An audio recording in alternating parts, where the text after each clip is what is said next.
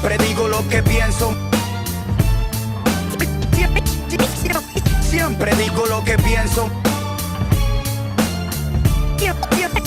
Siempre digo lo que pienso. Siempre digo lo que pienso. Siempre digo lo que pienso.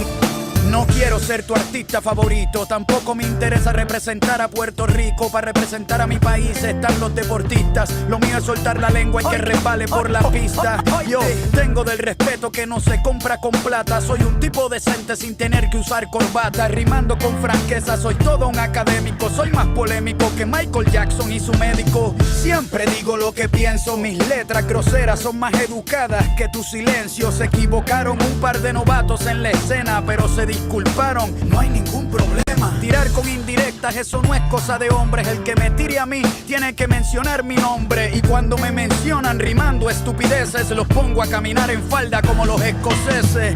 Con un buen manejo del vocablo, rimando hay pocos caballos en el establo. Diablo, la envidia los bloquea. Tuvo que venir un rockero a darle clases de cómo se rapea.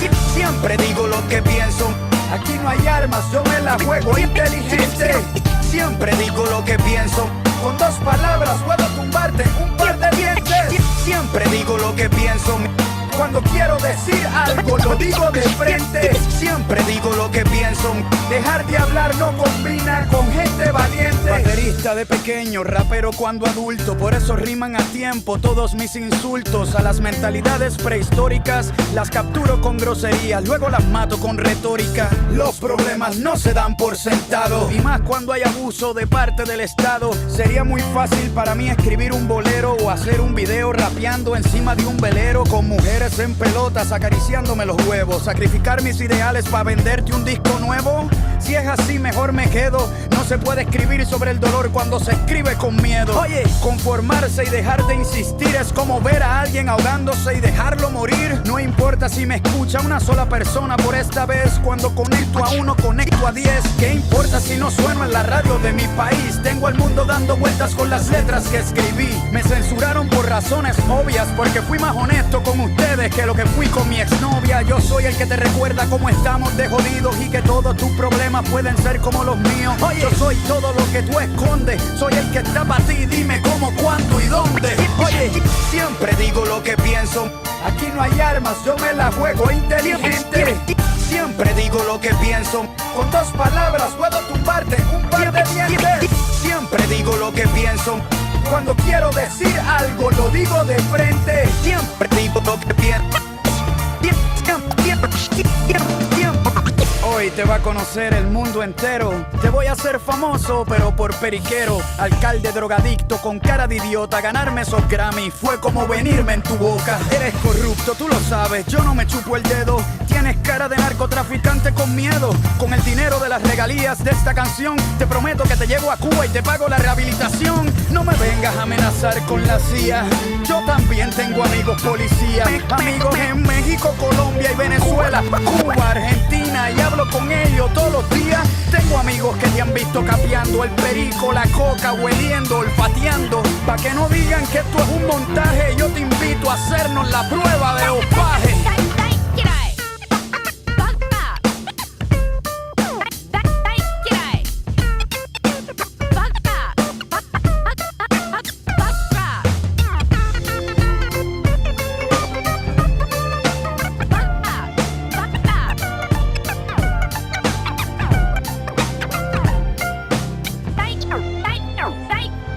Copyright disclaimer. This content does not belong to Bible Chronicles or claim this intellectual property. Content provided today has and always will belong to the content owner. Bible Chronicles does not have any affiliation with the owner of this property. As mentioned, Bible Chronicles did not intend to make use of any material for the purpose of harvesting gain.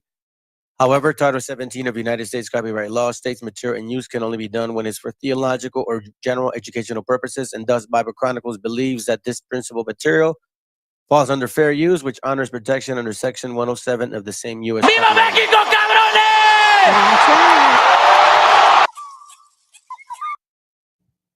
Isaiah chapter 58 and verse 1. Cry aloud, spare not, lift up thy voice like a trumpet, and show my people their transgressions, and the house of Jacob their sins.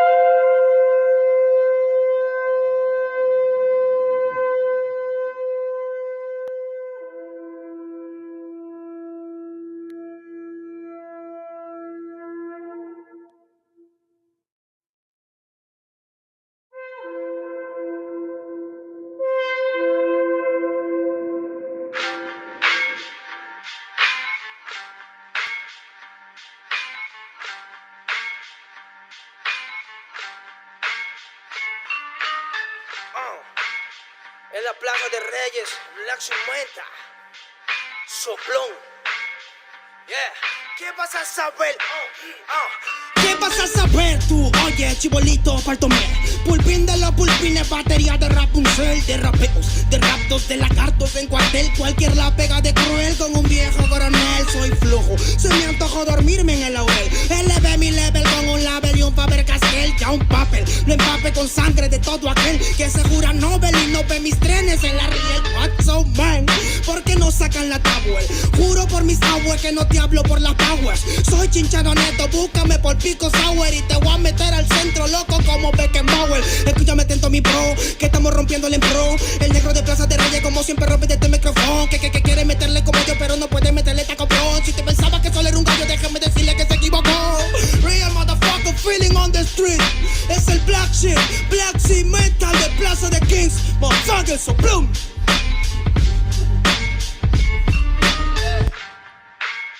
Nero Luigi, man, desempeño en la victoria para que sepa. Incas Mo, Money Gang Gang, yeah, yeah, Yo también he llorado, gente. También me han desplazado por mi rasgo afrodescendiente. Sí, un perro no habla pero siente. Cuento historias callejeras pa' barrios de delincuentes. Soy un perro que te ladra, que te muerde y que te huele, nene. Soy más que Lele, ustedes para mí son pelele. Con mi jauría todo el día en busca de los cheles. Tengo un perro en fiscalía que nos mueve los papeles y otro en la comisaría para evitar el susto. Muchas veces me han llevado por solo como luzco. Perdón, madre mía, si yo le causé un disgusto, pero en esta vía yo crecí rodeado de perros chuscos. Yo sé que me quieren ganar, yo sé que me quieren tumbar y no pasará porque soy de verdad. Está súper rafina la Dodo Style, metido en latina aprendiendo un style. Yo tengo el style, no mido la raza del perro, yo mido por la lealtad y yo soy leal, yeah. La calle te enseña lo que no te enseña la universidad, yeah. Salí de ese peña aquí con una silla te tiran para atrás, yeah. La calle limeña aquí nadie la dueña, ya nada es igual, yeah. Tiene que respetar, yeah. Tiene que respetar, yeah. La calle te enseña lo que no te enseña la universidad, yeah. Salí de ese peña aquí con una silla te tiran para atrás, yeah. La calle limeña aquí nada le dueña, ya nada es igual, yeah. Tiene que respetar, yeah. Si yo soy tu papá, yeah, yeah, yeah. Cinco Mob, negro, yeah. Cinco Mob, nigga, yeah. Nero Luigi, man. Incas Mob, yeah. It's Money Gang, gang, gang, yeah. Hey, yo. Yango en la maldita casa. Me llaman pa' que les dé al menos una vez al mes. Se metieron al lago y olvidaron que era el mes. For everybody bless. La fama es una puta, me está llamando a las 3. Dile que llame después de las 16 y 25. Volví de la infancia de Abraham Lincoln. Con fuerza ya inco, luchando para salir del Lincoln. Letra callejera en CD brinco. Under del under, puede que tu viejo te lo mande. Sale de vez en cuando como el cóndor por los Andes. Mi cuerpo no es de madera como Dandy. Antes que me branden, yo seré la ola que los expande.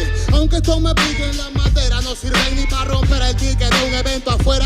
Loco por la carrera, desafían la gravedad. Yo espero tras la barrera y llego con la novedad. Niña, tú solo espera que ya encontré la manera. He visto bastante por querer lograrlo saltando escalones dentro de la escalera. La vida me puso al depósito, yo soy de púlpito pa' que el mundo conociéramos. De esta parte mejor interprete que paro de esta cordillera. Sin luz afuera, que el espectáculo es dentro. La calle es mi templo, tiembla el pavimento. Cuando yo me concentro, mis disparos son temas. La calle un poema, se siente desde cuando entro. Y a toditos estos drogaditos que creen que rapean, los regreso al centro de mi balcón.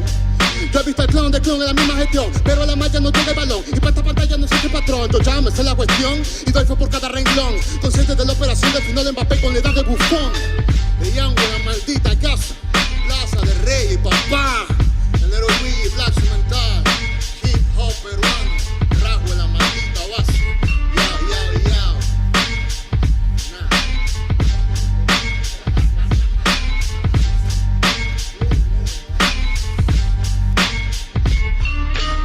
Thor viene a decirnos con mucha firmeza y gran convencimiento lo mismo que nos decía en el siglo XVIII el barón de Holbach, ¿no? Un filósofo francés de origen alemán. Si nos remontamos al comienzo, entonces hallaremos que la ignorancia y el temor crearon a los dioses. La fantasía, el entusiasmo o el engaño los adornaron o desfiguraron. La debilidad les rinde culto, la credulidad los conserva, la costumbre los respeta y la tiranía los apoya para que la ceguera de los hombres sirva a sus propios intereses.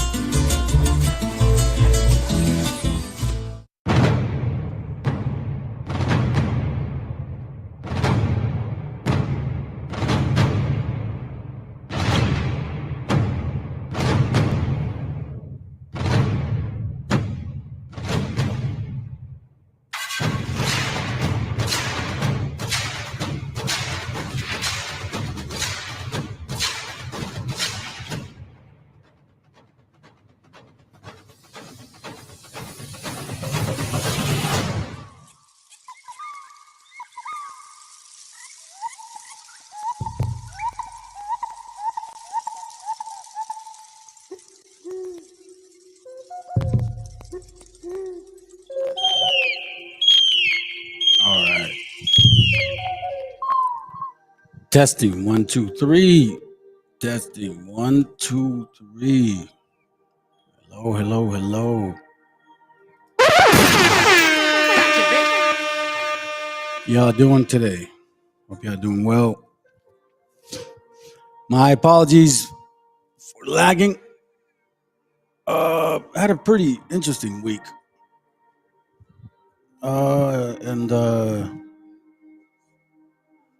you guys know that it's 35 days already, right? Not having a drink. So when you get into the 30th day of sobriety, so to speak, you go through, again, the spirits, they come back. You know what I'm saying?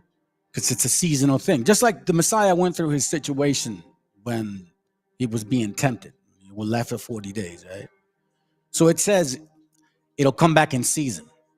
And that's kind of what was going on, especially yesterday and the day before. So it was pretty difficult. And that wasn't just that. It was just a combination of things, fam. So that's why I wasn't able to get the class done yesterday, even though I wanted to.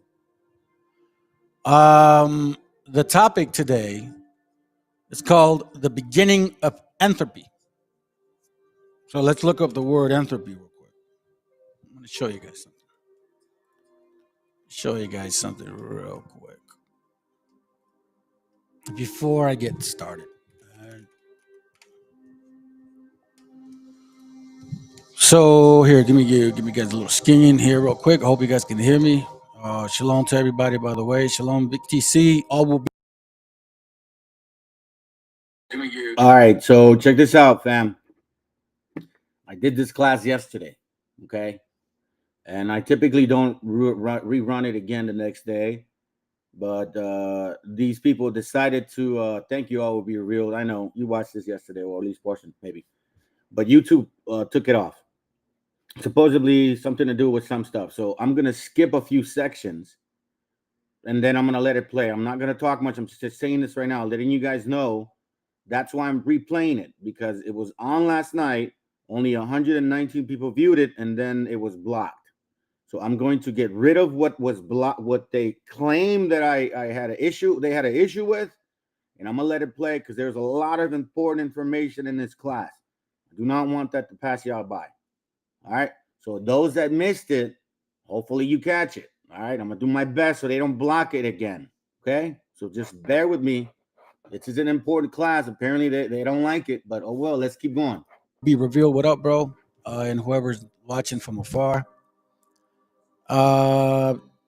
Again, also, by the way, I want to do this class. It's very long, to be honest with you. I typically don't show this to y'all because I don't like to. It's not about this. It's not about me. You know what I'm saying? But I do my notes. You know, before I do anything, I always do my notes. And my notes usually run about 7, maybe 9 notes, 9 pages. This one is not like that. It's just pretty heavy. It's pretty heavy. I'm trying to get as detailed as I possibly can. So, Lord willing, you know, the Spirit stays with me, and He gives me the energy and the strength to get through this ASAP. So that said, man, stick around, family, because there's a couple things that I'm going to touch briefly, and then I'm going to move on. Entropy. So it says here, the measure of the unavailable energy in a closed thermodynamic system that is also usually considered to be a measure. Okay, so that's what it's talking about. A measure of a system's disorder right there. A system disorder. Broadly, the degree of disorder and uncertainty of a system. Entropy, which we are seeing right now. And even in people. You even see it in people. I didn't realize that was the talk of the day, by the way. The degradation of the matter and energy are universal in the ultimate state of an intent or uniformity. The process of degradation, running down, or return to disorder, chaos, disorganization, randomness. And we get that a lot from certain people. So it brings me to this point. And I'm glad that I thought about the scripture because of, some things that are, I don't find it as a coincidence. Nothing's a coincidence, family. Nothing. But I love the fact that I read up and I read down, which is I always recommend. Anybody that, watches this channel, y'all know when you read the scriptures, you read up and you read down. So let's read. 1 Corinthians 10:9, it says, neither let us tempt the Meshiach, as some of them also tempted and were destroyed of the serpents. Now, this right here is an interesting thing. That's why nothing's a coincidence, because it correlates with what I experienced today. I didn't even know. 1 Corinthians 10:10, neither murmur ye, as some of them also murmured and were destroyed of the destroyer.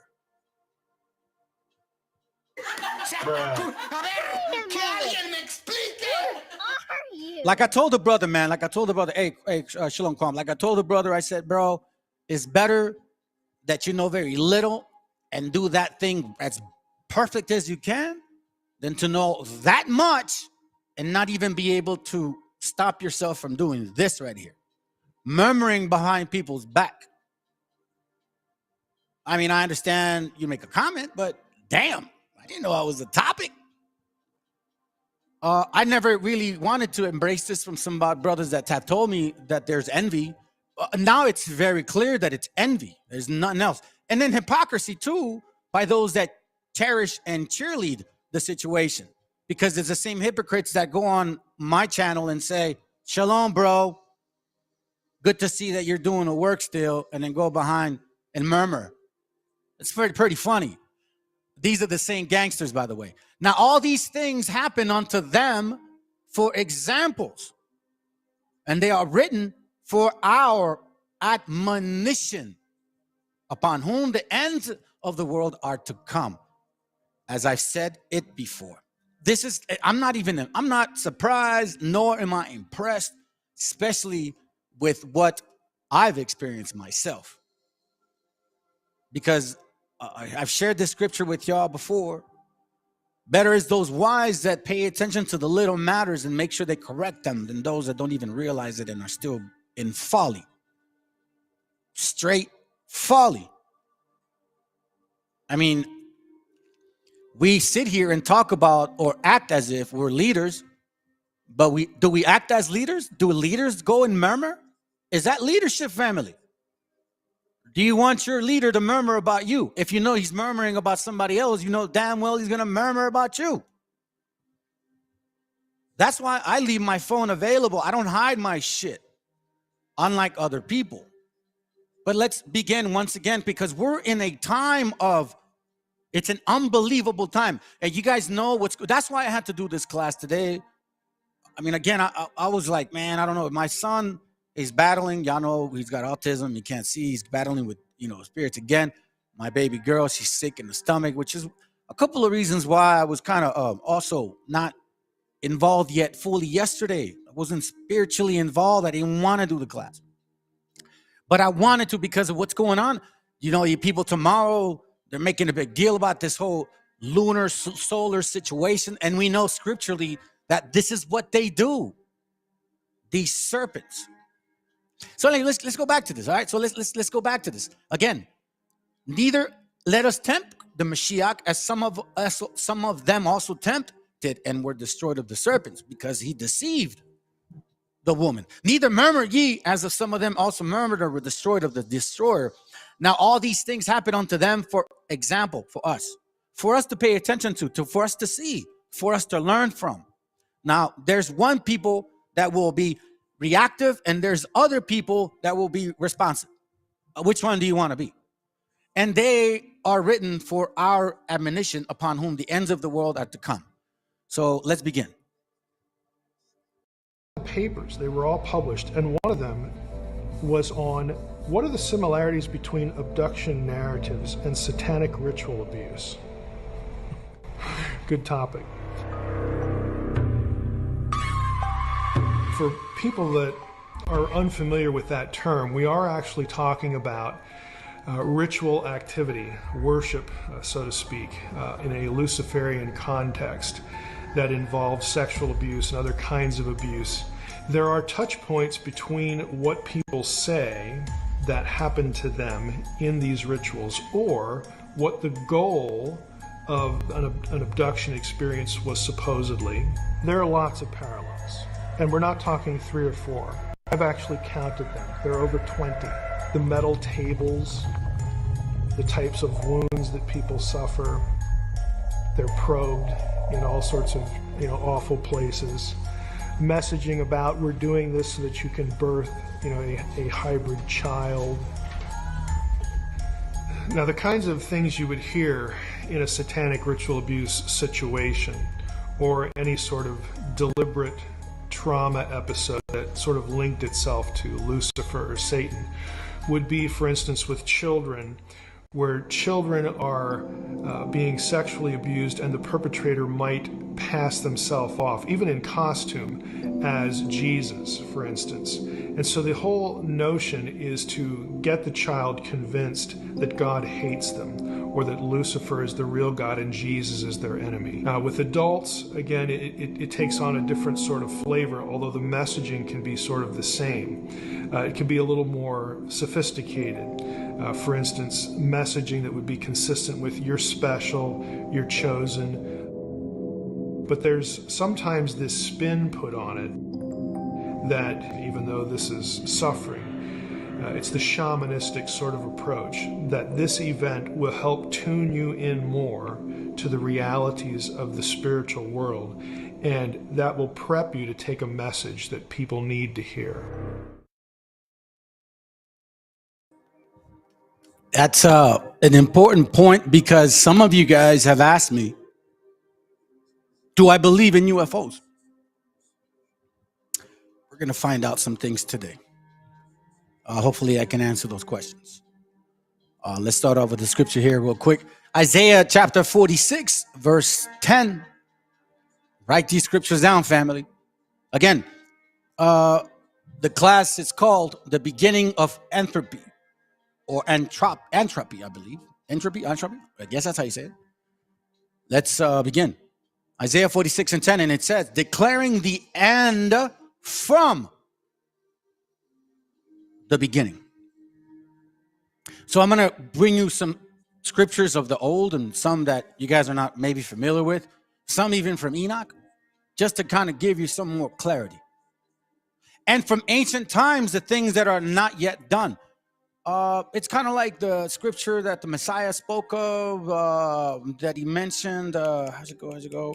He's talking about how the kingdom of heaven is like those that own a home, and they bring things of old and new, right? So if you study the scriptures, because he says that right after the one, I think, where he hides or he finds his field. So if you study the scriptures, you'll be able to bring things from the beginning into the end. So for example, declaring the ends from the beginning. So we're going to go back in time a little bit.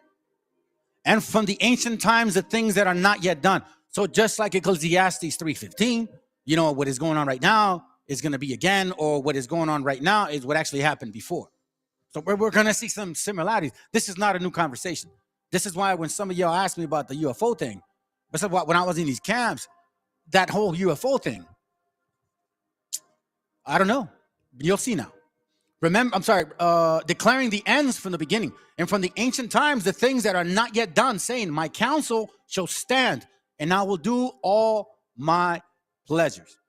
So again, if you want to know, and I said it before, if you want to know where you're heading, you need to know where you're at. Just like if you want to know where you're at, you need to know where you've been. You know, like I've said that before. And how do we declare the things from the end to the beginning? All right, well, this is how we do it, man.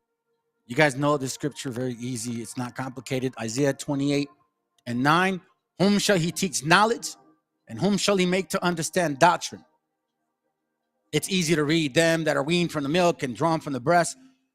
Now, that doesn't mean that the milk is going to do it, family. It's basically saying they that are weaned, mean when you're taken off. But even then, before you do that, you have to show yourself approved unto the Most High. Scripturally speaking, the Bible says that wisdom will walk with you in a crooked manner to see where you're at. And then if she trusts you, she'll open up the door, the floods of wisdom upon you. And then Sirach 40-something, I believe, or 2nd Ezra talks about that in time, once you actually drink that cup, or so to speak, you chew on the roll or the scroll, I'm sorry, then the wisdom strengthens your memory. It's a precept upon precept. I'm not going to bring all the scriptures out because I got a bunch. I'm just kind of going about it on my mind.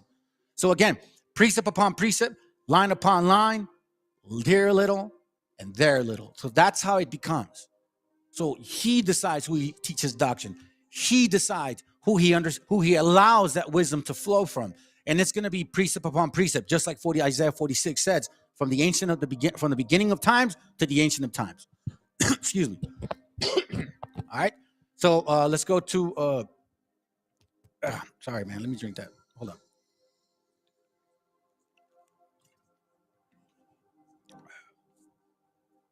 Thank you. Anyhow, so it's again for precept upon precept, line upon line, here a little, there a little. But before all of this even happens, family, or I should say, the reason this has to happen, and in the actual process, which is why I make the topic entropy, has a lot to do with if you don't have a foundation, you don't know where to begin. You don't know when you're lost. I'll just say that, which is why you see a lot of older men acting as children, acting worse than like my wife said, women. Ezekiel 3:8, behold, I have made thy face strong against their face, and thy forehead strong against their foreheads. So in order for you to get to this point, you have to go through the walk to understand, kind of in a sense, what I'm about to show you. And I think that's why a lot of people don't walk outside particular scriptures, because since they don't have a foundation, I don't know, man. Maybe they're like, a lot of Christianity does this. They stay in that whole so-called word secular. They stay right here, you know what I'm saying? And then if they go outside the realm, they go nuts. And it's because they're not well rooted. They're not really strong against the actual truth. They only want to hear what feels good, just enough to get by. As an adamant harder than flint have I made thy forehead. Fear them not, neither be dismayed at their looks, though they be a rebellious house. So, you know, as I said it before, when I share this information, and I'm going in my route, in my way, and I know some people say, it don't matter, I don't care about them. Well, you know what, bro? It has something to do with our slavery. I'm going to bring it out. You know what I'm saying? Because that's what Psalms 83 says. It wasn't just one particular nation. It wasn't just one particular nation. It was more. It was more than one. And this nation has the strength. Job 9:24, the earth is given into the hand of the wicked. Once again, the only reason they're in power, it's because it's given to the hand of the wicked, by the wicked, for the wicked.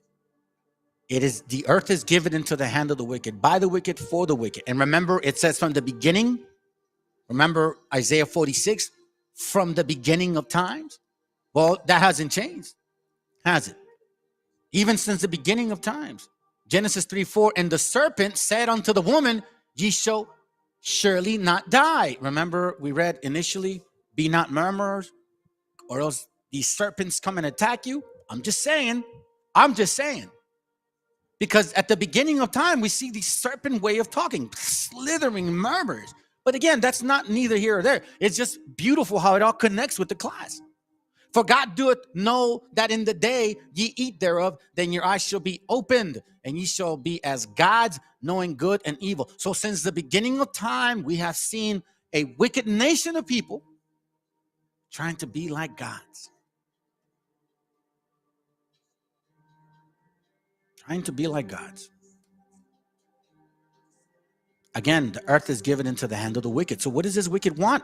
Why is the earth given to the hand of the wicked? Because that wicked wants power. And there's two things about people like that. Well, when you get there, it's kind of like, what did I say earlier? I said, you know, people that love power, man, they'll do wicked shit to get it, right? But now, the same people that love power, they'll do even more wicked things so they won't lose it. You know what I'm saying? For God doth know that in the day ye eat thereof, then your eyes shall be open, and ye shall be as gods, knowing good and evil. So from the beginning of time, we've seen it. Beginning of time, we've seen it. Let's go to John 14:30 real quick. Again, precept upon precept. I'm going to go quick, fam, because I got a lot. Hereafter I will not talk with you much, for the prince of this world cometh, and he hath nothing on me. So who is the prince of this world? The wicked. And who is given power to the people of this world? The wicked. Obviously, through the power of the Most High. We understand that. We understand that. Let's go to Daniel real quick, because I want to remind these wicked-ass bastards that you're not there because you're special. Daniel 4:17, this matter is by decree of the watchers and the demand by the word of the holy ones, to the intent that the living may know that the Most High ruleth in the kingdom of men. So this Most High, right? This Most High, he gives the power to whoever he wants and giveth it to whomever he will and set it up over it the basis of men. That's why we understand now when it comes to Psalms 82, you that are so boastful and want to be like gods, you're stupid, bro. Psalms 82:6, I have said ye are gods and all of you are children of the Most High, but ye shall die like men and fall like one of the princes. Fall like Satan. So, once again, over the basis of men, right? Check this out. Let me show you something. What are these bases of men? Let's see if I can find this.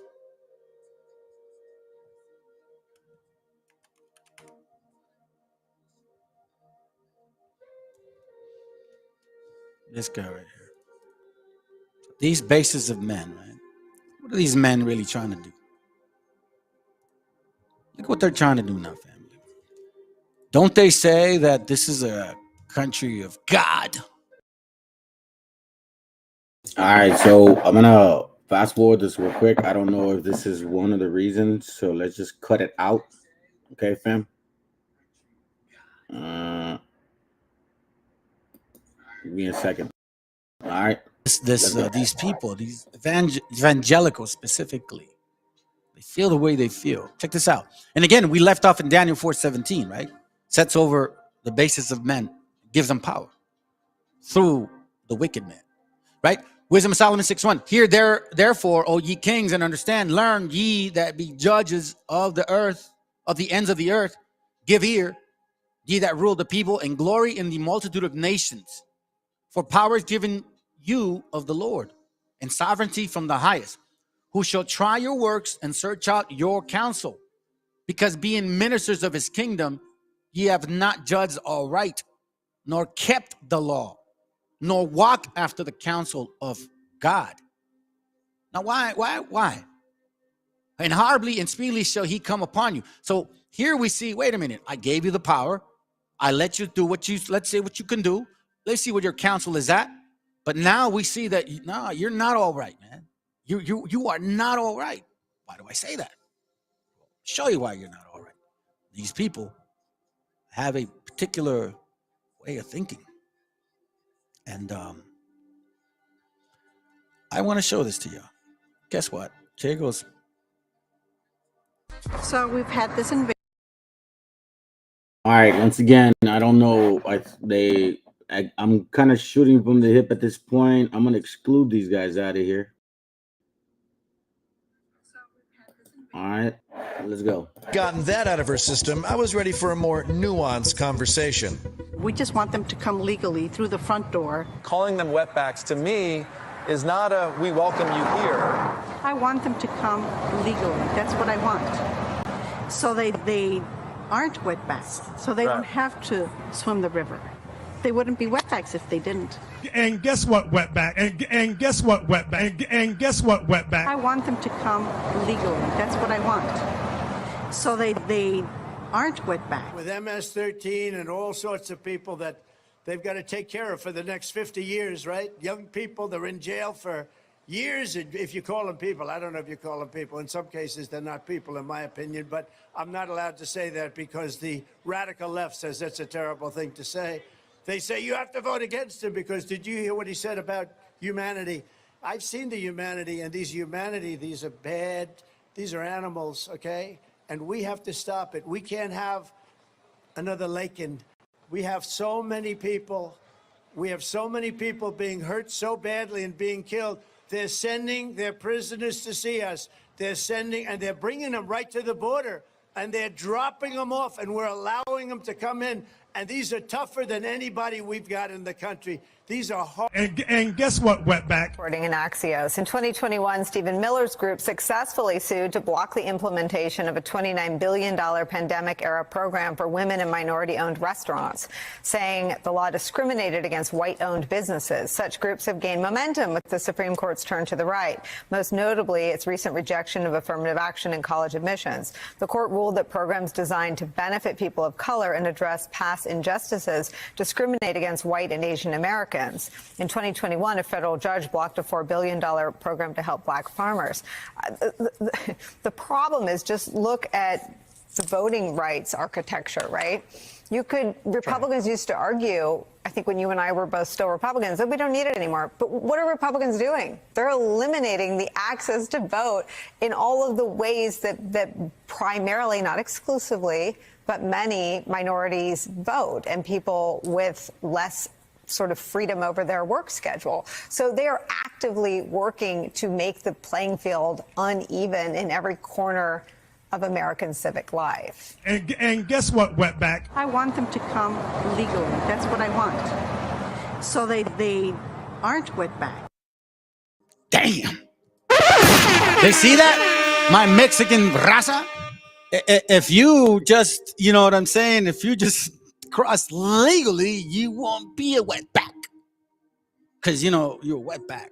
Even though they're Europeans from afar, their backs didn't get wet at all. Even though some of us did. Oh, man. You know, to me, it's amazing. It all connects to, hold on a second. Let me see if I can get it here. It all connects to this family, man. This is I'm telling you, man, this is crazy. Let's go to here real quick. I'm gonna go to Prayers of Azariah, chapter 1, verse 66. Watch what it reads, all right? It's very interesting.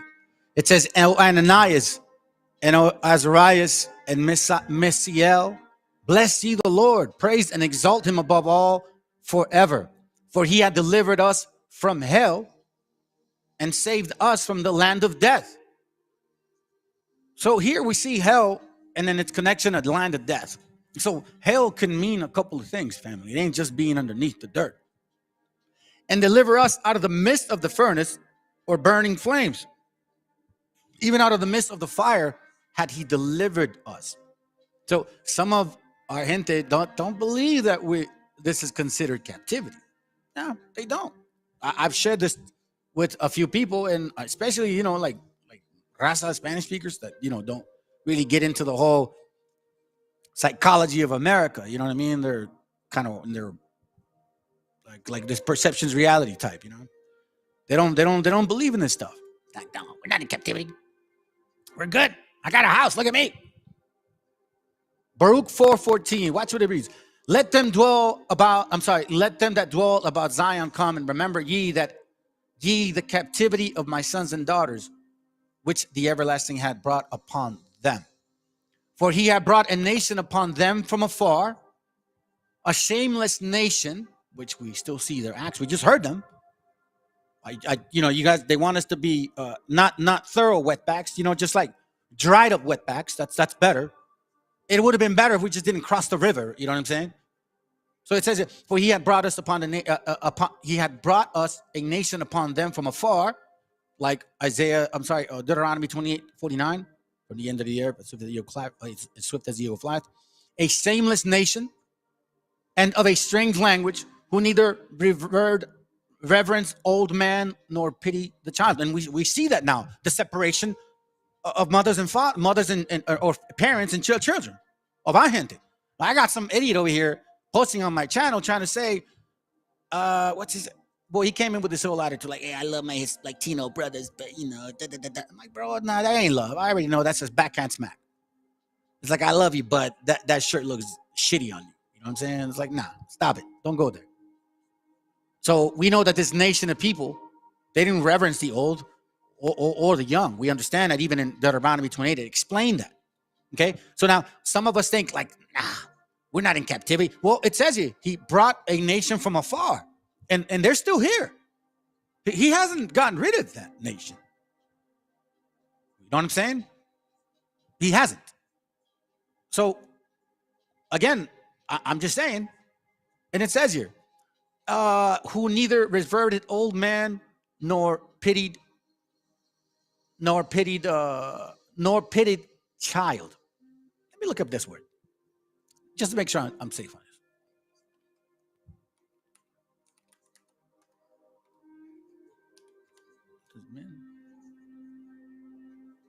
Feel sorrow, like no empathy, nothing. They didn't give a shit. Damn. But again, some of y'all think that it is not yet in captivity.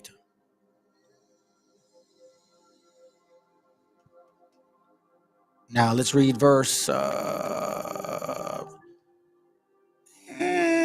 already know that. Let's kind of keep it here, more of a. Keep it in line. Let's continue. We know that this nation of people is going to mention something like this. I'm not trying to listen to them, but look at this. Have you tried Wix or Squarespace, but never? Check out what this guy posted on Easter. You know what I'm saying? Even though it's not a Bible, but anyhow. He says, happy Easter to all, including crooked and corrupt prosecutors and judges that are doing everything possible to interfere with the presidential election of 2024 and put me in prison, including those many people that I completely and totally despise and want to destroy America. Okay, so, we understand that whole political jargon shit. But here's my point.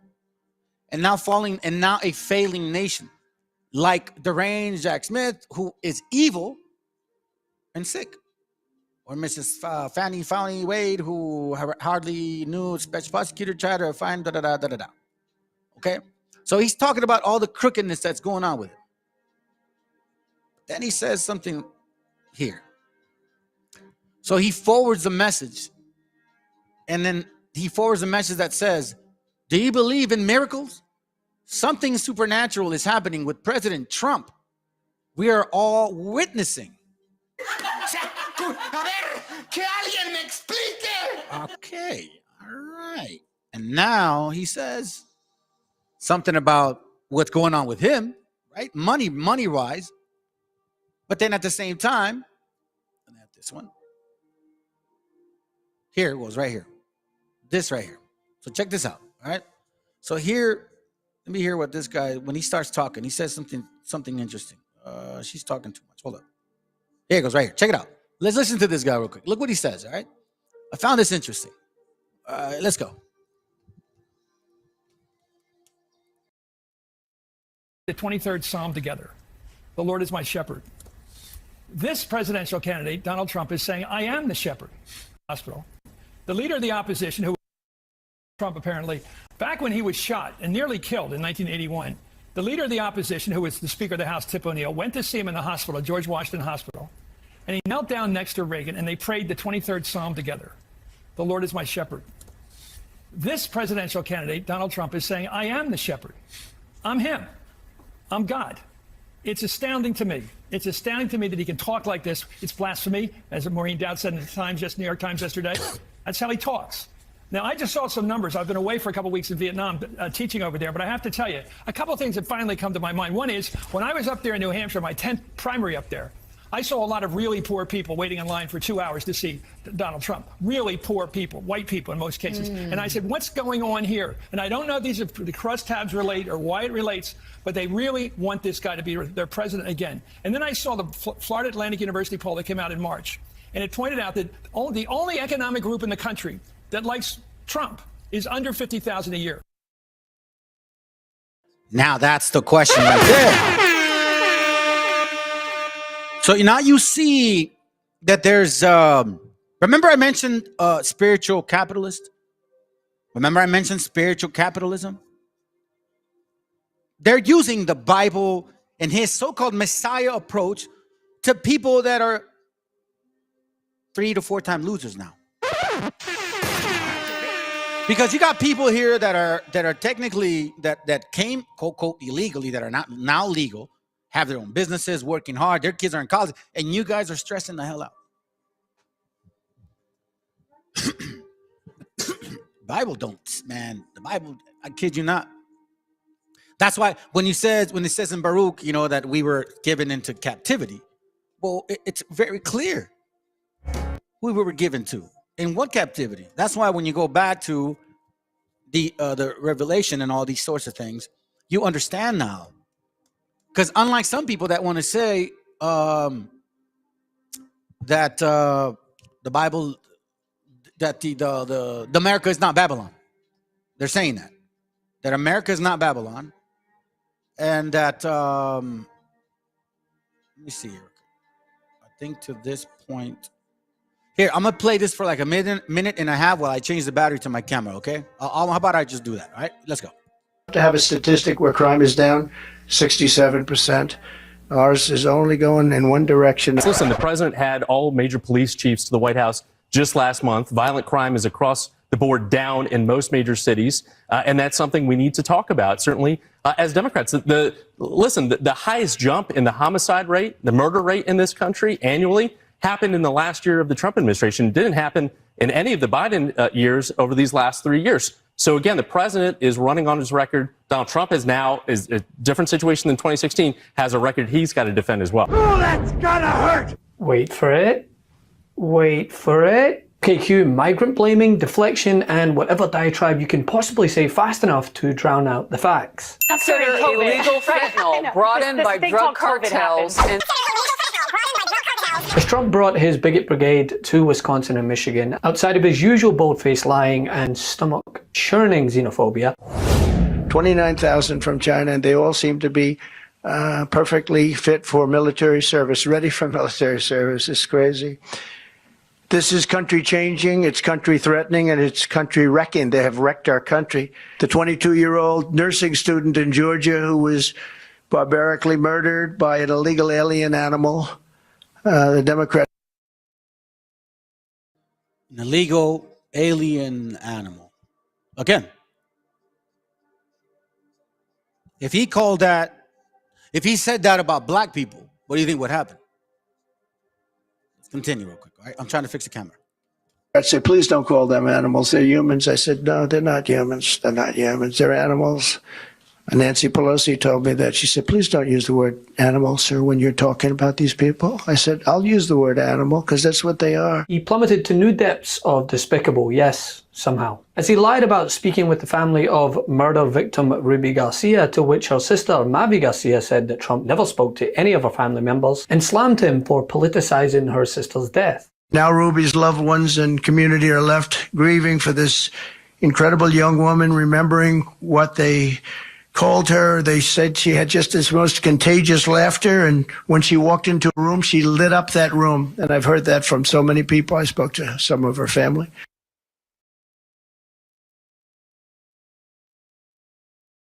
So now, there we go right there. I fixed it. Thank goodness.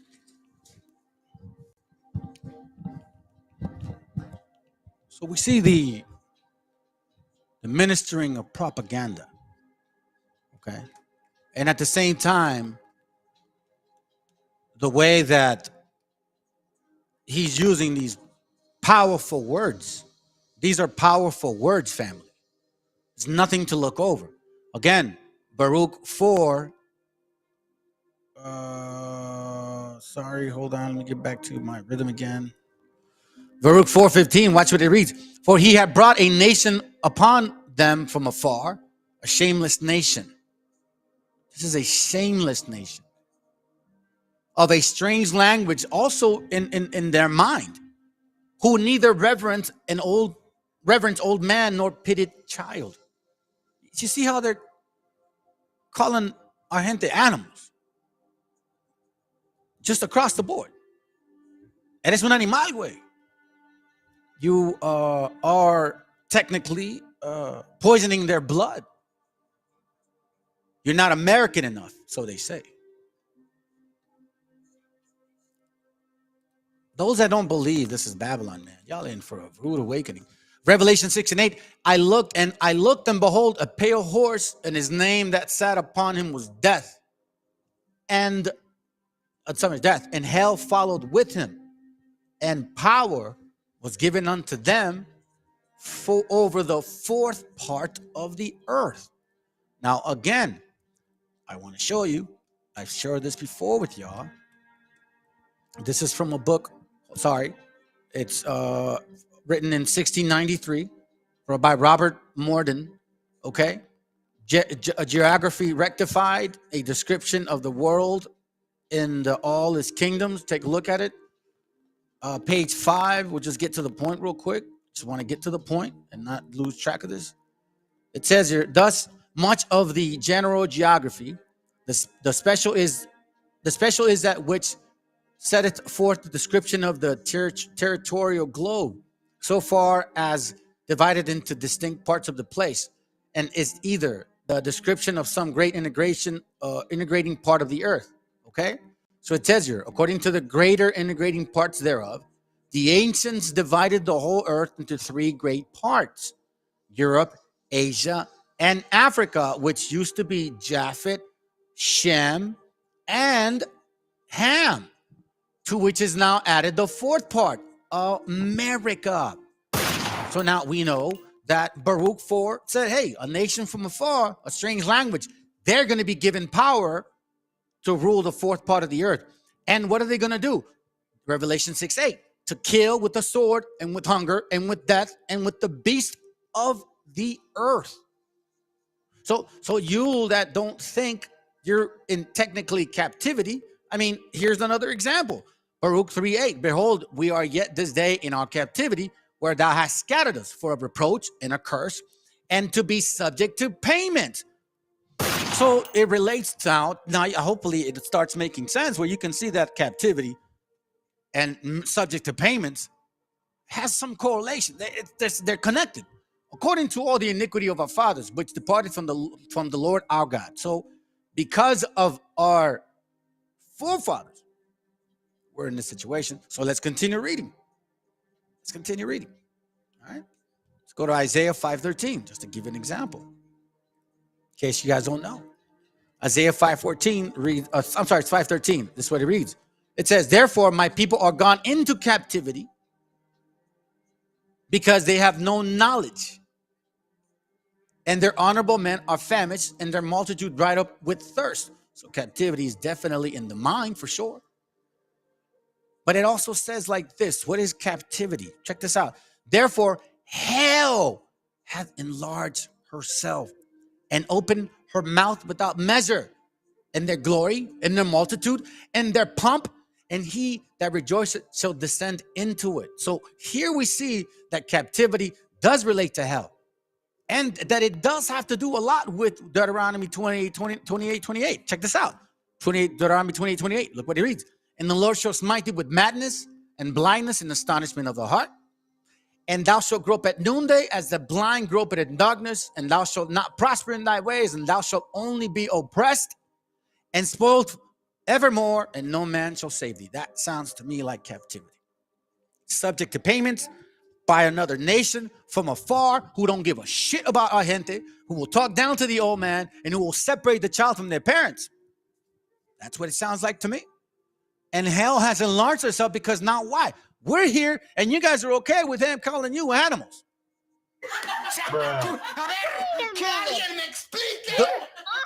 The Lord shall smite thee with madness and blindness and astonishment of the mind.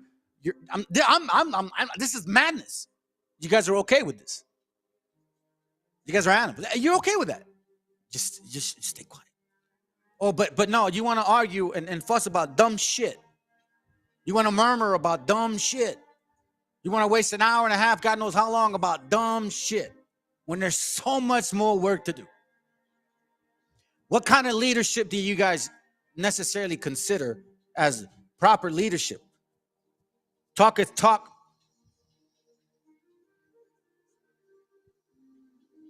Hell means a couple of things, family, but one of the things for sure is captivity, subject to payments by other nations. And what else is hell? An example of hell. How do you know when you're surrounded by hell? Well, guess what? Verse 43, and the stranger that is within thee shall get above thee very high, and thou shalt come down very low. And he shall lend to thee, and thou shalt not lend to him. And he shall be the head, and thou shalt be the tail. We're going to read that later on. Because now they're complaining about it. Oh, poor me. Poor us. But at the same time, do not be deceived. Because, you know, the iron, as iron rusted, so is the deceiver. And that tongue is so twisted, family. Because it could even be with the same people that look just like you. So let's kind of introduce now that I hope I clarified that this is technically captivity. No, I'm not saying, oh, life is so horrible. No, man. You still got to do it. Jeremiah 29 says that. Go out there and build a family. Do what you can. Didn't say have multiple wives either, but, you know, some of y'all fools want to believe that. Go ahead, man. Lust all you want. Go ahead. Jeremiah 29:6. Take ye wives and beget sons and daughters, and take wives for your sons, and give your daughters to husbands, and that they may bear sons and daughters, that ye may be increased there and not be diminished. It says here, verse 5, build ye houses and dwell in there, and plant gardens and eat fruit of them. Verse 4, thus say the Lord of hosts, the God of Israel, unto all that are carried away captive.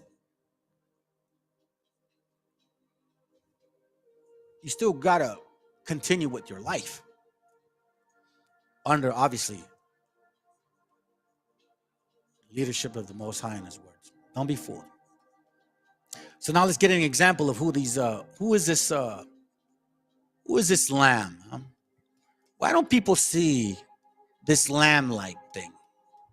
Because this lamb-like person, let me tell you something. There's a couple of things that we see about this lamb.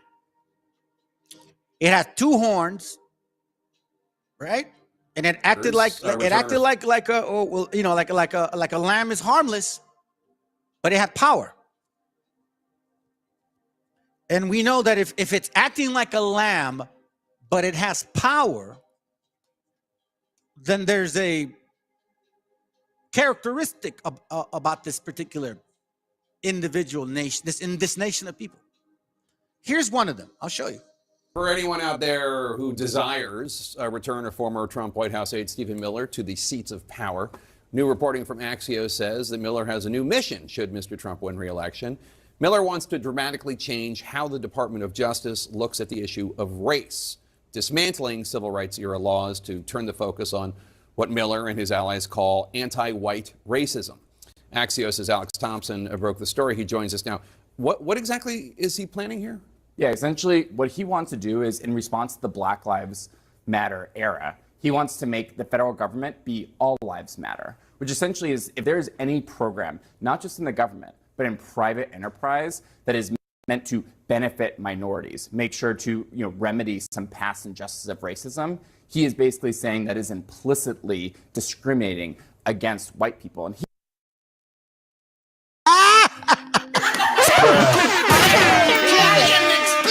Oh, this would be the day, family. So this guy is saying that he's going to pass laws if they get into power because white people are being discriminated against. Let's hear that again. I find it very, very interesting. Let's do this again. Just a couple minutes. All right, let's just. Oh, my bad. Let's hear it again. But let me speed it up. Hopefully, I can speed it up. Shoot. Maybe I can't. All right, let's just hear it one more time. All right, let's go. For anyone out there who desires a return of former Trump White House aide Stephen Miller to the seats of power, new reporting from Axios says that Miller has a new mission should Mr. Trump win re-election. Miller wants to dramatically change how the Department of Justice looks at the issue of race, dismantling civil rights era laws to turn the focus on what Miller and his allies call anti-white racism. Axios' Alex Thompson broke the story. He joins us now. What exactly is he planning here? Yeah, essentially what he wants to do is, in response to the Black Lives Matter era, he wants to make the federal government be all lives matter, which essentially is if there's any program, not just in the government, but in private enterprise that is meant to benefit minorities, make sure to remedy some past injustices of racism, he is basically saying that is implicitly discriminating against white people. And he's already started this. He's already started suing. He filed a civil rights complaint under the Civil Rights Act of 1964 against the NFL for their Rooney Rule, which requires you to interview minority candidates for open coaching positions, arguing that it's inherently discriminating against non-minority or white candidates who want those jobs.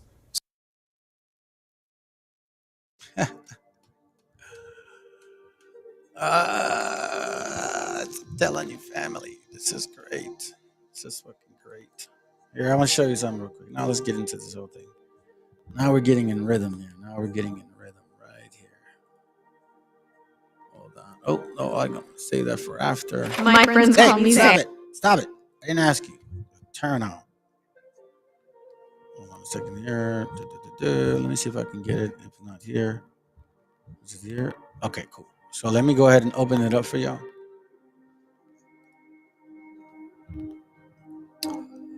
Oh, here it goes right there. That's what it was. Okay, cool. So let me show you this. All right. So again, they're complaining now. They're complaining now, right? They're saying discrimination against us. Boo-hoo. Okay. Well, I find it very interesting, family. So again, as I told you, we're going to read some parts of Enoch. You guys know where I stand, my foundation, but I'm starting to dabble a little bit about these things, and I just want to show you some examples that we're getting very clear here. It's very interesting. Check this out. So it says here, again, this is Enoch 102, verse 4. Watch what he says that these other nations are going to say. Woe to you, sinners, when you die. All right. Woe to you, sinners, when you die in your sins. And they who are like you, saying, respecting you, blessed are these sinners. They have lived out their whole period, and now they die in happiness and in wealth. We see America like that.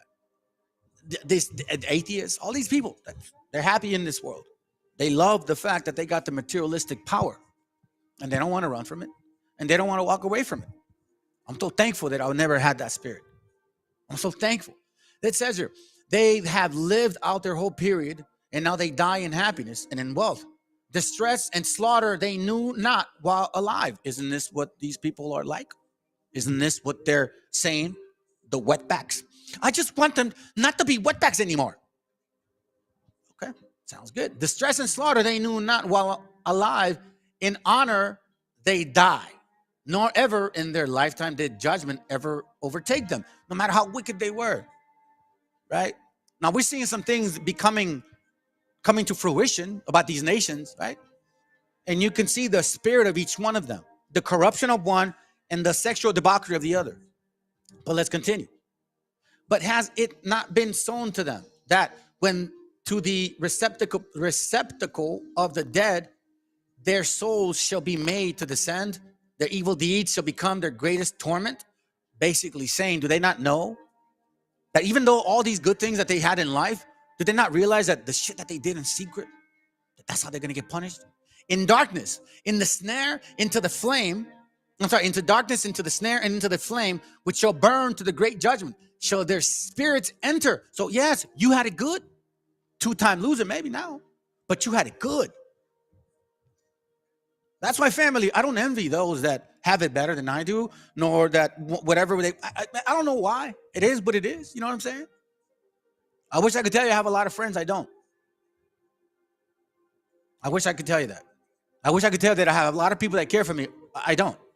The reality is that when you become an adult, you find out that nobody really gives a shit about you. I mean, other than your family. And hopefully you find a good wife, you know, and you have good kids. Into darkness, into the snare, and into the flame, which shall burn the great judgment. There shall their spirits enter, and the great judgment shall take effect forever and forever. So again, it's all about what do you do in secret, man? It's not when people can see you. It's when you're alone. Woe to you, for to you there shall be no peace. Neither can you say to the righteous, and to the good who are alive.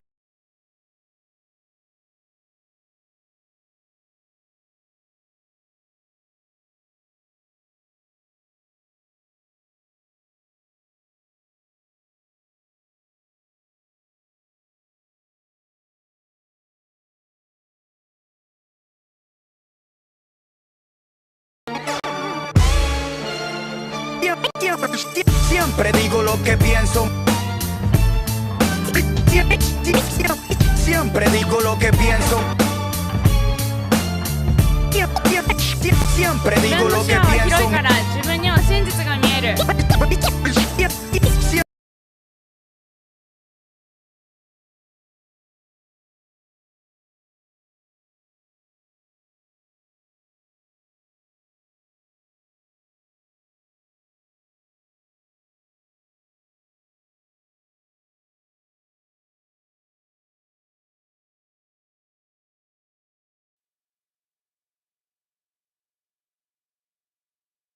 Okay, I'm trying to fix the feed. Apparently, the feed is very, very, very slow. Okay, so give me a second. Hold on. Distress and slaughter they knew not while alive. Isn't this what these people are like? Isn't this what they're saying? The wetbacks. I just want them not to be wetbacks anymore. Okay, sounds good. Distress and slaughter they knew not while alive. In honor they die. Nor ever in their lifetime did judgment ever overtake them. They should No matter be how fixing wicked it. they were. Right? Now we're seeing some things coming to fruition about these nations, right? And you can see the spirit of each one of them, the corruption of one and the sexual debauchery of the other. But let's continue.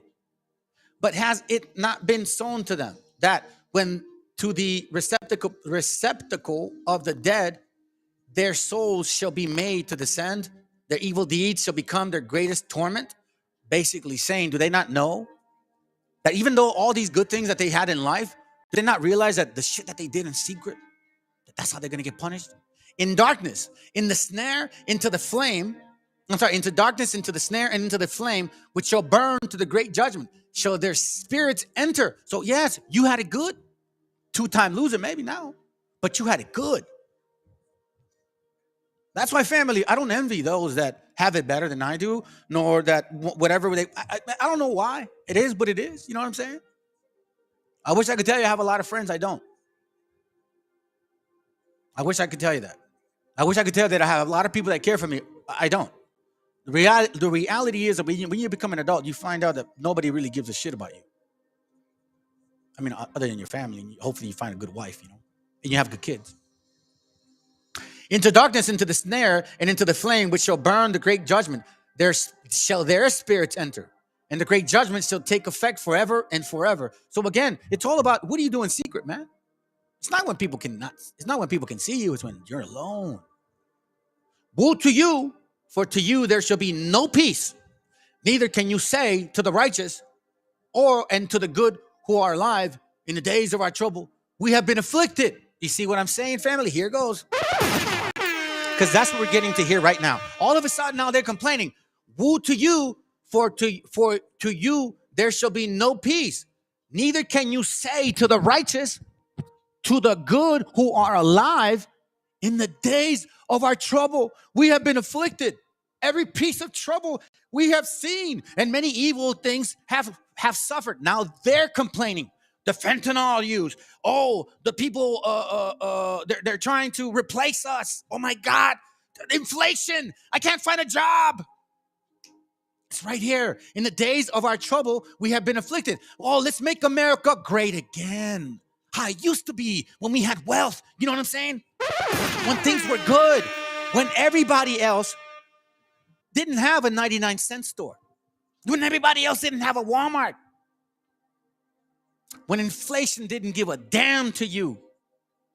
When America was sanctioning every country. While you white folks and black folks were in power. And benefiting from it. Now, in the days of our trouble, now you want to ride with Trump because he makes you feel good. Because you think he or the Democrats are the ones giving y'all power and money? You stupid, man. In the days of our trouble have we been afflicted. Every species of trouble have we seen, and many evil things have suffered. Our spirits have been consumed, lessened, and diminished. We have perished, nor has there been a possibility of help for us in the word or in deed. We have found none, but there have been tormented and destroyed. But have been tormented and destroyed. No, it's not our fault. It's the other nations. It's those damn wetbags and spigs and murderers. And like, what did Trump say? Let me see. Hold on. Let me remind y'all. Remind you guys here. Hold on a second. I remember this. I showed you guys here real quick. You know, I mean, bro, for real, bro. Like, this one. Republican Party for a more measured view. So we've had this invasion, and All right. So again, they have blocked this video, and I don't know why. I mean, I'm assuming why. So I'm gonna cut this stuff out. Actually, now you know what? Let's go. It should be all right. it's really turned this town upside down. You mean from Governor Abbott, from the 13 out-of-state Republican governors, news media such as myself? No, I'm talking about the illegal, the wetbacks. And, I'm sorry, what did you call them? Wetbacks? Wetbacks. Man, I haven't heard that word in a long time. Okay, now that you've gotten that out of her system, I was ready for a more new. So they don't have to swim the river. They wouldn't be wetbacks if they didn't. And guess what, wetback? And guess what, wetback? And guess what, wetback?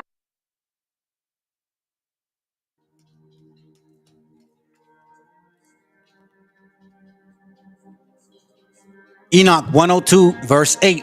We have perished, nor has there been a possibility of help for us in the word or in deed. We have found none, but have been tormented and destroyed by these beaners, wetbags. They're taking our jobs. We have not expected to live day after day. We had hoped indeed to have been the head, but we have become the tail. Isn't this what they're saying? Isn't this what they're complaining about? All of a sudden, now they're the tail, they're the head. Now they're the tail. Now there's discrimination against this nation. We always known about this other one that they're discriminating against us. But now they're both playing this game. We have been afflicted when we have exerted ourselves, but we have not been devoured by the sinner and the ungodly. Their yoke has been heavy upon us. Don't they say that God loves America? And now they supposedly want to have a church and state because it's supposed to be a Christian country once more. Don't they say that? Oh, it's the homosexuals' fault. It's the LGBTQ's fault. It's the black, brown fault. It's I don't have a job fault. It's everybody else's fault. It's Walmart's fault. My son died of fentanyl because he was a drug user, but it's some Mexican people's fault. Little did they know that he started getting on that addiction by the same white folks that sell drugs to you, like oxycodone, right? But again, those have exercised dominion over us who detest and who goad us. Now, this is where it starts changing. Now they're complaining that, oh no, listen, brown and black people. It's not us divided. No, now it's us against them. It's now us against the elites. That's who it is now. They're in power. You know, the secret societies, you know, those Jews, you know, those guys. So now they're trying to say that we're the same gente. Apparently now they're trying to say that. They have exercised dominion over us who detest and who gad over us. Oh God, I'm sorry. And to those who hate us, have we humbled our necks, but ye have shown no compassion towards us. We opened the borders for them. And look how they treat us. This is how they pay us. Isn't that the song that they read? The fucking snake song, excuse my language. That's what they read. The snake song. That's what Trump said. They have this song about the snake that supposedly they helped them, and all of a sudden the snake bit them back. Those have exercised dominion over us who detest us, who goad us, and to those who hate us and to those who hate us have we humbled our neck, but they have shown no compassion towards us. Don't they say that? We have been desirous of escaping from them, that we might fly away and be at rest. We have found no place to which we could fly and be secure from them. We have sought an asylum with princes in our distress, and have cried out to those who were devouring us, but our cry has not been regarded, nor have been disposed to hear our voice. So again, we see these people here, these so-called complainers, that all of a sudden now shit is bad for them because they wanted always to be the head, but now they're the tail.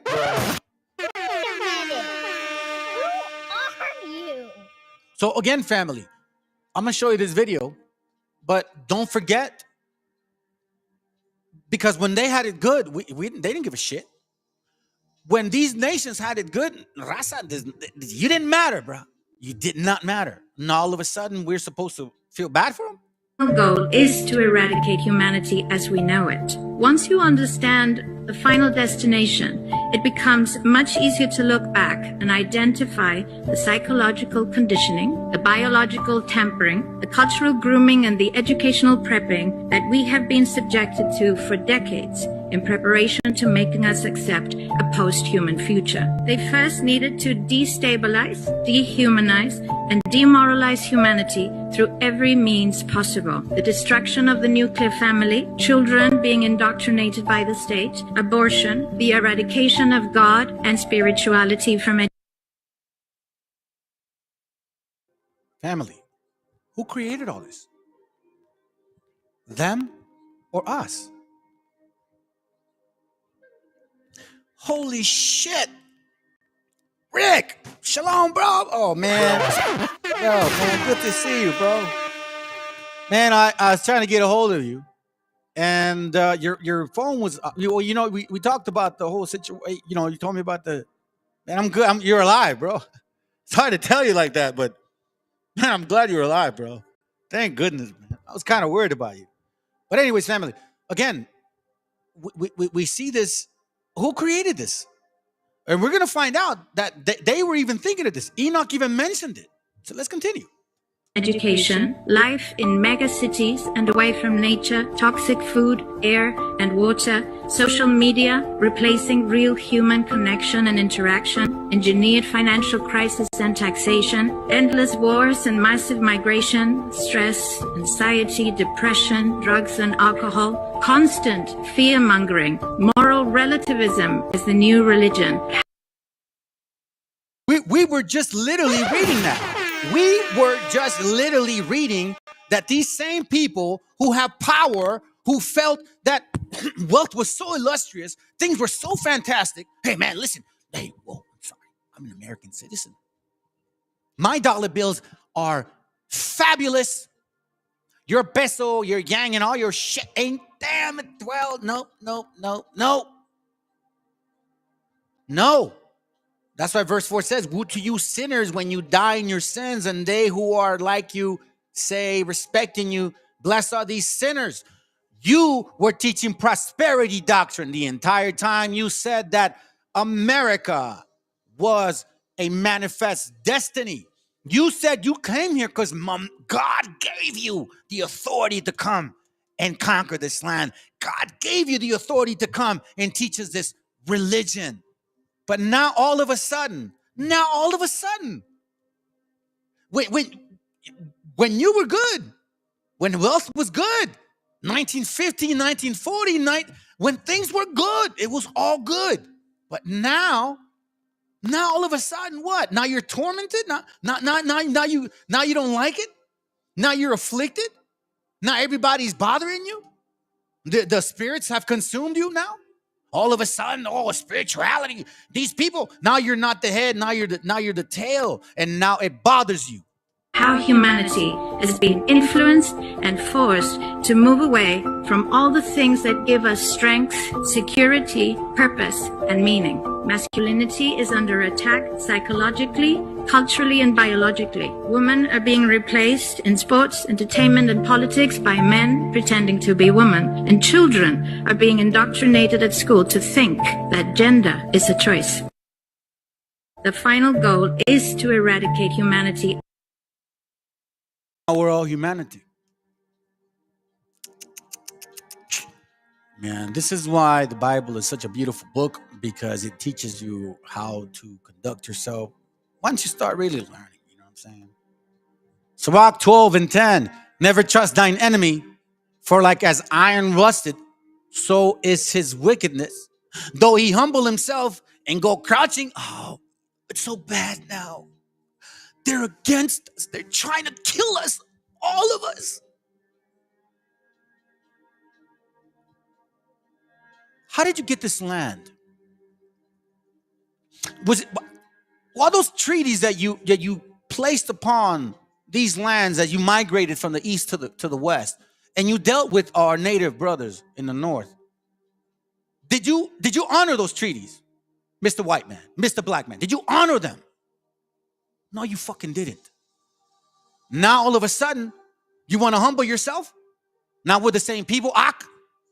Now life is so bad. Now it's so bad for you because Elon Musk or Bill Gates wants to supposedly magically destroy you. Now we're the same people. Though he humble himself and go crouching, yet take good heed and beware of him. All of this is a show, family. And thou shalt be unto him as thou hast wiped a good-looking glass, meaning like when you're mindful and you know what's going on, you go, oh, ya te veo, cabrón. I know how you are now. I see. So you go and post some shit on my channel, and then you go and talk behind my back. Oh, I got you. Kind of like that, you know. I see. Ya te veo, cabrón. Ya te veo. And thou shalt know that his rust has not been altogether wiped away. So now rust is his wickedness. You know, when things rust, they digress. You see this. So we see this now. Don't trust his BS, family. Don't trust his BS. I know that some of y'all might feel bad. Hey, sometimes they answer me. Oh, maybe they're right. Nah. This is all made up, man. All of this whole called UFO shit, man, it's all part of the game. IUIC, GMS, all of them fools talking about UFO shit, man. It's all part of the game, family. Shit ain't real. What's going on with my... Oh, I think I know why. Because my camera's hot. Oh, so my camera gets hot. Oh, that's interesting. Well, I don't know how long I've been going. I don't think I've been going that long. Give me a second, family. I didn't like my battery dying. My camera dying on me often, so I bought some extra batteries. And I think it helps. Give me a second.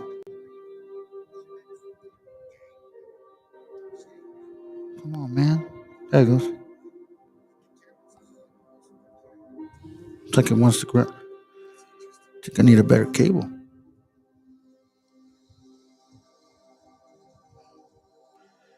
I would hate to deal with it now, to be honest with you. Give me a second.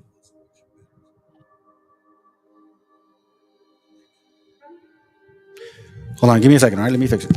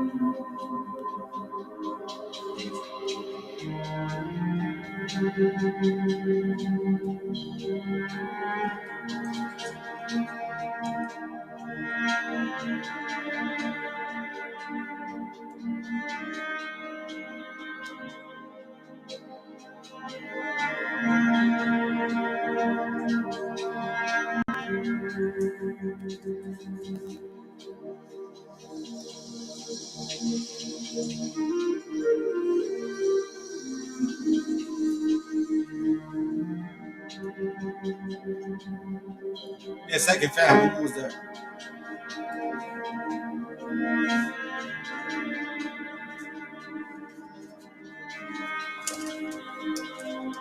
Ah, great.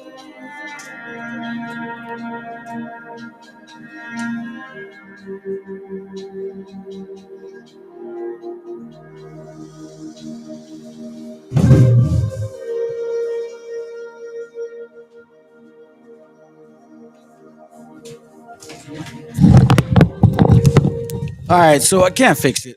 Might as well not deal with it. I'm not gonna waste too much time on it. Hold on, let me turn off the camera here real quick. Okay, all right, so let's continue.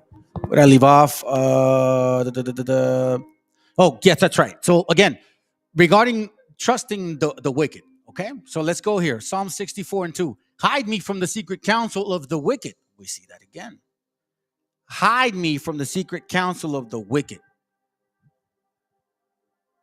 Oh yeah, hey sis, you're onto something right now, sis. Just hold on a second. That paperclip stuff.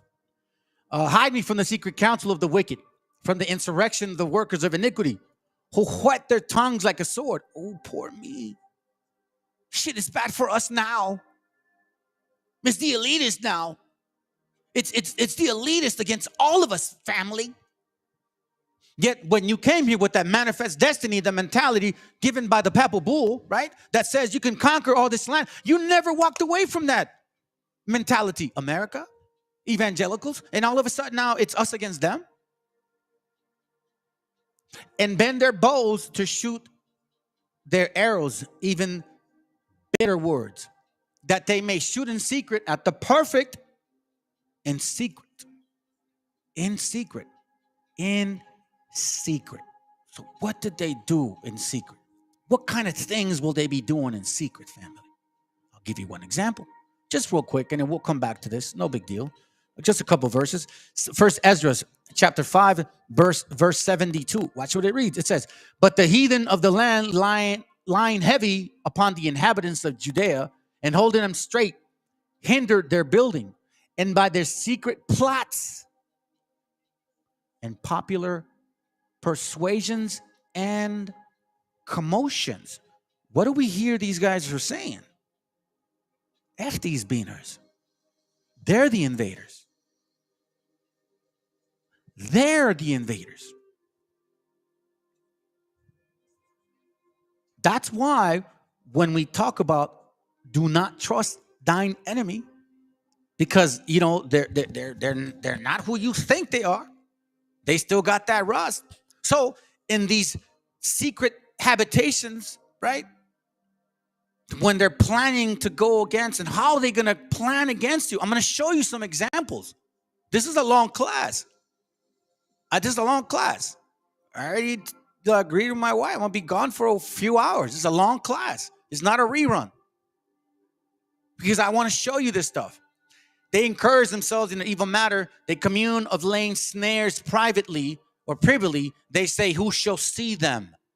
So in secret, in these popular persuasions, in these plots to snare you, they search out iniquities. They know who you are, family. These are the books that I've shared with you before.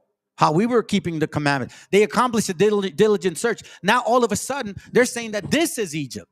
That this is the old world now. Oh, that black people are the original people of this land. For God's sake, man. How come you guys don't need our diet? How come you guys don't have the diet of the Americas? So shut the hell up. Y'all don't know shit. They encourage themselves in the evil matter. They commune of laying. Yeah, so check it out. Yesterday, the class was blocked.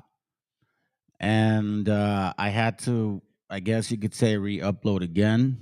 So I'm cutting some pieces out that I was, I guess, notified. But again, I'm playing it by ear. Overall, they made that excuse, but I've used the daily news material before. So I don't know why they blocked it this time. That's their excuse. So I'm going to see if that's what it is. And if that's not what it is, then it's something else. Okay? So that's why I'm replaying it, bro. It wasn't me. It was them. Let's go. Snares privily, they say, who shall see them? So as they search out iniquities, they find out who we are. They do and accomplish a diligent search. They accomplish a diligent search, both the inward thought of every one of them, and their mind or heart is deep. This is why this nation would be the way they would be. All the wisdom in the world, from the ancient of times unto the beginning. Remember, I've been bringing you back and forth. Revelation 13:11.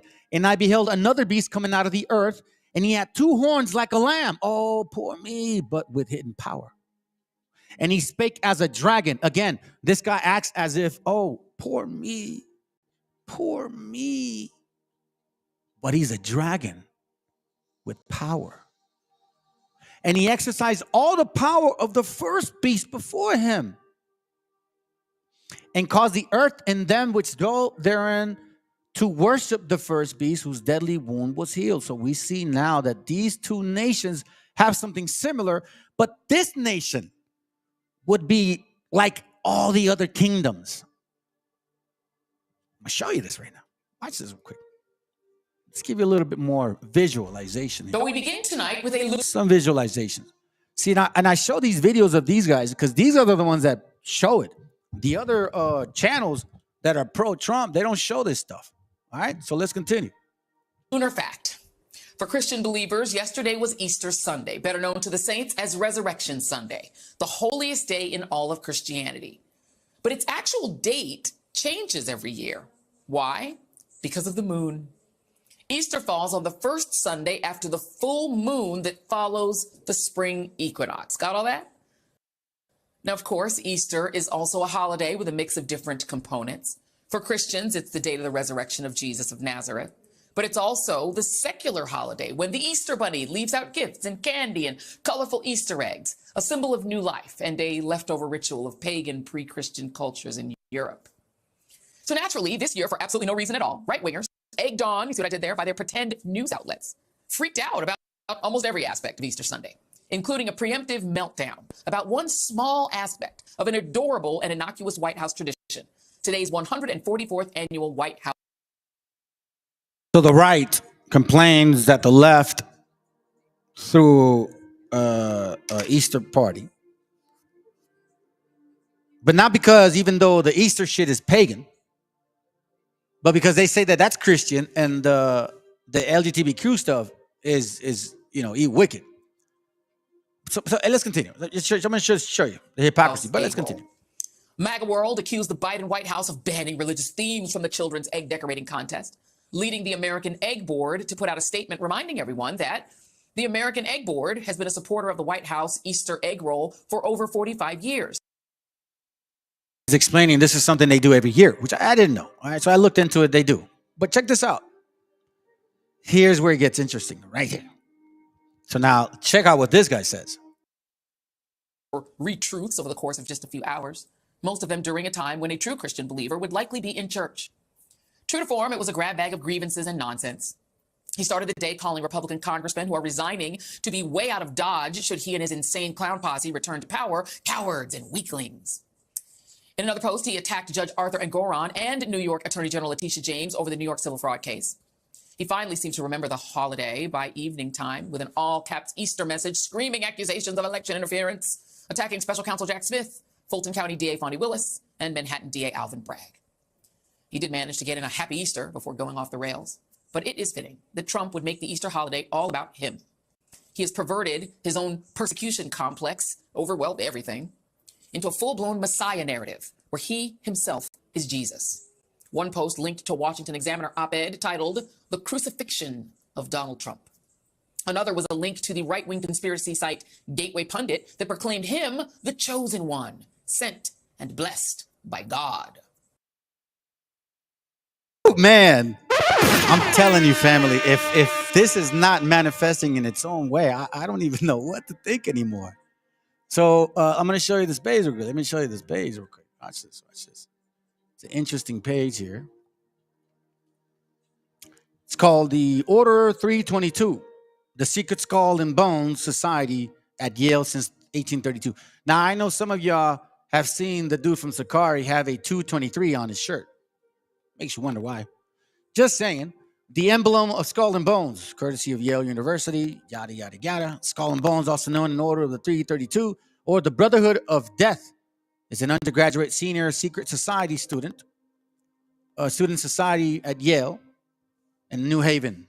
The oldest senior class society at the University Skull and Bones has become a cultural institution known for its powerful alumni and various conspiracy theories. So they say. Members of the order, initiated order, the big three. We see the history here. I'm showing this to you so you can see how we're going to kind of go back to this in a little bit. It is a history about who they are, the symbolism, right? All these sorts of things. All these sorts of things. So symbolism is one thing that I pay attention to. The number 332 appears in the Skull and Bones and insignia and is widely reported to be as significant as the year of Greek or orator Demosthenes' death.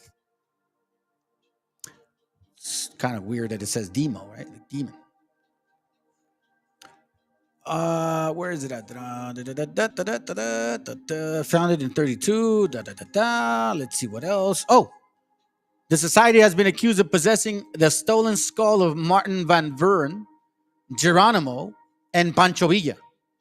In January 2010, Christie auctioned a human skull with the link to the skull and bones.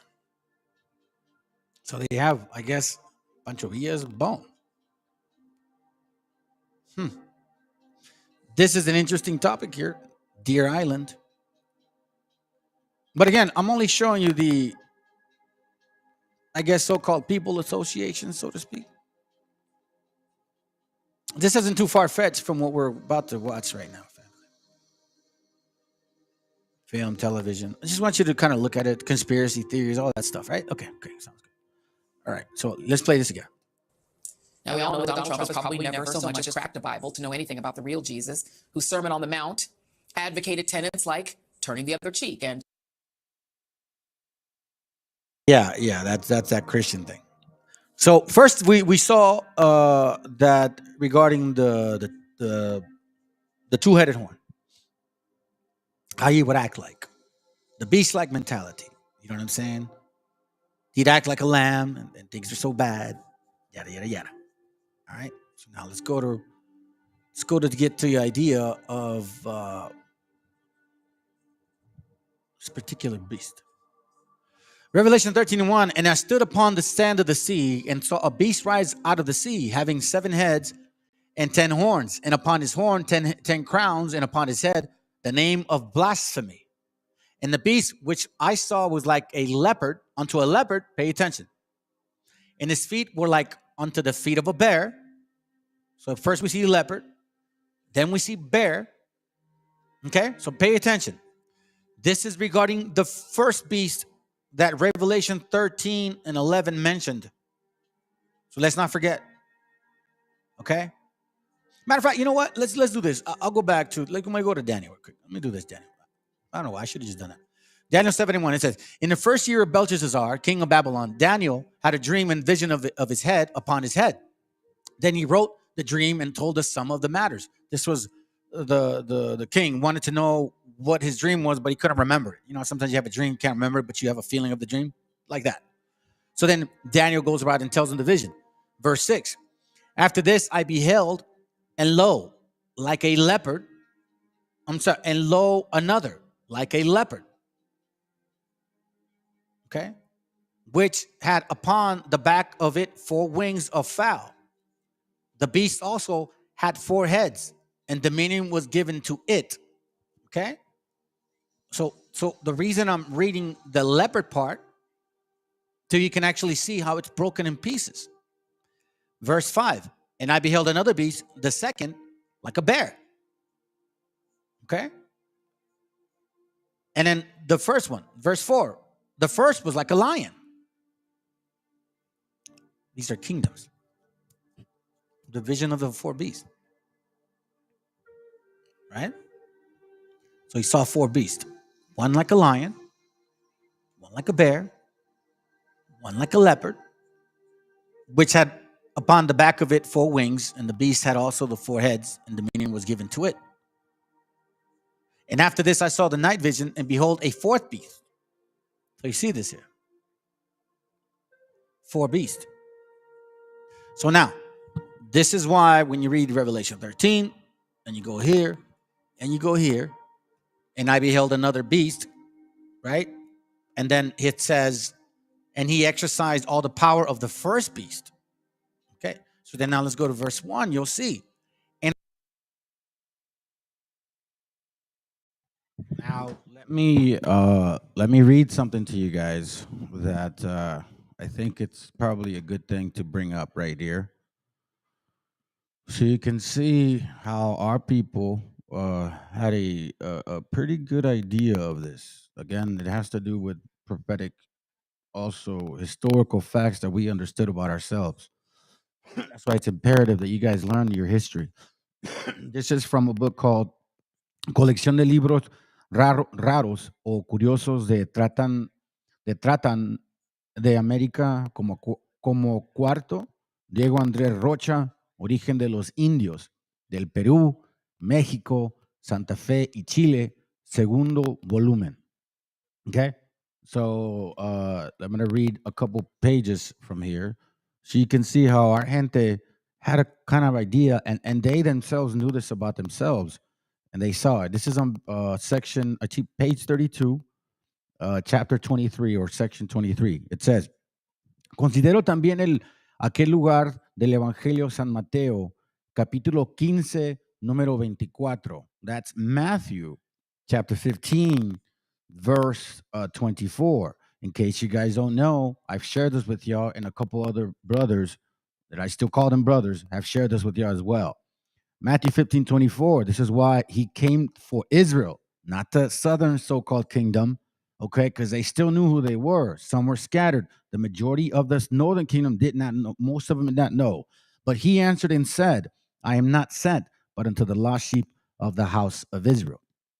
So it says, considero también que aquel lugar del Evangelio de San Mateo, capítulo 15, número 24, donde nuestro Salvador, pidiéndole favor a aquella cananea gentil, le respondió que su venida a este mundo había sido primeramente a restaurar las ovejas que habían perecido del pueblo de Israel. Y él mismo, redentor nuestro, por San Juan, en su Evangelio, capítulo 10, número 16. So let's read it. That's John 10:16. It says here, and the other sheep I have, which are not of this fold, them also I must bring, and they shall hear my voice, and there shall be one fold and one shepherd, which is what we're hearing, okay? Which is why later on in the class, you're going to see how Enoch talks about he opened the books for those, and they found joy in those books.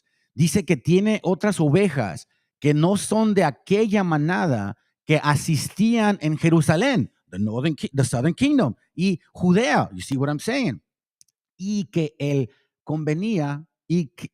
le convenía traerlas de las partes que estaban esparzadas. Okay? So let me confirm it. Que estaban esparzadas o esparcidas para que oyesen su voz y de todas se hiciese un rebaño y a todas las gobernase un pastor, just like John 10:16 said.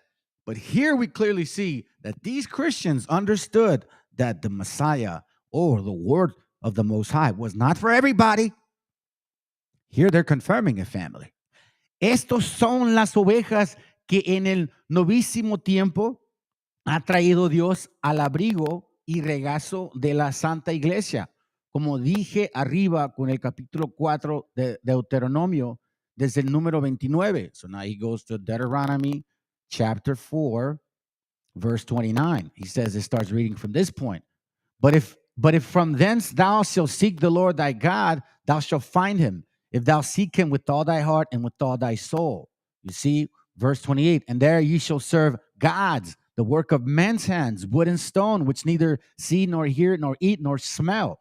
In the Lord, verse 27, and the Lord shall scatter you among the nations, and ye shall be left few in numbers among the heathen, whither the Lord shall lead you. Well, we know we were led here, and we were left few in numbers, and here they're testifying it. It says here, y regazo de la Santa Iglesia, como dijo arriba con el capítulo 4 de Deuteronomio, desde el número 29. Estos americanos son los que estaban esparcidos por toda la tierra, semilla de las tribus, a quien escribió nuestro padre, nuestro patrón Santiago, en su epístola canónica, en el principio diciendo, it says in Italian, Jacobo is de some whatever tribe, right? So I'm assuming it says here, esta es la gente que estaba apartada, de quien dijo el apóstol San Pablo en el epístola 2, o los tesalonicenses, capítulo 2, número 4. So it says here, I'm just going to skip it. It says que no había de venir el día del juicio hasta que viniese la decisión. You see this? Que primero tenía, o que no había de venir el día del juicio hasta que viniese la discesión, la dispersión y nuestro idioma al apartamiento de esta gente. Wow! Why is that important? Because that basically says this right here, Deuteronomy chapter 28, verse 49. It says here that a nation, the Lord shall bring a nation against thee from far, from the end of the earth, as swift as the eagle flieth, a nation whose tongue thou shalt not understand.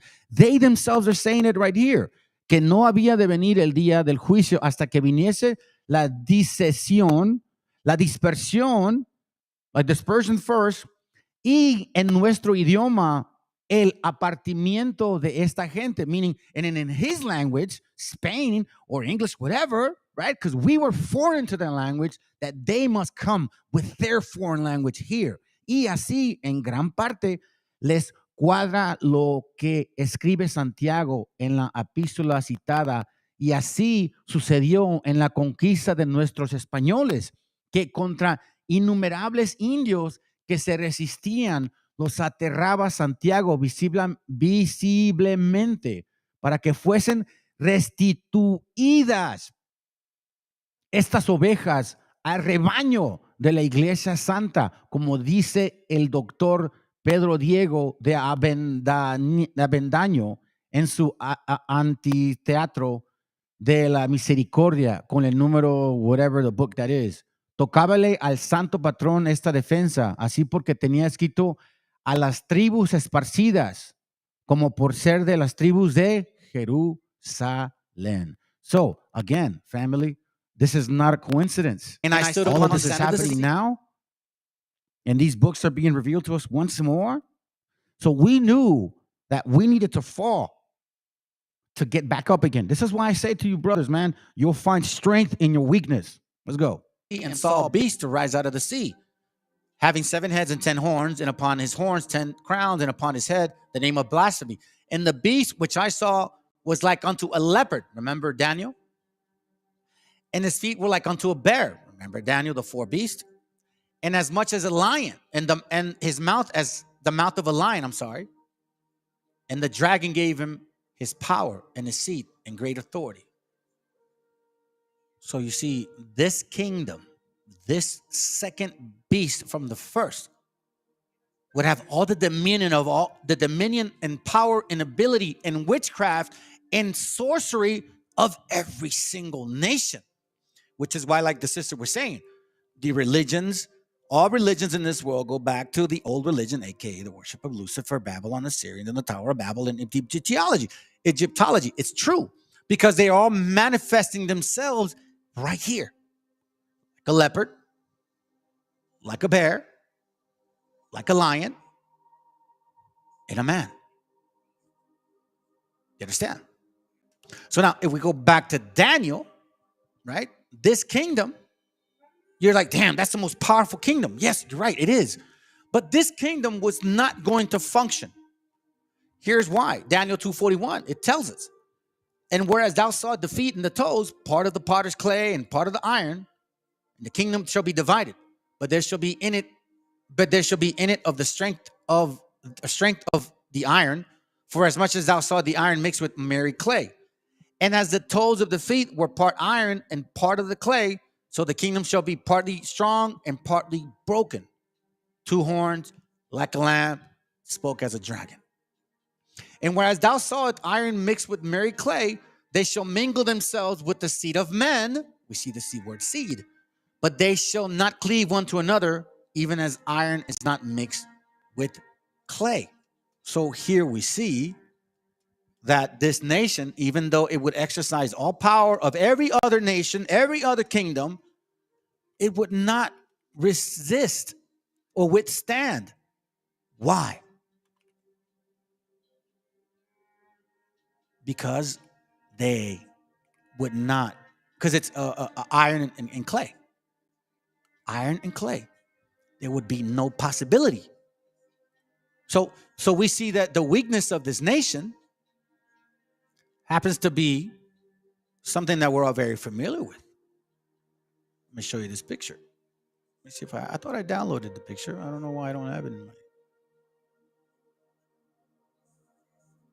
I don't like when it does that, man. I'm supposed to have it already, bro. What the hell, bro? What the hell, bro? Sorry about that. Hold on a second. Here it goes, right here. So we see here. You see the 4 kingdoms. Babylon. Okay. We see Persia Mede. We see Greece. And then Rome. So now Revelation 13 talks about the leopard, the lion, and the bear.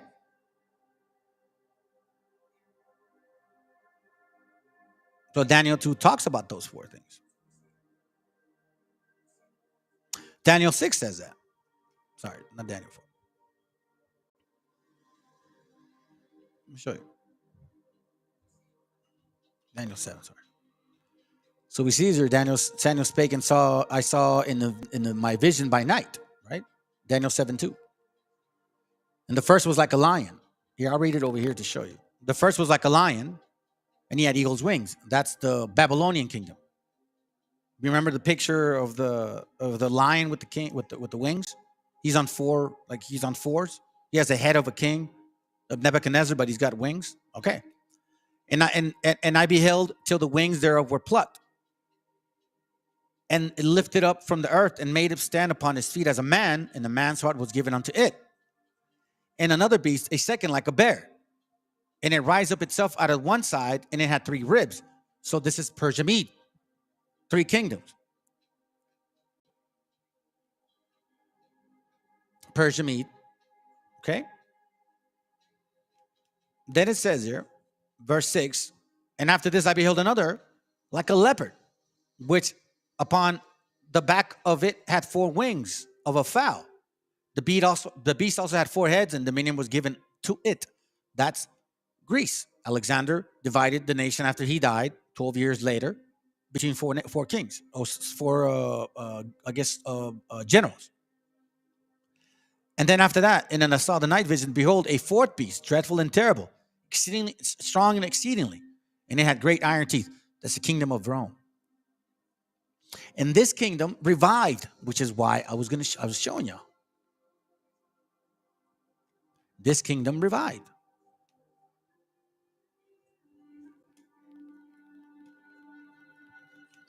So again, it's important to understand this back and forth thing, because we need to point out these, so you'll know when you read it, like, oh, I see what you mean. So this kingdom, even though it has all the power of every other kingdom, every nation, it will not be able to fully manifest. Why? Because it was purposed to be this way. So now these people, right? Let me show you something. This is one way that they admit who they are. Let's go to Daniel 2:41 once again. And whereas thou saw the feet and toes, part of it, part of potter's clay and part of iron, and the kingdom shall be divided, but there shall be in it of the strength of the iron, for as much as thou saw the iron mixed with merry clay. Right? So we see the 10 toes. Verse 43. And whereas thou sawest mixed iron with merry clay, they shall mingle themselves with the seed of men, but they shall not cleave one to another, even as the iron is not mixed with clay. Okay? So verse, let's see. Yeah, let me do this. I'm going to show you something.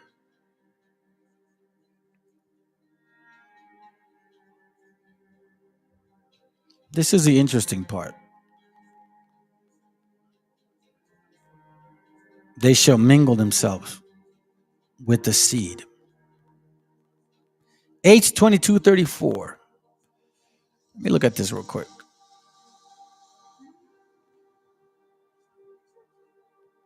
I wrote this down for a reason. Posterity.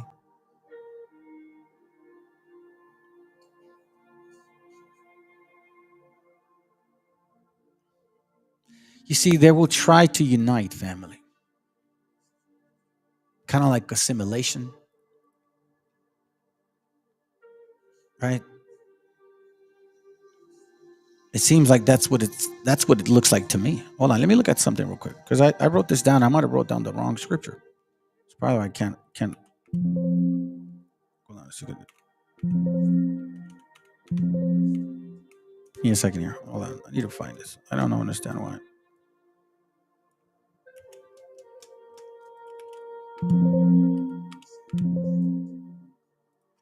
Oh, I know why. I know why.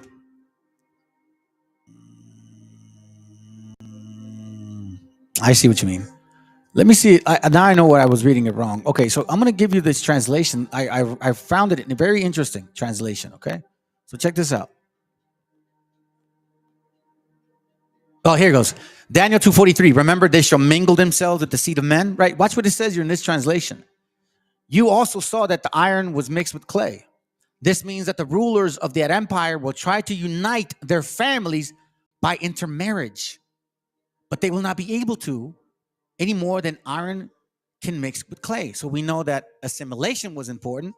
We know that miscegenation was something that they practice often, but we see that these two people, these two nations that are fighting amongst themselves, right? It's like they have to deal with themselves, but they don't like themselves at all.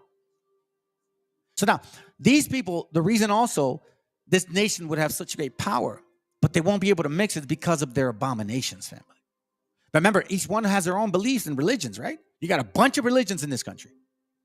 Give an example. Deuteronomy 18:9. Watch what it says. It says here, when you come into the land that the Lord your God is giving you, don't follow the disgusting practices of the nations that are there. Don't sacrifice your children in the fires of your altars.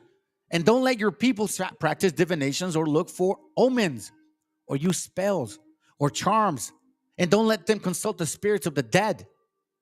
You hear this? The Lord your God hates people who do these disgusting things, and that is why he is driving those nations out of the land as you advance. Be completely faithful to your Lord.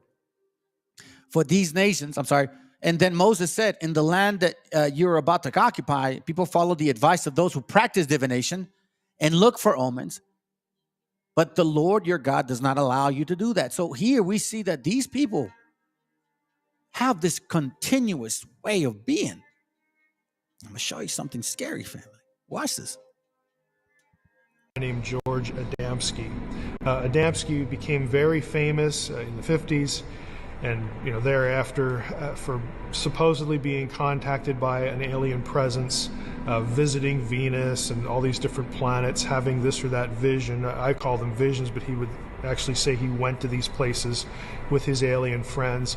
And his messaging was really nothing more than warmed over Gnosticism, that the aliens were telling him, every human has the light of God, or the light of the supernatural realm in them, and they just need to remember sort of who they are. They need to be enlightened. Very typical Gnostic messaging about the salvation of humanity being from within and recognizing their own divinity. Gnosticism was an ancient, and still is, belief system that was a strong competitor to the early church.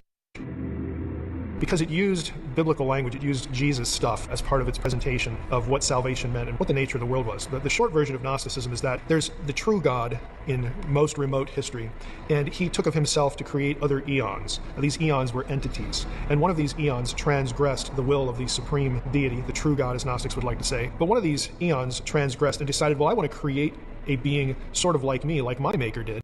And that being, Sophia, creates a being that is evil and sinister, and that is the being that creates humankind. That is the God of the Bible. He's a bad guy in Gnosticism.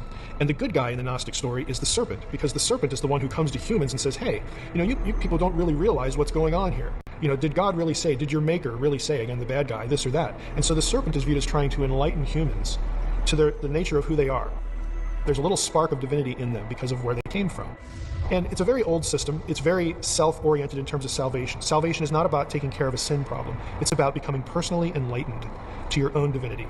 And you can see this kind of messaging in a number of contactee episodes in the history of UFO studies. I think the reason why we get a similarity here, or an overlap between alleged ET messaging and Gnosticism, is that there is a good part of the whole alien thing, the alien subject matter, that is inherently spiritual. Again, this is a wide, far-ranging kind of subject, and at least part of it is really about, apparently, spiritual messaging. And who's going to be interested in spiritual messaging except spiritual beings? Okay, so you have competitors to God who have their own kind of message to direct humanity away from the truth. The second sort of famous episode is that of Billy Meyer. This actually happened in Switzerland, but it's gotten a lot of traffic in the wider UFO community. This is this right here. Pay attention, okay? Check this out. Check out the name. And over here as well, because Meyer was the guy whose pictures, again, alleged pictures of alien craft, wound up on the cover of National Enquirer and other things like that. And they looked really spectacular. It's kind of a case of, that looks too good to be true. Meyer was supposedly contacted by a female alien, who of course was good looking, and her name was Semyaza. Semyaza, S-E-M-J-A-S-E. That is strikingly close to the Shemyaza, with a Y, or the Shemkaza of First Enoch, who is a demon. Okay, in fact, one of the lead figures in the Genesis 6, the Watchers episode. And so, again, if you have the biblical background, you look at the story of this, and you think, that really can't be a coincidence. I mean, that you would have this, either he made it all up, and he picked a really bad name. That's going to telegraph, again, sort of a demonic messaging. But when the messaging is so dark, and what's done to people, or what people think was done to them, is so sinister, again, that has a very evil feel to it. You guys remember the name, right? I was blown away by it myself. I could not believe it. I could not believe it. Hold on. Straight up, man. Check this out. First of all, let's look at these pictures here. So this is the Eon of Sophia.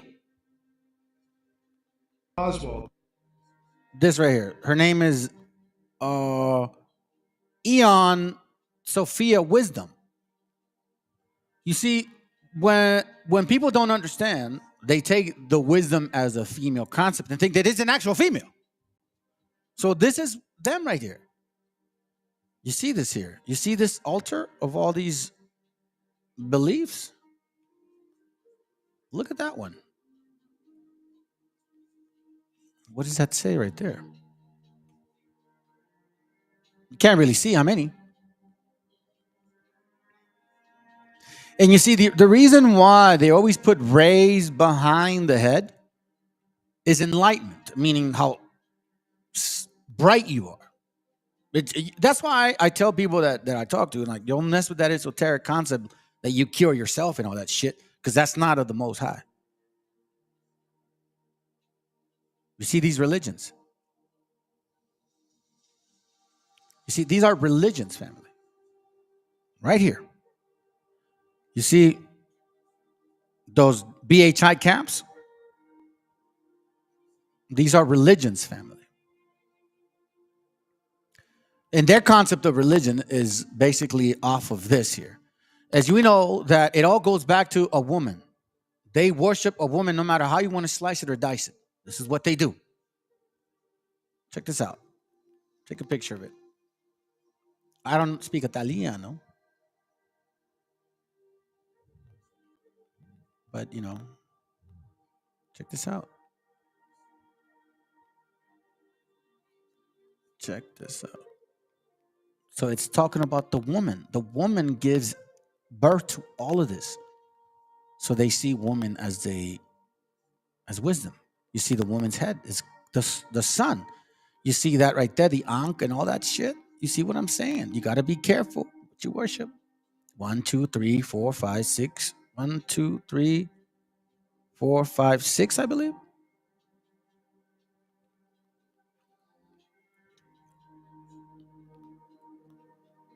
So now you understand why I did those classes regarding the Hecate or Hecates.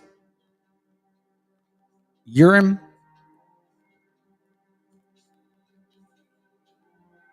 She is their God. This is the wisdom they worship. And they created all of this. All of these things. Práctica, teoría. You see, theory, practice. This is science. All of this here. You would think like, man, these guys, what the hell are they thinking about, bro? Right? Again. Papers, they were all, but when the So let me show you this real quick. I was going to show you something. Hold on, let me find it. Hold on a second. See if I have it.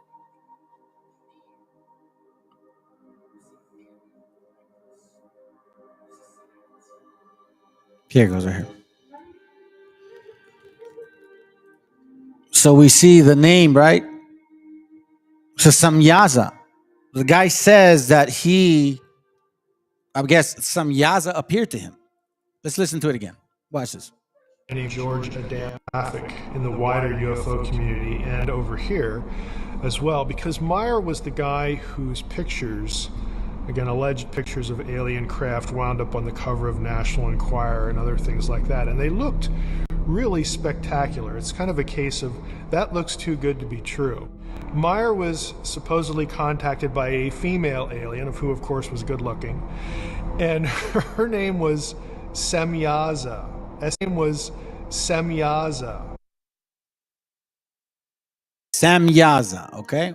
So now I'm going to show you the pages here real quick so you can see what I'm talking about. Hold on. Let me move it over here.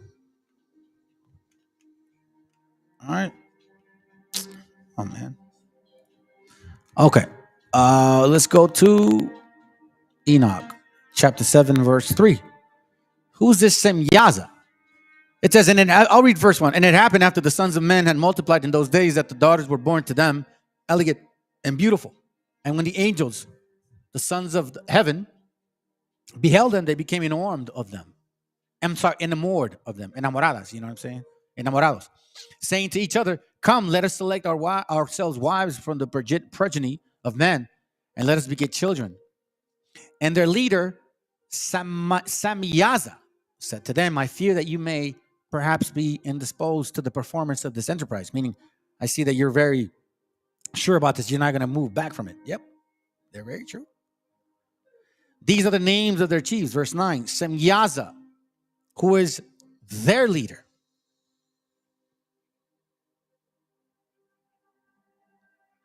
Who is their leader? Okay, now let's go here. I was blown away.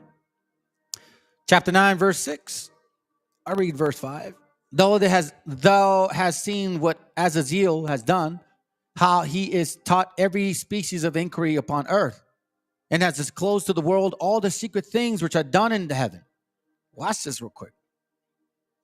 Okay? So he's showing what these angels have done. All right? Matter of fact, let's read verse 1. Why not? Let's just go back. Then Michael and Gabriel and Raphael, Suriel, and Uriel looked down from heaven and saw the quantity of blood which was shed on earth, and all the iniquity which was done upon it, and said one to another, it is the voice of their cries. The earth deprived of her children has cried even to the gates of heaven. And now to you, O ye holy ones of heaven, the souls of men complain, saying, obtain justice for us with the Most High. Then they said to their Lord, the King, thou art Lord of lords, God of gods, King of kings. The throne of thy glory is forever and ever is thy name sanctified and glorified. Thou art blessed and glorified. Thou hast made all things. Thou hast possessed power over all things, and all things are open and manifest before thee. Thou beholdest all things, and nothing can be concealed from thee. Thou hast seen what Ezekiel has done, how he taught every species of inquiry upon earth, and has disclosed to the world all the secret things which are done in heaven. Samiyaza also has taught sorcery, to whom thou hast given authority over those who are associated with him. And they have gone together to the daughters of men, have lain with them, and have become polluted. You see this? They have discovered crimes to them. And so I see, likewise, brought forth giants, yada, yada, yada, right? Check this out. Let's read about this guy again. Chapter 10, verse 15. And my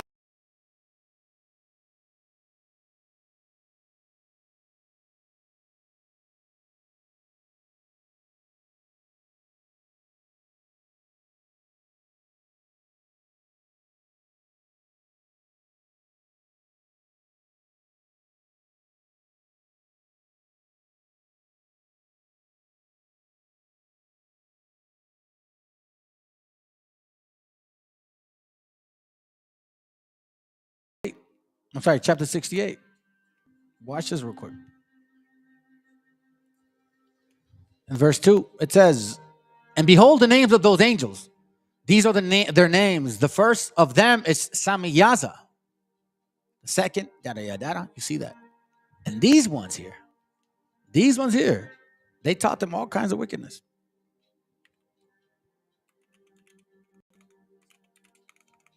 It's no coincidence that we run into this issue.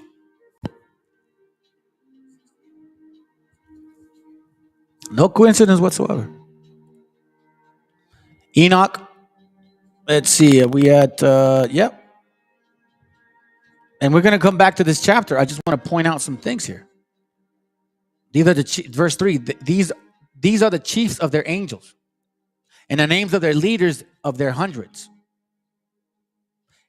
The first is Yukan. It was who seduced all the sons of the holy angels. The name of the second is Jezebel, who pointed out evil counsel to the sons of the holy angels. The third is Gadriel. He discovered every stroke of death to the children of men. He seduced Eve and discovered to the children of men the instruments of death, the coat of mail, the shield, and the sword for slaughter. Every instrument of death to the children of men. From his hands were these things derived to them who dwell upon the earth from that period forever. This guy, Penemue, he discovered to the children of men bitterness and sweetness, and pointed out to them every secret of their wisdom. He taught men to understand writing, the use of ink and paper. Therefore, numerous have been those who have gone astray from even period of the world, even to this day. Meaning they wrote many books, tried to figure out the understanding of the Most High, which is why we see the Kabbalah, the Zohar, and all kinds of shit. Like the Secret Teachings, that book? For men were not born for this. Thus with pen and with ink to confirm their faith. See this? So we can see that a lot was going on here. A lot was going on here. Now, again, I'm bringing you back and forth to this important aspect of this present history. I want to say it like that, because if not, it doesn't make sense. Okay, so now let me take you a little bit back, 4 chapters back, and we'll get a little more clarity. Watch this real quick. The book of Enoch, chapter 64, verse 6. A commandment had gone forth from the Lord against those who dwell on the earth. By the way, if you guys seen the movie Noah, they said he went to talk to Methuselah, his grandfather. In this book, it says that he went to talk to Enoch, not Methuselah. So just keep that in mind. That they may be destroyed, for they know every secret of the angels, because Noah went to ask Enoch what's going on. So Enoch is telling him, a commandment has gone forth from the Lord against those who dwell on the earth, that they may be destroyed. For they know every secret of the angels, every oppressive and secret power of devils, and every power of those who commit sorcery, as well as those who make molten images in the whole earth. You see this? And they know how silver is produced from the dust of the earth, and how the metallic drop exists, meaning the purification of metals. For lead and tin are not produced from the earth as a primary fountain of their production. So they were taught how to refine metals. You see, all of these things are spirits, family. So this whole invention, like, this is sorcery. I think some of these people, how did they come up with the phone? Now they got a clear phone, family. There's an angel standing upon it, and the angel struggles to prevail. Afterwards, my great-grandfather Enoch sees me with his hand, raising me up, and saying to me, go, for I have asked the Lord of spirits respecting this perturbation of the earth, who replied, on the account of the impiety have their innumerable judgment been consummated before me. Respecting the moons, they have inquired. Don't they try to go to the moon? Let me read that real quick. Sophia is wisdom in Greek. Yeah, there you go. Strong Concordance 4678. Hey, can you give me the letter? It's H4678. Let me see. Hold on a second. H4678. Let me see it. That's a good. H4678. Methabet. Let me see. Maybe if you can send me the link, bro, or something. Or text it to me, because I can't find it. 4678, right? Yeah, just if you can give me the actual the concordance, that'd be good, bro. Anyway, let me go back to it. I don't want to forget. So it says, respecting the moons, they have inquired. We know this already. And they have known that the earth will perish with those who dwell upon it. Bam, right there. So these damn wicked ass spirits have told them, listen, this is what's going to happen. This is what you do. Why do you think they're trying to go some far away place? That's why tomorrow is a big deal. They're going to open up this CERN. I guess they're going to try to smash atoms together tomorrow. And then tomorrow is that whole, lunar eclipse. And you got massive people traveling. They have known the earth will perish with those that dwell upon it, and that to these will be no place for refuge forever. Let me see. It's wisdom in Texas Receptus New Testament. I don't know if Unitarian and those in the occult see it differently, or as a feminine spirit. We'll touch on it more. I'll do another class on it, bro, like a thorough class on it, because that's important, bro. I like that. I like that, man. I'm going to tackle that Sophia part. That's good. That's a good angle. We'll talk more about it, bro. Don't trip. And matter of fact, if you gather your information, because I'll hit you up on it. Respecting the moons, they have inquired. We know this. They have known that the earth will perish with those who dwell upon it. We know that. This is why the scriptures say they have but a short time. And that those that will be no place for refuge forever. They have discovered secrets. We know this now. There are those who have been judged, but not thou, my son. Not thou, my son. I like that one. The Lord of spirits knows that thou art pure and good, free from reproach of discovering secrets. Now, I'm going to tell you this right now, family. I'm going to be real with y'all. About 8 years ago, because I was trying to change, trying to get sober and all that. And I ran into this book, and I'll never forget. And it was a crazy book. And it was talking about the pineal glands and all this stuff. And basically, it was alchemy. I don't know how I landed this book, but it was giving me instructions on alchemy. How to supposedly enlighten your mind and all of these fucking witchcraft shit. I've never messed with Ouija boards. I've never gone. There was always a spiritual block. Like, bro, no, don't go there. So me particularly, the Lord of Spirits knows that thou art pure and good, free from reproach of discovering secrets, because I know, and I listen, I have conversations with people, and I tell them, hey, don't go that far. Yeah, I can hear you. I understand what you're saying, but don't go that far. Don't go that far. Yeah, you're right. It says, because they have rejected the knowledge of the truth, that's a new age movement, the secrets of Satan, exactly that point right there. So I say, like, I don't go that far. Hey, I hear you, bro. I hear you. But I'm like, nah, man. I'm going to stay right here. He, the Holy One, will establish thy name in the midst of the saints and will prevail thee from those who dwell upon the earth. He will establish thy seed in righteousness with dominion and great glory. And from thy seed shall spring forth righteous, holy men without number forever. That's what I care for. Check this out. It's not a joke, fam. It's not a joke. While I play this video, because it's about 4 minutes long, so I'm gonna play this video and I'm gonna fix my camera. Okay, so please, hopefully they don't block it, man. I don't think they should. All right, but this is a very interesting video right here. So listen in. Bohemian Grove thing, that is absolutely 100% real. No, it's not. So what, Brian? It's people dressing up like wizards, saying some sacred ritual. Doesn't mean they control shit. It's burning an effigy in front of an owl god. Same with Burning Man. Bro, this is so different than Burning Man. It's the government. It's people at the highest levels of banks. There's a bunch of crazy, really rich, influential people that went to that Bohemian Grove and dressed up like druids and they chanted things. Yeah. Have you ever seen it? Yeah, I saw it. You are. Yeah, you haven't seen it. He hasn't seen it. So we're out covering the protest, and we just wanted to see if there was anyone that could give us... to get off the property. There's no way we could just get an escort? No, not at all, and I'll have the police come and arrest you if you don't leave.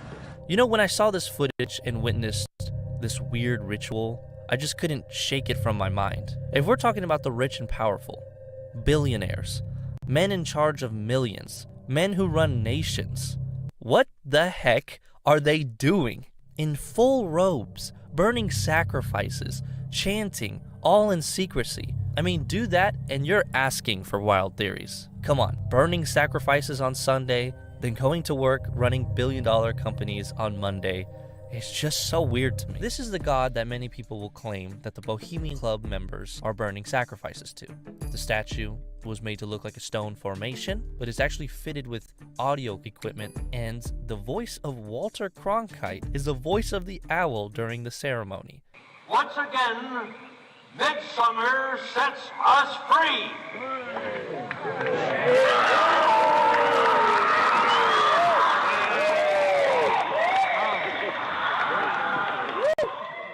Stage and overlooks all the rituals. This statue sparks many theories of the owl being a god, similar to the pagan god Moloch, who is the god of sacrifice, and the sacrifice of, okay, YouTube's gonna kill me if I say this, the sacrifice of young ones. In the Bible, young ones were sacrificed in a shrine outside of Jerusalem to Moloch's satisfaction. You can find this in the book of Leviticus. Then you see who attended these meetings. Back in the day when the VIP lists were public, you'd see presidents, military leaders, heads of major banks, heads of oil companies, and cabinet officials. According to several reports, this is where the idea for the Manhattan Project was conceived back in 1942.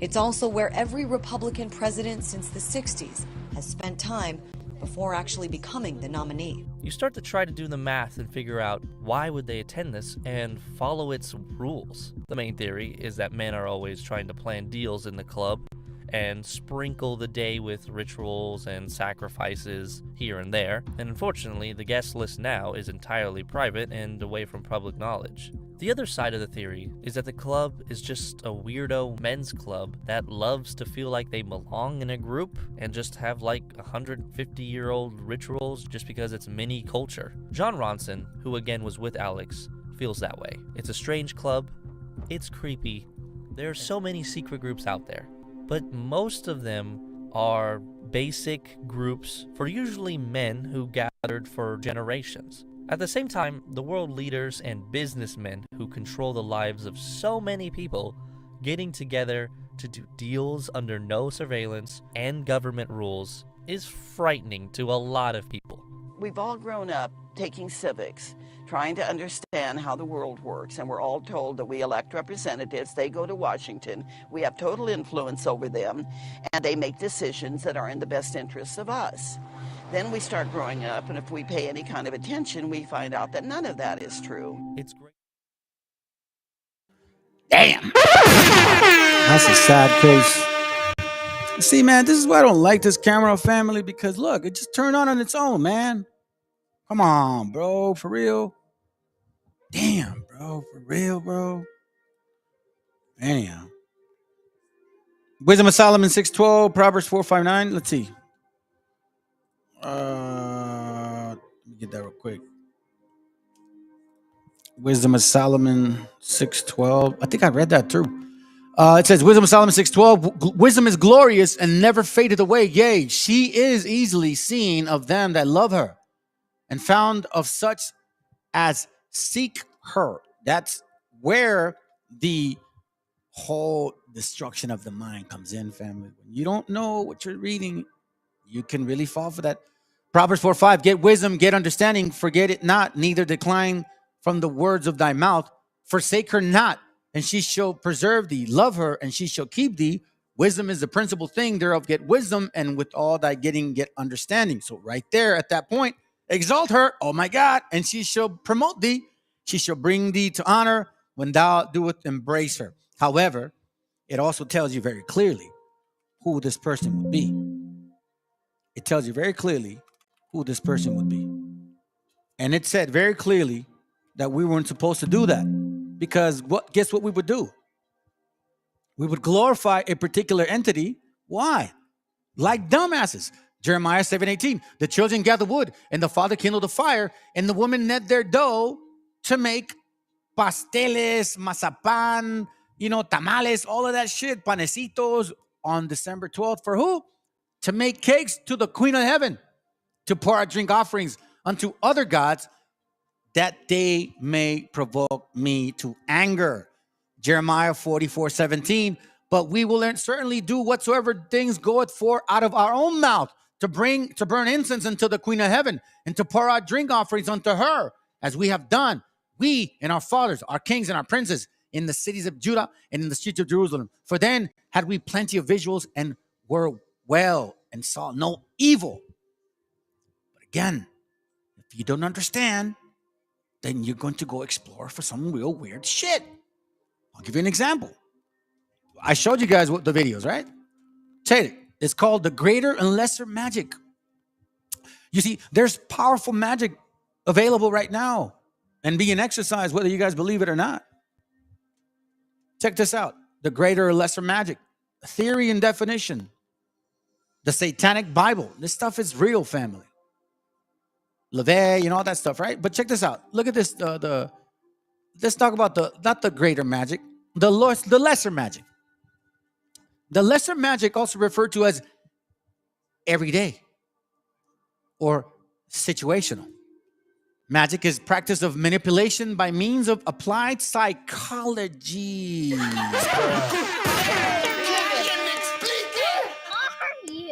Again, the lesser magic is applied through the means of psychology. Now, listen, family, I don't lie to you guys. When I do these classes, I put my effort and spirit thoroughly to this.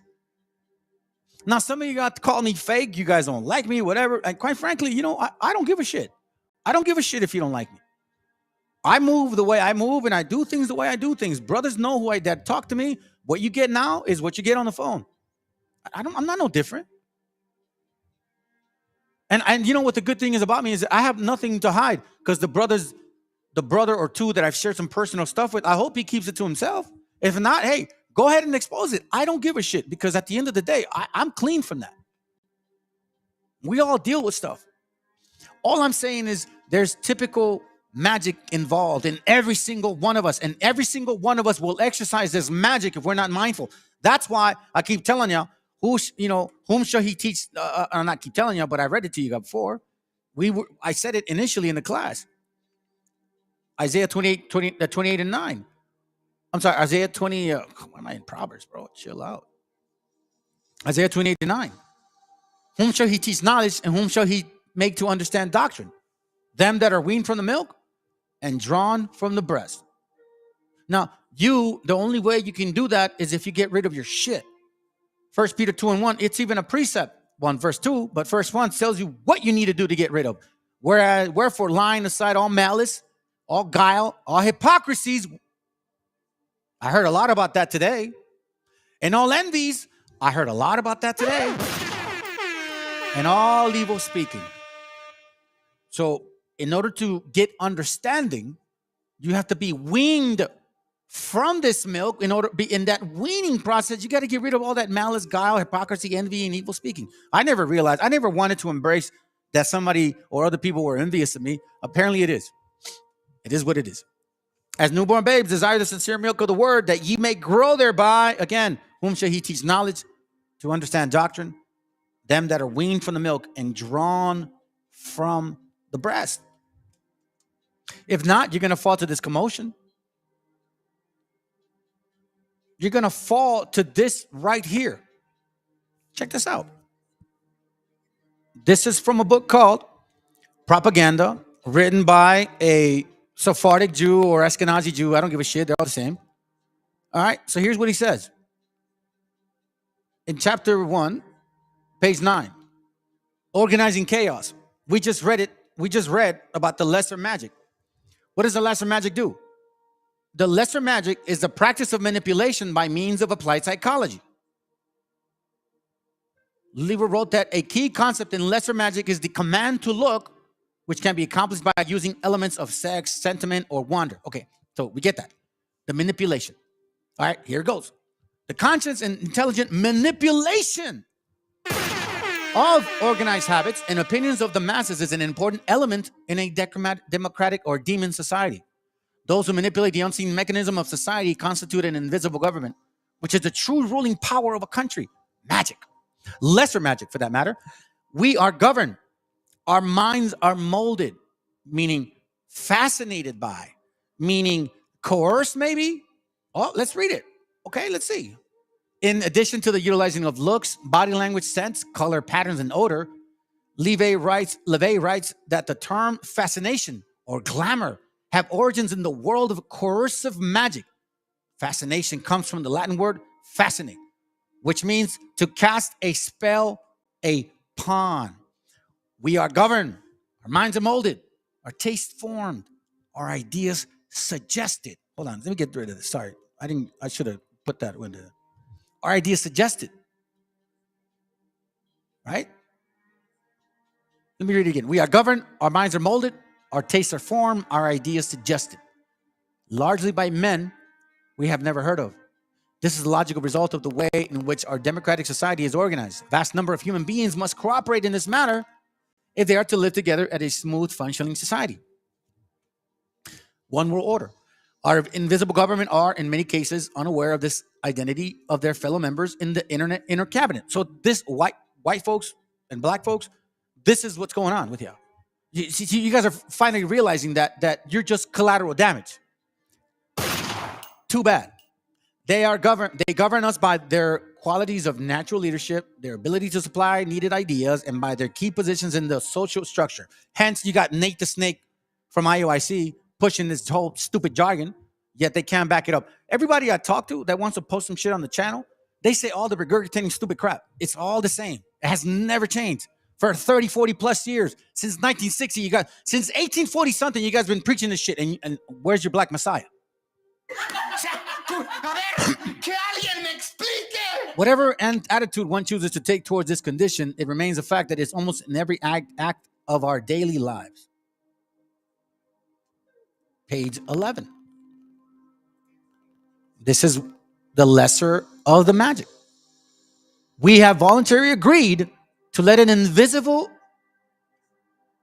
magic sift the data and high spots of understanding issues so that our field, perception's reality, of choice shall be narrowed to practical proportions, meaning secular, meaning like, hey, it's Mexicans that did it. It's the people from other countries' fault that did it.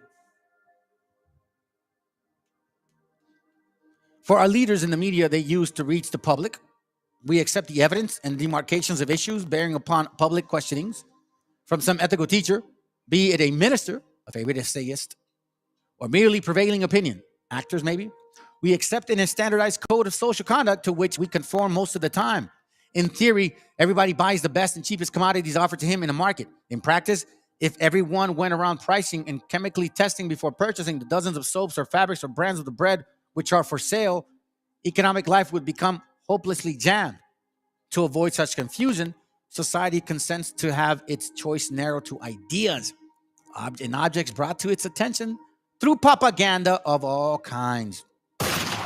There is consequently a vast and continuous effort going on to capture our minds in the interest of some policy or commodity or idea. It might be better to have, instead of a propaganda and special pleading committee of wise men who would choose your rulers, dictate our products, private and public, and decide upon the best types of clothes for us to wear and the best kinds of food for us to eat.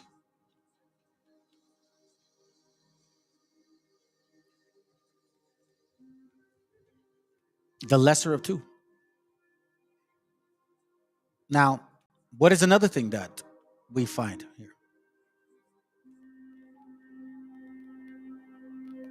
Let me look for something real quick. I thought I had it written down. Antiquated. Oh, here it goes. Check this out. It says the antiquated meaning of glamour is witchcraft. Let me read that again. The antiquated meaning of glamour is witchcraft. Okay? Now, we know a lot of this goes on in this country. And a lot of you guys want to be actors and actresses and famous people. But it says here that antiquated meaning of glamour is witchcraft. What else is witchcraft? Let me see if I can record. 1 Kings 15.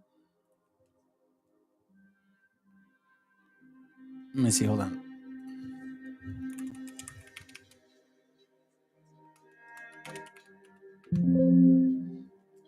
Let me see. I was close. No, I was off. Let's see. I look for it this way. Witchcraft.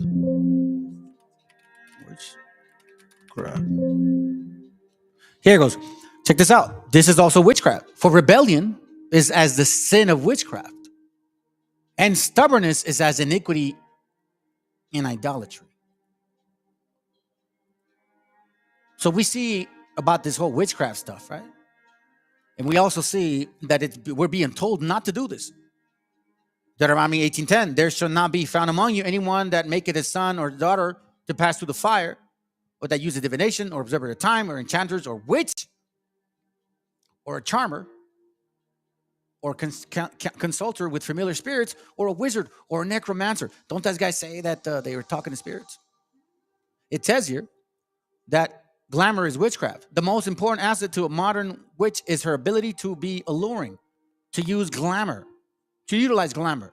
The word fascination has a similarly occult origin. Fascination was a term applied to evil eye, to fix a person's gaze. In other words, fascinate was to curse them with an evil eye. An evil eye. Bruh. For real, man. Therefore, if a woman had the ability to fascinate men, she was regarded as a witch. Again, wisdom. This is why I tell you guys, do not mess with that whole 7 principle hermetic shit, because that's where it's coming from. This individualism, this is where it's coming from. Let me show you something.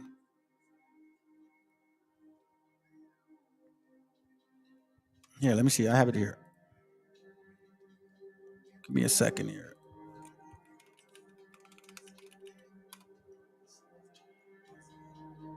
Where is it at?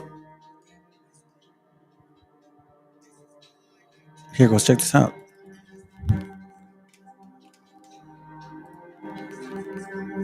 This is a very interesting map, family. And now when we look at it again, it makes sense. Right? Makes sense now. Who is on the top? Canaanites. And what do we see? A snake. Right? We see a snake. And we see that these Canaanites are attached to the pharaohs, the kings of Babylon, Roman, Judea, Vatican, Templar Knights, Khazars, Switzerland, Masons, Jesuits, Illuminati, USA. We know that it has to do with love, moons, Lucifer, sexuality, Baal, Moloch, Marduk, Jupiter. You're going to hear all of that today. Janus. Take a close look.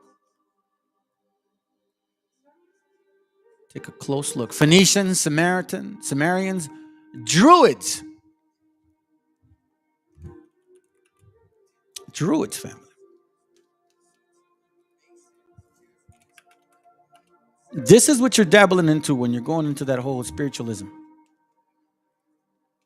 That whole as above, so below concept. Mentalism, correspondence, vibration, polar opposites, cause and effect. Watch this.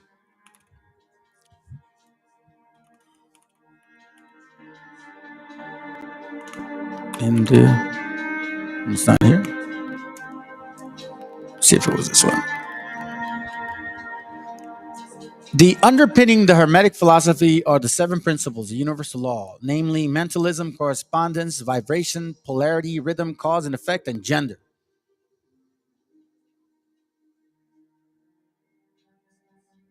He who grasps the truth of the mental nature of the universe is well advanced on the path to mastery.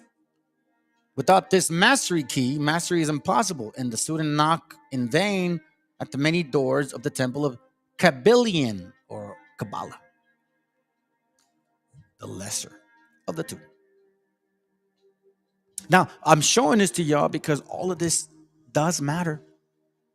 Remember, Isaiah 46 talks about you going from the beginning to end, from the end to beginning. Okay, let me show you this real quick. This is from a concordance, H894. Okay, you guys know Babel. Strong's H894. Babel. Babel. Babel. Confusion by mixing, maybe. Assimilate. Right? It talked about being making marriages with different people. Forget who we are by mixing within our so-called selves.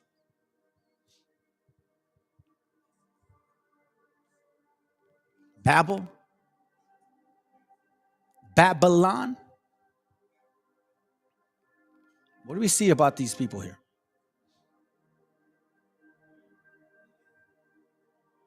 What do they want to be? Remember, initially we talked about that they want to be like gods. Isn't that what the so-called Donald Trump is saying now?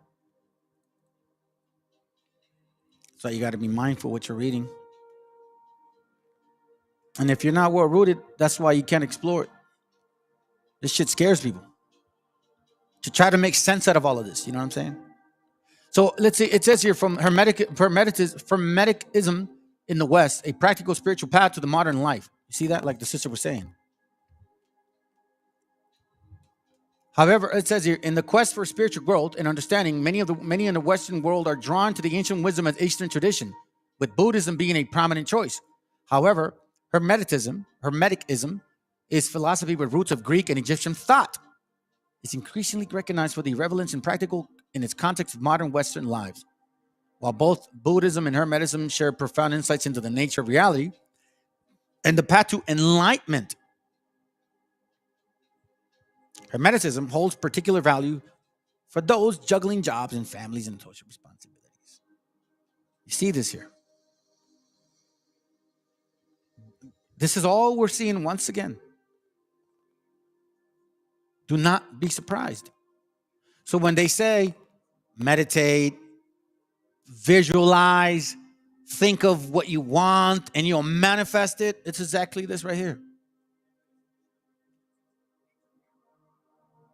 This has everything to do about you and nothing to do about God. Emphasis on individualism. Western society often emphasizes the importance of individual and personal achievement. This culture perspective aligns with Hermeticism, focuses on individual enlightenment and self-knowledge, not about God, not about sin, not about that, not about correcting yourself. No. It's about how enlightened I can be, how intellectually advanced or successful can I manifest myself to be. The Hermetic path allows for a personal spiritual journey that resonates with the Western ethos of individualism, making it an attractive option for those seeking a more personalized spiritual experience. The compatibility with science and rational thought. So it says here, rational thought and compatibility. Compatibility and rational thought. So remember, I showed you guys who was Hermes. You guys remember the book that I have about Hermes? Let me see. I'll do it down somewhere. Give me a second. Hermes. There it goes right here. I showed you guys this the other day. And we know now that this Hermes character is something to inquire about, right? So this is from, I think, the Two Babylons? I think so. Page 33. I'm swinging by I'm shooting from the hip. It reads, now assuming that Ninos is Nimrod, the way in which that assumption explains that it's otherwise inexplicable, in the statements of the ancient history, greatly confirms the truth of that assumption itself. Ninos is said to have been the son of Belus or Bel is said to have been the founder of Babylon. Once again, if Ninos was in reality the first king of Babylon, how could Belos or Bel, his father, be said to be the founder of it? Both might very well be, as will appear if we consider who was Bel, and that we can trace of his doings. If Ninos was Nimrod, who was the historical Bel? He must have been Cush. For Cush begat Nimrod, Genesis 10:8. And Cush is generally represented as having been a ringleader in the great apostasy. But again, Cush, as the son of Ham, was Hermes or Mercury. For Hermes is just an Egyptian synonym for the son of Ham. Now, Hermes was the great original prophet of idolatry.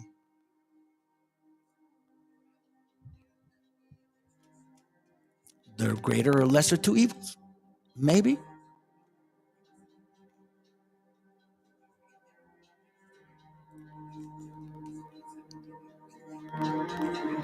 Baal, Cush, Hermes, spiritualism, Judaism, Kabbalah, Zohar, Mishnah, all of those books talk about individualism.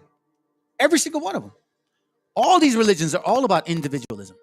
Egyptian mythology, every single one of them. Roman mythology, every single one of them. Freemasonry, individualism. This is not far-fetched anymore. Now, when you start seeing it clearly how these are all connected, that's why Mr. Black Man and Mr. Black Woman, y'all ain't getting away from me. You're well deep into this shit. I know you're trying to act like you're not. I know. I get it. But that ain't happening here. Not on this channel. This is from this book called The Two Babylons, right? And we're gonna go to page 47. Because I think that's where we found it. Okay, I just want to show you to confirm.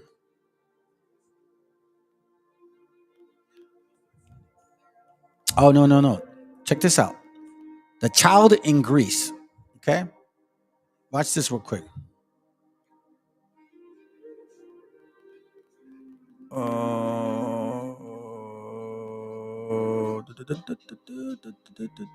on a second. Is it this one?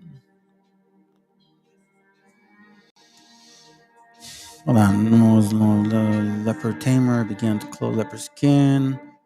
By appearance, imagination, leopard, but into the spotted one, he was distinctive by Damascus, the Babylonian called the only son, the great goddess mother Momis, or I don't know why. Why did I put that in there?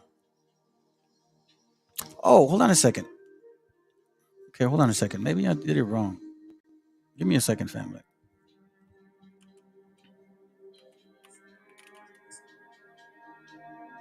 No, that's not it. Huh. That's weird. I don't know why I put that in there. But it's all good. But look. Let me just show you something. I'm not losing my point. So why did I bring all this up? Because now we're going to read something real quick. Check this out. All right.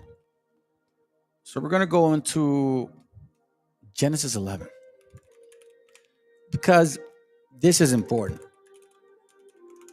Watch this. Again, we're going from the end to the beginning. Okay? We're from the beginning to the end. Genesis 11 and 1.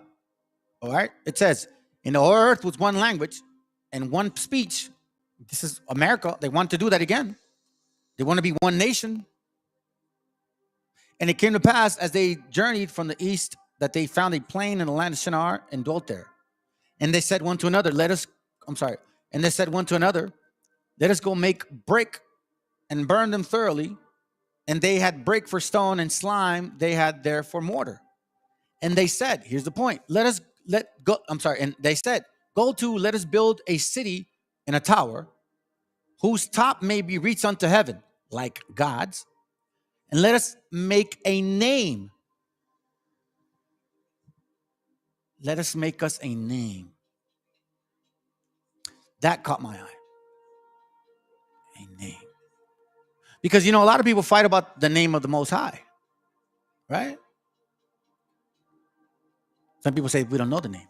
Check this out. But look at what the name means. Strong's H 8034. Shame.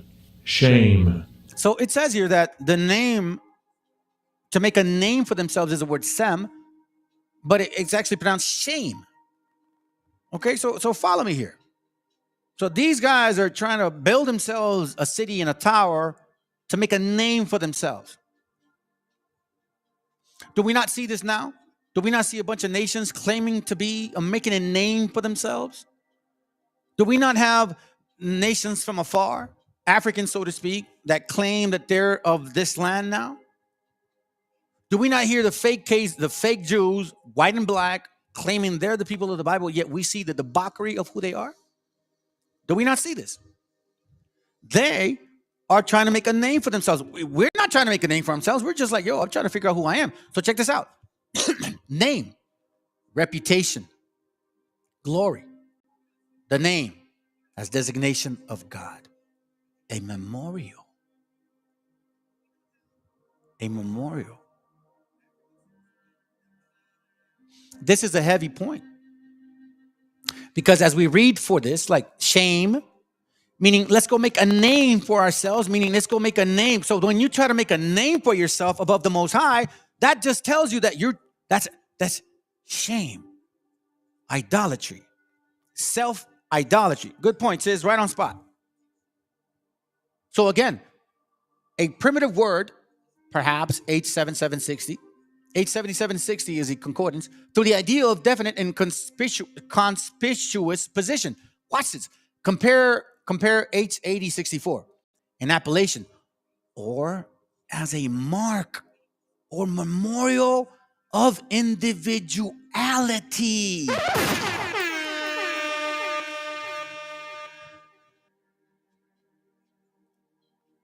What was the beginning? Remember this scripture, family? Isaiah 46:11. It says, Isaiah 46, where are you at? 9. Remembering the former things of the old. Remember this here? Genesis 3:4. And the serpent said unto the woman, ye shall not surely die, for God doth know that in the day ye eat thereof, then your eyes shall be opened, and ye shall be as gods, knowing good and evil. That woman is you, people. And since the beginning, they have always wanted to take that away from us, to make you believe that you are individually your own God, as a mark or memorial of individuality. This was the tree that the Most High said, stay away from. That self-idolatry spirit. I see him. Because look, it says here, implications by honor, authority, famous or famous. So that word like caught my attention, right? So then I looked it up, and it's H8064. But it says full of, abounding, having possession of quality. So now watch this real quick. So this H8064 is this word. Strong's H8064. Shamayim. Shamayim. So this is the root of that word, okay? Of shame. And it says here, dual of a unused singular. The sky, perhaps alluring to the visible arc in the clouds move, as well as a higher ether where the celestial bodies revolve. Astrologers, heaven. H8064.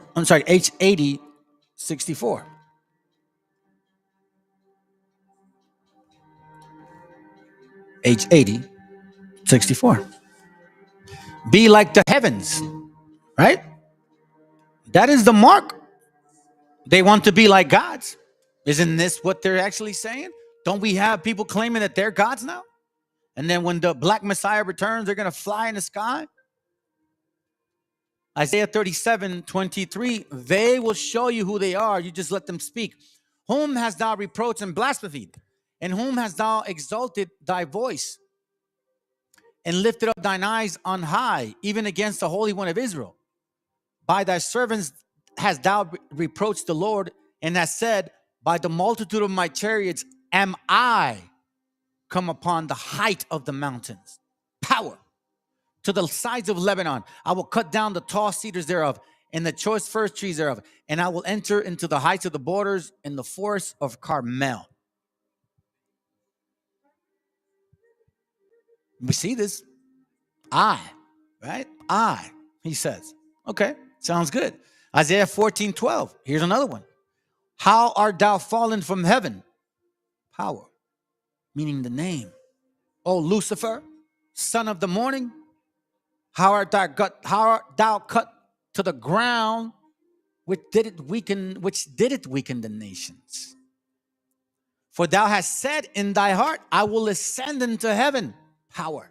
I will make a name of myself, meaning a name like the Most High. I will exalt my throne above the stars of God. I will sit also upon the mount of the congregation in the sides of the north. I will ascend above the heights of the cloud. I will be like the Most High. Who is trying to fly? Oh, it's the white man. It's the white man. Yeah, it's them. But it's also you, black man. Ezekiel 27:3. And say unto Tyrus, thou art that art situate in the entry of the sea. That art situated in the entry of the sea, which art a merchant, meaning a slaver of the people of many isles. That's why we have black and white conquistadors. Thus say the Lord of God, O Tyrus, thou hast said, I am perfect. I am of perfect beauty. Doesn't these guys go around teaching that scripture? Psalms of Solomon 1:5. I'm black and beautiful. Don't they teach that shit? You see what I'm saying? You black folks ain't getting away from me either. Y'all think you Christian? Hey, I'm going to show you. Ezekiel 28:2. Son of man, say unto the prince of Tyrus, thus has said Lord God, because thine heart is lifted up, and thou hast said, I am a God. I sit in the seat of God, in the midst of the seas, yet thou art a man and no God. Now, we see a lot of pictures, especially now with Putin. Putin coming out with all these pictures like, oh, look at that black Jesus, this and that, and blah, blah, blah. Oh, I'm glad you did that, Putin. I'm glad you did that. Because it just comes to show how they were trying to do that the whole entire time. All of a sudden, these black folks are trying to say that, oh, yeah, we ruled Europe and da-da-da-da. But then now that goes against the scripture. That means that you knew the white man, you knew his language, you knew everything about him. He was not a desconocido, cabrón. Not at all. Not at all. No, this is a combination of both of y'all. It's a combination of these nations. Obadiah 1 and 2. Behold, I have made thee small among the heathen. Thou art greatly despised. You know who this is talking about, them Khazars. The pride of the heart hath deceived thee. Thou that dwelleth in the cliffs of the rock, whose habitation is high, that saith in his heart, who shall bring me down to the ground? Though thou exalt thyself as the eagle, and thou that set thy nest among the stars, thence will I bring me down to the ground, say the Lord. Now, black folks try to say that, oh, no, this is white people. No, this is both of y'all. This is both of you. Let me show you. You ain't fooling nobody.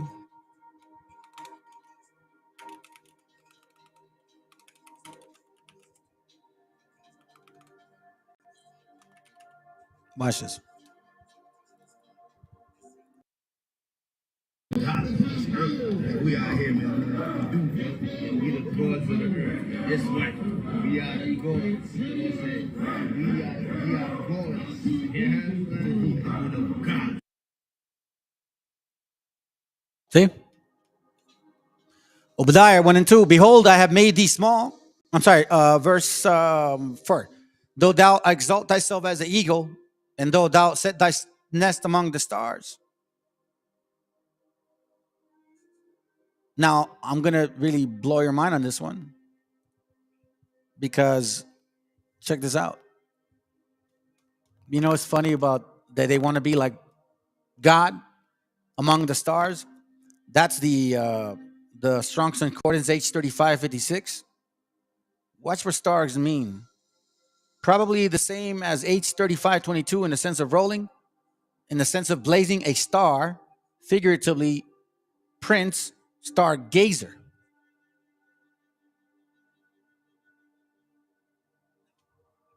Or, check this out. Where are you? I saw you earlier.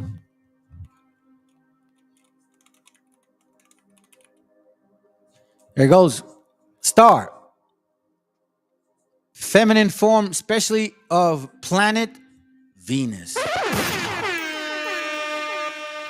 So you want to be like the Most High, but you don't want to be like the Most High. You want to make a name for yourself like the Most High, to mock his name, to glorify yourself, to build a reputation, to create individuality.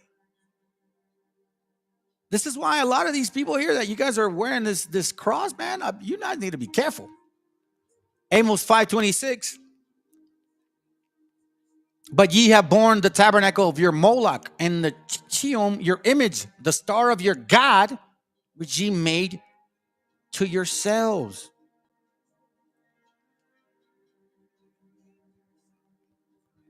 We see these guys believing in human sacrifice, worshiping Baal, the six-pointed star.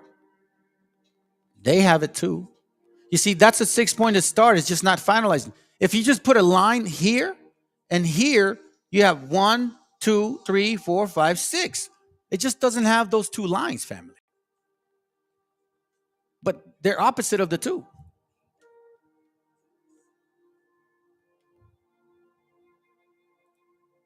They have nothing but a short time.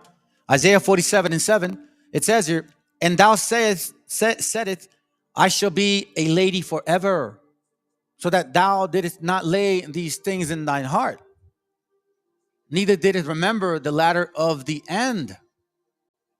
Therefore hear now this, thou that art given to pleasures, that dwelleth carelessly. For a long time, you guys made everything bad for every other country, sanctioning them in order for you to have lesser inflation, for you to have a massive amount of Walmarts, inexpensive properties, cheap burgers, so to speak. So now this nation, because they want to keep you in that belief that you're still a leader of this nation, now they're feeding you processed food, because the way they keep it cheap. Chapter 47, verse 8. Therefore, hear now this, thou art that are given the pleasures that dwelleth carelessly, that say in their heart, I am, and none else beside me. I shall not sit as a widow, neither shall I know the loss of children. We know that. We know that you feel this way. You're above all other nations. Ain't nobody can mess with you. 2 Thessalonians 2 and 4. Who opposed and exalted himself above all that is called God, or that is worship, so that he, as God, sitteth in the temple of God, showing himself that he is God. Since the beginning. Genesis 3:5. For God doth know that in the day ye eat thereof, then your eyes shall be open, and ye shall be as gods, knowing good and evil. That's why Solomon said all of that wisdom that he had was vanity. Just keep the commandments, man. Just keep it simple. Since the beginning, family. I tell you this right now, man. The Most High, he's not a mocker, man. Can't deceive him. Revelation 13:16, watch what it reads. And he caused all, both great and small, rich and poor, free and bond, to receive a mark in their right hand or in their foreheads, and that no man might buy or sell save he that had the mark, the name of the beast, the number of his name. We see the mark, individuality. What are you buying? For example, you don't necessarily have to trade monetary means. You understand what that means? Rich, poor, free or bond. You see what I'm saying? Rich, poor, free or bond. It has nothing to do with buying or selling.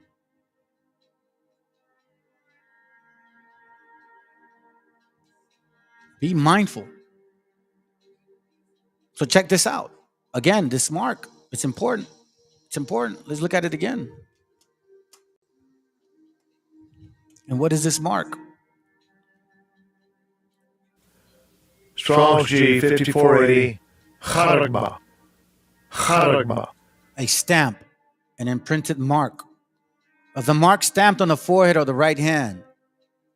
A mark branded upon horses, things carved, sculpture, idolatrous images.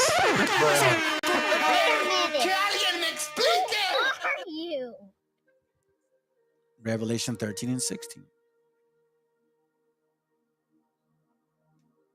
Some of you guys think that it's going to be some injecting thing. Well, they've injected a bunch of us already. I don't know if you guys know that, since you were little. So is it really that? I'm just asking. I'm just saying. I'm not here to argue with people or anything. But again, what mark are we talking about? What mark are we talking about? Let's listen in. So Putin wants to come out to everybody and start lying about the black version of Tammuz, the sun god, saying it's the real Jesus. We know who you are, Black Jesus, with your Baphomet hand symbols. Even the baby Black Jesus is doing the two-finger hand symbol, chunking the deuce to the south of the mouth. But y'all notice the Black Jesus always got a sun around them? Yeah, go back and watch it again. The sun around them, the two-finger symbol. It's the same Jesus. It's just a different color. It's the same person. The Antichrist. It's powerful right there, bro, for you to post that. You see the star? Remember I showed you the picture right here? You see how the lines, if you just put a line here and a line there, you get the star. You see that? Well, now this is not a 6-pointed one, but that's what you get. Okay? So then now check this out. This is a pretty heavy topic. I'm gonna show you this video. This one right here. Hold on a second. Here goes. Where you at? Where you at? Where you at? Hold on a second. Oh, here it goes right here. Thank you. the golden calf. They worshipped the Vaka. And this was a foreshadow. Check this out, all right? So I'm going to play this video with this right here. Hold on a second, family. I'm gonna play this video with this here, but I'm gonna let it play for a little bit, okay? So I'm not going anywhere, but I have gone 3 hours nonstop, okay? So I'm gonna take a little quick breather, but I'm gonna let this video play because it goes hand in hand with this topic. All right, so I'm not leaving nowhere. I already had it planned, family, okay? I already had it planned. I just want to make sure that you guys see this because it's all connected. It's all interconnected. All right. So here we're going to get a little history about certain people right here. And then we'll get to see the action of those over here. I'm going to take off the sound because it's not about what these guys say. It's about what this lady's saying. I'm going to speed it up as well so then we don't fall too much behind. All right.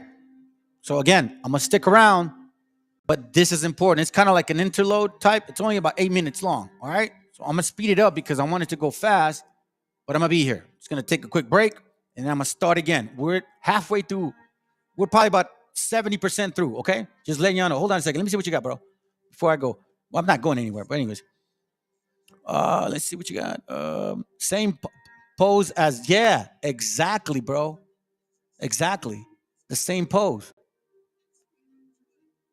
Mighty Hunter, Gilgamesh, Nimrod, bro. The video that the video that I'm gonna show you in a little bit, you're gonna see how that all is kind of it's all proportionately and purposely and timely done, man. And they use the Hebrew tetragrammaton, sun, radiant triangle, and all the seeing eye. Christian hide from me when I ask him about that. Yeah. Well, because they don't want to admit that that's what they're worshiping. So, okay, again, this is going to go fast. I'm going to go here. All right. So I'm still here. But this goes with the class. Okay. So stick around. Don't leave, please. And by the way, please share and like. There's been a lot of people here watching. There's only like 7 likes, family. I don't ask for anything. This is for the algorithm to push you a gente, bro. Come on. Let's get it up. Let's go. Among the Jewish Americans who understood the urgency of the rise of Nazism were Zionists, and they organized to rescue Jews from Germany under the auspices of the Jewish Agency for Palestine. The Romance of a People, which the Jewish Agency for Palestine supported and sponsored, was the highlight of Jewish Day at the Chicago World's Fair. It was really something that there even existed a Jewish Day at the fair. There were a lot of ethnic days, and we'll talk a little bit about how Jewish Day came to be one of them. But it was the highlight. It would use a chorus of over 3,500 people, colossal stage properties, as you can imagine, amplified sound, the very latest in lighting effects, music that spanned 4,000 years of Jewish history and experience in diaspora. And you may ask, how could a minority population coming under attack, as it was, assert its pride so forcefully at an international exposition? And the answer lies, I think, in the special conditions of the World's Fair that sought to bring the whole world into one concentrated space, but that is also in large part attributable to the men and women who created and pushed the production forward. And so the people behind the pageant, the producers, one really cannot speak of the romance of a people without speaking of one key figure who produced the pageant against resistance, and in spite of the gargantuan undertaking it was to create a performance event that would fill Soldier Field. And that was Meyer Weiskell.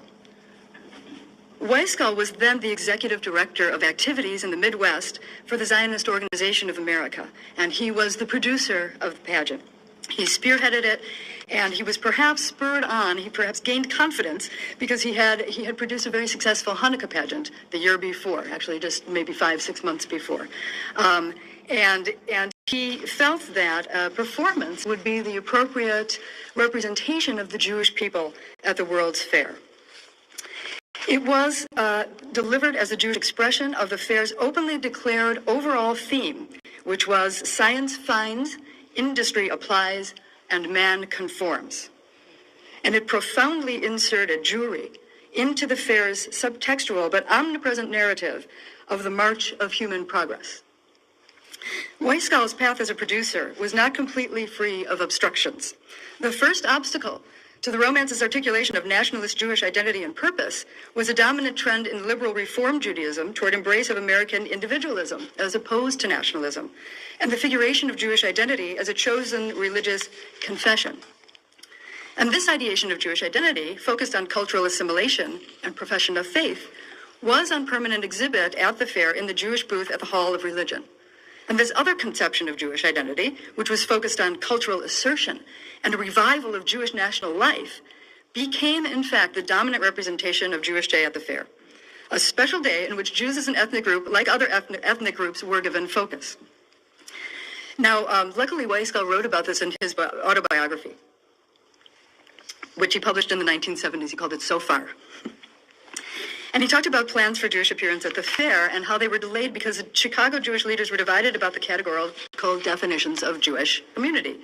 Was it held together through religious belief and practice? Was it about biological inheritance, distinctive cultural behavior, some sort of combination? Jewish participation in the fair was delayed because there was this undecidability about exactly what Jewish identity was. Still, Weisskall was tenacious. And he gathered a team of writers, prominent Jewish Chicagoans, and performing artists, and he began to pull together the greatest live demonstration of Jewish national identity that had ever been staged. Brandeis professor Stephen Whitfield, expert on Jewish American culture, who wrote a foreword to the 2000 reprint of the fair program that the Chicago Jewish Historical Society put out. It's beautiful. I highly recommend it to all of you. And he said that the script writers for the fair were apparently the Zionist publicist Maurice Samuel, and Chicago's Rabbi Solomon Goldman, plus Weisskall himself. We don't have a written text of the pageant or proof of this collaboration, but there is a synopsis included in the pageant program that describes each episode. And it would seem that if this threesome of cultural Zionist thinkers did collaborate on the script, that they probably balanced out one another's styles. Maurice Samuel was very good friends with Chaim Weizmann and Weisskall, and a prolific writer of both fiction and nonfiction. You may best know him for writing The World of Sholem Aleichem in the early 1940s, and did a lot of translation work. He had a piercing intelligence, often controversial. In 1931, he wrote a book called On the Rim of the Wilderness, The Conflict in Palestine, and he minced no words in his opinion that held Arab leaders in pretty low esteem. He accused them of incompetence and at best greed and power-driven manipulation of their own people. It was a very strong statement that he made. Solomon Goldman, on the other hand, was effusive and excited about the potential for Jewish and non-Jewish cooperation in the United States that the pageant also asserted. And in his foreword to the original program, he started off by saying, "Thank God for Jewish Day. At a century of progress, on the eve of America's great day of independence, the Jew portrays his eternal romance, his romance with God, with life, with ideals." Despite the differences in tone and probably some of their ideas, all three of these men did believe in the universe to Ellen could form universalism in this Jewish American context of the pageant. So though varied in their opinions and styles, these three men revered Jewish culture and set Jewish history up as Zionist, expressed 4,000 years of Jewish history, Zionist. But he did share Jewish history up as a paragon. The pageant's musical director, Isaac Van Grove, was not a practicing Zionist, but he did share these sympathies toward the Jewish people, and in him, Weisskall found an exceptional collaborator capable of composing a score that expressed 4,000 years of Jewish history and of directing over 3,500 performers. According to the pageant program, Isaac Van Grove started his career as an accompanist to well-known artists. The ideas and the aesthetics of the romance were indeed cohering. Weisskall was managing to gather Chicago Jews who were geographically spread out. He described insofar as having something for everybody. Zionists, non-Zionists, the religious, the nationalists, everybody. But Weisskall's practical mission was to resuscitate Zionism in Chicago and beyond, and to raise concrete religious, the nationalists, everybody. But Weisskall's practical mission was to resuscitate Zionism in Chicago and beyond, and to raise concrete support for Chaim Weizmann's mission to rescue German Jewish scientists and resettle them in Palestine. So as you may recall, there had been a schism in the Zionist organization in the United States when a group following Louis Brandeis' leadership split from supporters of Chaim Weizmann. Weisskall was in the Weizmann camp. In 1921, Weizmann was elected president of the World Zionist Organization. He visited the United States and, together with Albert Einstein, undertook a fundraising campaign to advance the Zionist cause. In 1925, together with Lord Balfour, Weizmann inaugurated the Hebrew University of Jerusalem on Mount Scopus in Jerusalem. And he said on that occasion, quote, "We must create a high culture based on Jewish morality and make it a center of human culture." And indeed, that really describes the thrust of the pageant's content as well. That putting forward the narrative, the story of Jewish evolution from the beginning of time, really as human evolution, right, up to the redemption in Palestine, was the story, par excellence, of human progress. So, placing great emphasis on integrating science and industry, Weizmann promoted the establishment of advanced enterprises such as the phosphates plants at the Dead Sea and the hydroelectric plant at Naharim. However, despite renewed growth, the Jewish settlement was afflicted by an economic crisis, and to overcome that crisis, Weizmann established the Jewish Agency in 1929. Though embattled in 1933, and he had by then resigned his post as president of the Zionist organization, Weizmann was still very much respected, and when Weizsäll convinced him to come and speak before the pageant, his participation generated a great deal of interest among Jews in the United States that most likely would not have been generated, so it did help to build an audience. Walter Roth, to whom I am most indebted, relays the story of Weizsäll's convincing Weizmann to be a part of the Jewish Day pageant in this way. Weizsäll decided he needed a famous speaker to fill Soldier Field, with its seating capacity of nearly 100,000. Can you imagine? 100,000 seats to fill. I now live in Baraboo, Wisconsin. We have 12,000 people there. Everybody knows everybody. Can you imagine being in this group? Who was the most famous Zionist Jew in 1933, and a brilliant orator at that? Chaim Weizmann, of course. Weizsäll telephoned Weizmann, who was living in London, and here's the description of it in Weizsäll's autobiography. Weizsäll: "Hello, Dr. Weizmann, this is Meyer in Chicago." Weizmann: "Was, bist du Meshuggah geworden? Have you gone out of your mind? Is Chicago on fire again?" Weizsäll: "No, but it will be when you come here. I want you to come to Chicago for Jewish Day." Weizmann: "What's that?" Weizsäll says, in parentheses, "I explained as fast as I could." Weizmann: "What's in it for the movement?" Weizsäll, with impressive emphasis and prayer in my heart, "If you will come to Chicago for one day and make only one speech, even if for only 5 minutes, I will give you $100,000 for any Zionist fund you designate." Weizmann: "Put it in writing."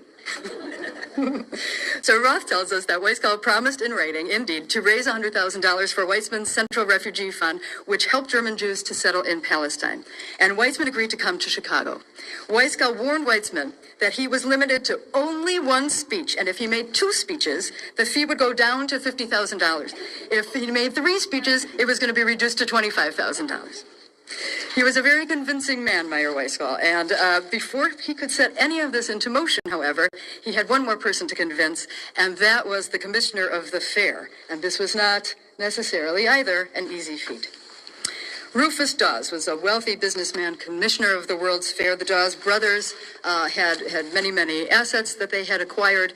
In May 1933, Rufus was on the cover of Time magazine, which writing about the fair that opened on May 27th. And it mentions in the Time magazine article that when Rufus Dawes, as an American Jewish demonstration of collective will and historic destiny, the romance folded lofty American ideas into its premise for creating a new nation. The collaboration between Jewish nationalist aspirations and an American civilizing democratic mission was also symbolized in the very framing and dressing of the performance's playing area.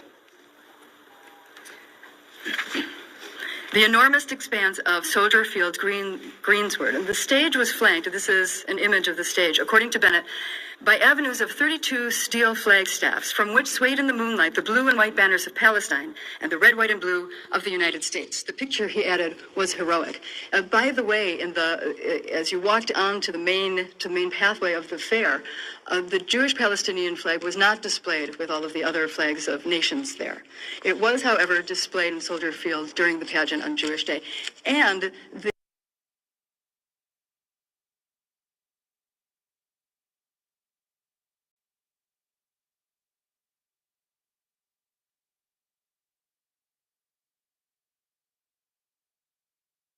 the young people who performed earlier in the day at the Hall of Science were carrying both American flags and Jewish Palestinian flags, which is the flag that we recognize today as Israel's flag. The pageant not only depicted history, of course, it also imagined the future, the redemption of the Jewish nation by its own hand through labor in Palestine. And here we see architect Samuel S. Oman's set design for the romance. This is a theatrical expression of the international style, white and geometric, a utopian tabula rasa. The Star of David illuminated atop the structure representing the temple in Jerusalem was a symbol of the eternal hope of the Jewish people and at the same time an impressive example of Western Electric's technical achievements. Now a separate two-level platform, which you see in the first picture here, this was floating in the foreground of the playing space, meant to resemble an altar, and atop the altar, to begin the pageant, an oversized Torah scroll was unrolled when the pageant began, framing the entire pageant as a kind of quasi-religious service that was read from the parchment of this Torah. The idol Malach, which you see in this other picture, and please excuse the reproduction of this from a Chicago Tribune article, this was one of the highlights of the pageant, and it's featured in one of the wonderful clips that we have here in the museum right behind us on these computers. I encourage you to take a look. You can see this scene in action. A Chicago Tribune writer reported on a dress rehearsal and described, it's kind of a fun story. It says, Judge Harry M. Fisher, General Chairman of Jewish Day Activity. Let me read that for y'all real quick. Hold on a second. It says YHWH in Judah had been wrong. You ought to continue. Baking practices were taking place even within the confines of the temple itself. Joshua had all the iconography of Baal removed, along with anything used to worship the sun, moon, and stars, and had it all burned. He also broke down the houses of the male cult prostitute. That was just the beginning. Joshua marched northward, smashed stones, altars to other gods, and killing their priests. Let's continue. Judge Harry M. Fisher, General Chairman of Jewish Day Activities, was a solitary figure in the vast expanse of seats during the dress rehearsal. He looked on transfixed as under the last of the drivers, 200 slaves was dragging the huge idol Malach to the stage, on which human sacrifices were to follow Bacchanalian. Sacrifices to follow Bacchanalian. Description: a calf or an ox, a man with the head of a bull with an arm outstretched, its body a furnace to roast infants. Strange story. There's no real archaeological evidence of a god named Moloch. This most likely wasn't the name he was known by among the worshippers, but rather a Hebrew transliteration. Some scholars think Moloch was actually the same god as Baal. Let's continue. It's almost done. In orgies. The judge looked at the hideous figure of Moloch, and some of the feeling of revulsion against idols, which has been built up during the 4,000 years of the history of his race, must have swept over him as he pointed his finger and exclaimed, "That damned thing cost us $8,000.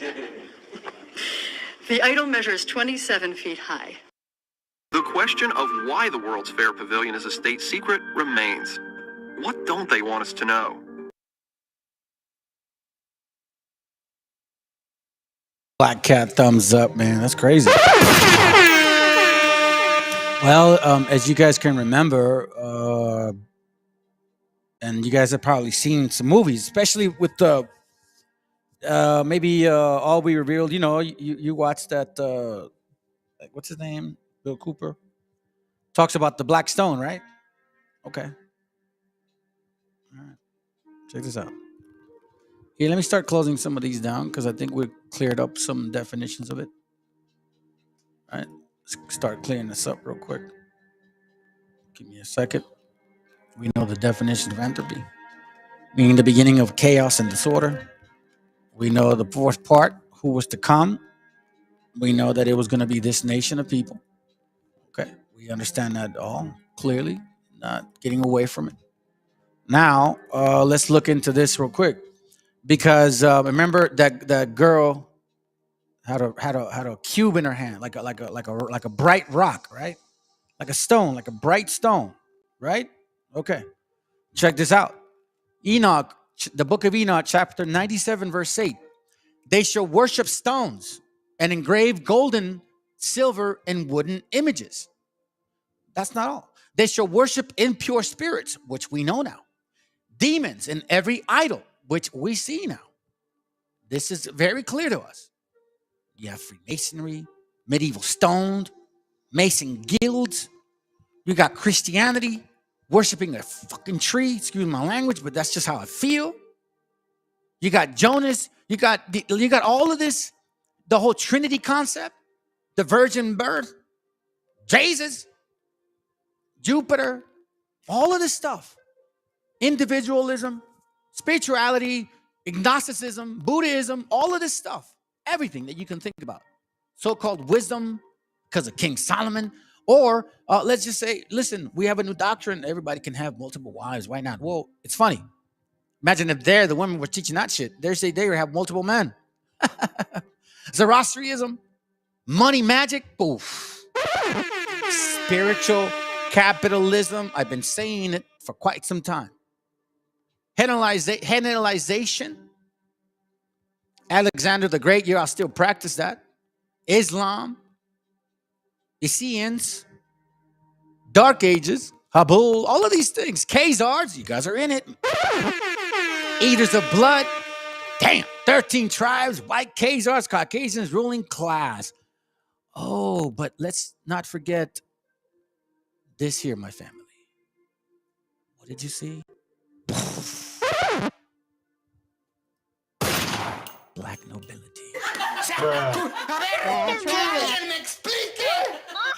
That's what I'm saying. Black nobility. Khazars are all up in here. They're all up in here. Right here. See, they can't get away from who they are. It's right here. Right here. Look, black nobility, court Jews, Khazars, Khagans, the 13th tribe. Again, let me read it. They shall worship impure spirits, demons, every idol in temples, but no help shall be obtained for them. Their hearts shall become impure through their folly, and their eyes be blinded with mental superstitions, individualism. In their visionary dreams shall they be impious and superstitious, lying in all their actions, worshiping a stone. Worshiping a stone. Didn't we see her worshiping a stone? Isn't this what those movies they've been showing us, right? Those movies, the 2012 Odyssey, the All Will Be, Leave All Behind. Bill Cooper talked about that. You know what I'm saying? Like he talked about the black cube, the cube that's in the Middle East. Worshiping a stone. Worshiping a stone. So you guys know this book. So let's kind of read it on page 75. The mother of the child. Remember, the Venus of Rome. We all know that the star meant Venus, right? Okay. And it says here that for Sanchuniathon assured us that Africa.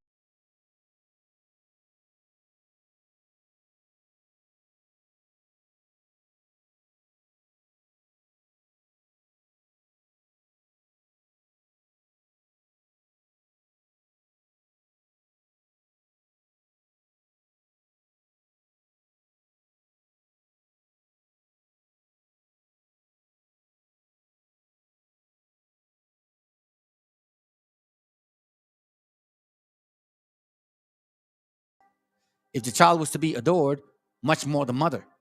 The mother, in point of fact, became a favorite object of worship. Did we not see earlier those other pictures? Did we forget about the worshiping that they actually believe in?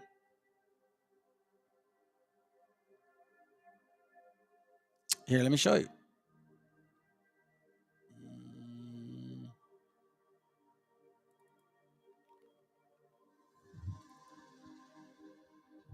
Hold on.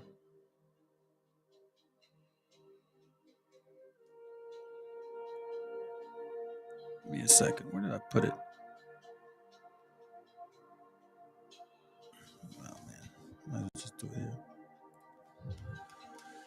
Let me just show you this real quick, this map. Where you at? Give me a second. Let me go back over here. This map right here. So we see the Roman Venus, as well known as Cyprian Venus historically. Now, what in these circumstances might have been expected took actual place. If the child was to be adored, much more the mother. The mother, in point of fact, became the favorite object of worship. Like this, or like this. Sophia. Sophia, the mother of worship. Venus. All of these things. Right? Starting to make sense now? It says that the mother in point of, let's see. To justify this worship, the mother was raised to divinity, as well as her son. And she was looked upon as destined to complete the bruising of the serpent's head. Remember, initially I had mentioned that regarding the serpent's head. Or also the serpents. And what do we get here again? Sophia. To justify the child, or the child justifying Sophia. Sophia again. And why does America have the Statue of Liberty? Sophia. This is their worship. To justify this worship, that's why they say you got to love America, right? You got to love America. Assimilate to America. The mother was raised to divinity as well as her son, and she was looked upon destined to complete the bruising of the serpent's head. I mean, you can kind of say that they're trying to have a child like, I don't know, Trump, maybe, in a way. It's kind of far out in the ways, but just kind of throwing it out there, which it was easy. If such a thing was indeed to find abundant and plausible reasons for alleging that Ninus or Nimrod, the great son, in his mortal life had only begun. The Roman Church maintains that it was not so much the seed of the woman as the woman herself, that it was to bruise the head of the serpent. We're going to touch on this real quick. In defiance of the grammar, she renders the divine denunciation against the serpent. Thus, she shall bruise thy head, and thou shalt bruise her heel. The same was held by the ancient Babylonians and symbolically represented in her temples. In the uppermost story of the Tower of Babel, in the Temple of Belus, Diodorus Siculus tells us that there stood 3 images of the great divinities of Babylon. One of the 3 was the woman grasping a serpent's head. Among the Greek, the same thing was symbolized. For Diana, whose real character was originally the same as that of great Babylonian goddess, was represented as bearing in one of her hands a serpent deprived of her head. As time wore on, the fact of Semiramis' story became obscure. Her son's birth was boldly declared to be miraculous, and therefore she was called the Alma Mater, the Virgin Mother. You see, all these words matter, family. That the birth of the great deliverer was to be miraculous and widely known to be long before Christian era. This here is the seed of the woman. See, they knew all these things even back then, family. That's why a brother was posting how they misunderstood the scriptures regarding the woman. The term Alma is a precise term used by Isaiah in Hebrews of the Old Testament when announcing 700 years before the event that Christ should be born of a virgin. If the question to be asked, how is this Hebrew term Alma, not in Roman, but a Hebrew sense, could find its way to Rome, the answer is through Etruria, which had an intimate connection with Assyria. The word matter itself, from which comes our own mother, is originally Hebrew. Gets deeper. But let's continue. Let's see. Let me kind of go through. Okay, this tradition came from the Popish or Christian source is evident from the surprise felt and expressed by the Jesuits missionaries when they first entered the Tibet in China, and not only found a mother and a child worshipped at a home, but that mother worshipped under a character exactly corresponding with that of their own Madonna, Virgo de Apar, the Virgin Mother of God. You see. The highest title were accordingly bestowed upon her. She was called the Queen of Heaven. And what are we seeing right now? Worshipping of a female origin?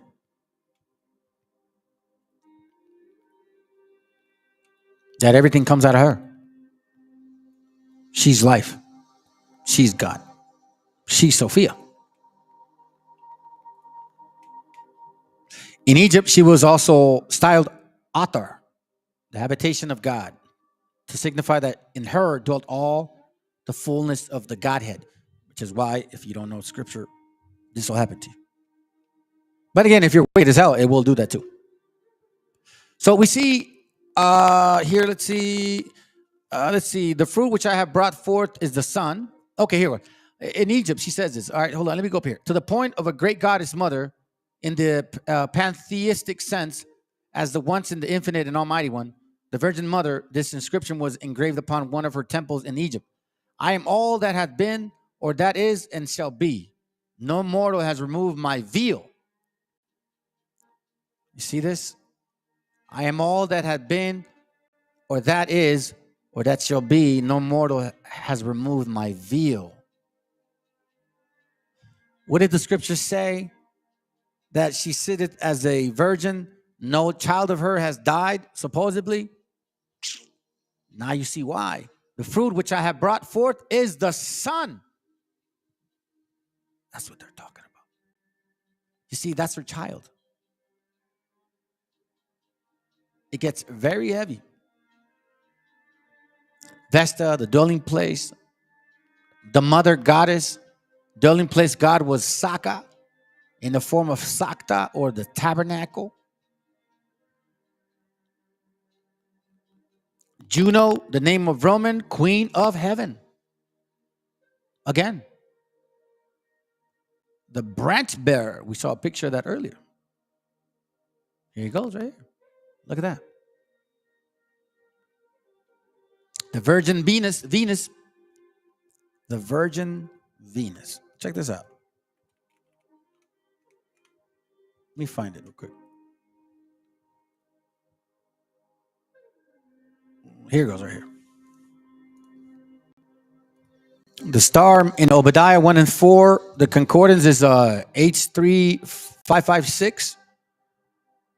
Is a Messiah brother, blah, blah, blah. Probably from the same as H3522 in the sense of rolling, or H3554 in the sense of blazing, a star, figuratively a prince, stargazer, or later in Aramaic, feminine form specifically of the planet or planet Venus.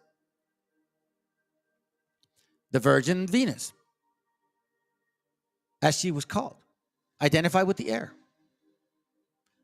The Assyrian or part of the African wished the air to have the supremacy of the element, for they have consecrated the same element under the Juno or the Virgin Venus.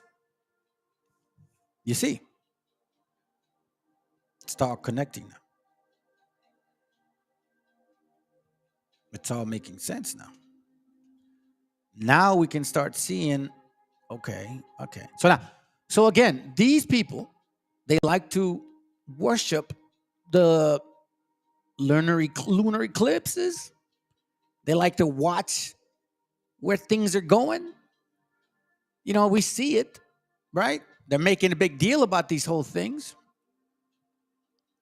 They believe in horoscopes. This is why people actually are doing that, because a lot of people right now, oh, well, I was born April 8th in 2020. Not me, but they're saying it. You know how many people are traveling because that's their birthday today or tomorrow, supposedly? Self-worship. They're making a big deal about it. Look, I'll show you real quick. There's just a few things left. The summer solstice, when the first day of the year, June solstice. This is why it's interesting. You see, all of this is occurring in the summer. Junos. June solstice marks the astronomical art of the winter when the sun is at its lowest point in the sky. Welcome And to Birmingham. this is when they did the whole opening of the celebration. That's the thing that we were watching. Check this out.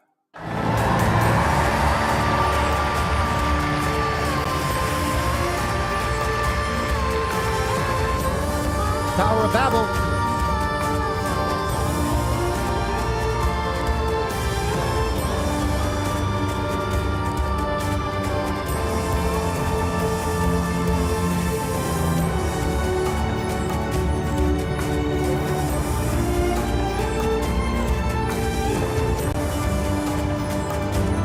Tower of Babel.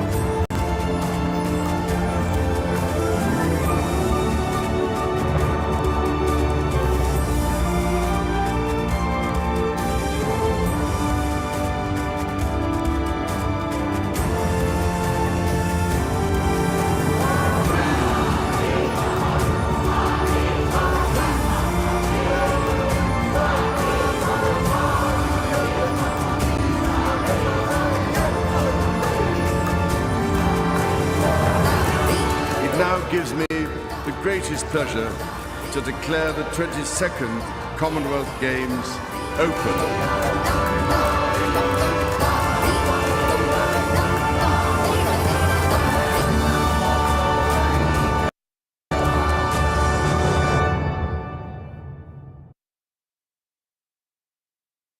Right there, man. It's crazy, family. Look. There was an eclipse that took place. Watch this real quick. This is another one. This is crazy. Man, I don't know why he keeps doing that. Why do you keep doing that? Why do you keep showing up on my end over here? Why don't you show up over here?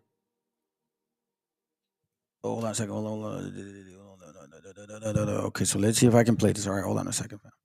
7 years ago, went right across America. There's another eclipse coming right across America, and it'll make a perfect cross on the center of the nation. God made the first sign go through 7 cities named Salem on August 21st, 2017. The word Salem, according to the Bible, is peace. So God is saying 7 times he offered peace. The next eclipse is coming. It goes through several cities here, particularly Nineveh. So first we have 7 cities called Salem, and now 7 cities called Nineveh. 7 and 7. 7 cities called Salem, 7 cities called Nineveh, and 7 years apart. Right in the center of the cross is a city called Rapture. What is God's message? He's coming very, very soon. I don't know if he is or not, but I'll tell you this right now. They're almost seems like they're trying to force themselves into this. Why NASA will launch a rocket during solar eclipse? Did you guys know that too? They're launching a rocket tomorrow as well. So they're running CERN. They're flying a rocket, and there is a lunar eclipse, and it's new moon. You guys think this is a joke? Look, CERN to test world's most powerful particle accelerator during April solar eclipse to search for invisible matter that secretly powers our universe. Yeah, what's wrong with you guys, man? You guys are crazy, bro. Do you guys they don't even know what's on that other side. They don't know, family. Deuteronomy 7:3, and had gone and served other gods and worshipped them, either the sun or, hold on. Let's read verse 1. Thou shalt not sacrifice unto the Lord thy God any bullock or sheep wherein is a blemish or any evil favoriteness, for that is an abomination unto the Lord thy God. If there be found among you within any of thy gates which the Lord thy God had given thee, man or woman that had wrought wickedness in the sight of the Lord thy God in the transgression of his covenant, and had gone and served other gods and worshipped them, either the sun or the moon or any of the hosts of heaven, which I have commanded. It says, don't do that. It be told to thee, and thou hast heard of it, and inquired diligently, and behold, it be true, and the thing certain that abomination is right unto Israel, then shalt thou bring forth that man or that woman which hath committed that wicked thing unto the gates, even that man or that woman shall stone them with stones till they die. Because you just don't know what you're waking up. Look, so you see, remember the video we saw? It was like the one that was talking about the celebration, and in that stadium there was kind of like a rectangular circle. You can see the fire around it. It's all based on the sun, moon, and worshiping stars, fam. So to me, I don't know how wicked these people are, but based on scripture, they're really wicked as hell, fam. Because I think what they want is they don't want to pay for their sins. So maybe they're trying to ask these fools for some help. I don't know, man. I don't know what goes on in people's minds. But this is what they're trying to do.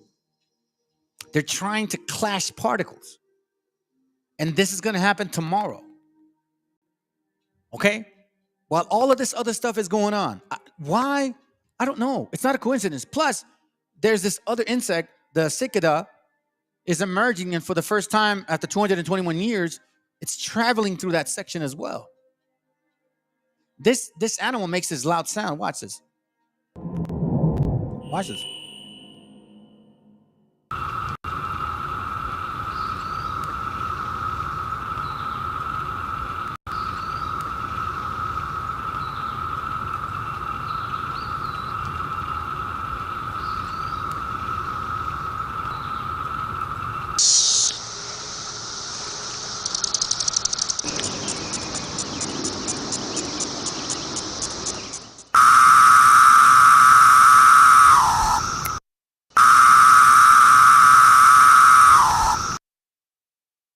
Damn.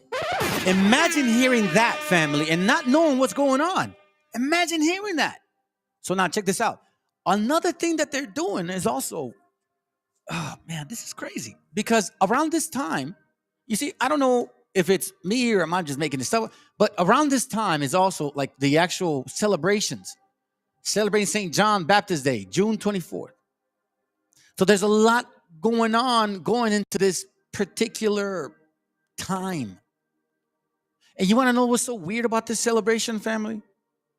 That this celebration is actually part of the Druid celebration. I was thrown away. I was thrown away. I was blown away by it. Check this out. I'll show you real quick. I'm not gonna Saint John. There it goes right there. Watch that. Saint John. This is on page 25. It says, thus we read the gospel scribed in Saint John. No, that's not it, fool.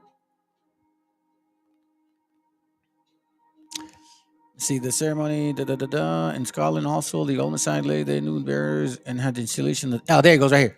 This is on page 27.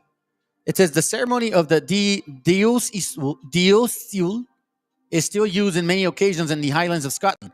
Women with child go thrice in their direction round some chapel to procure an easy delivery. Weird. Sick persons do the same round some cairns in order to charm back health. Charm.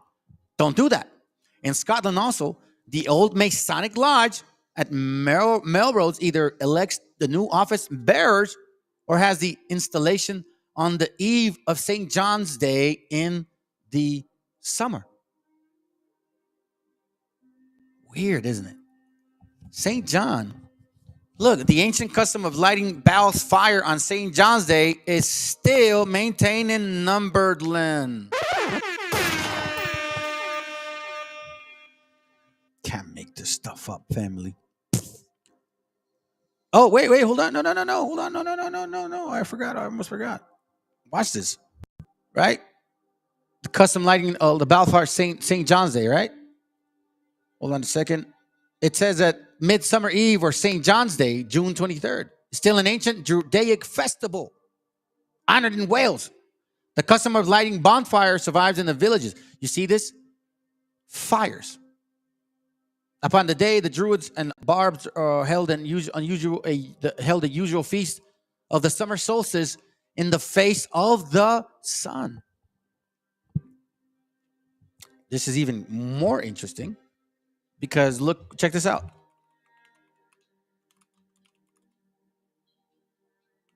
Watch this.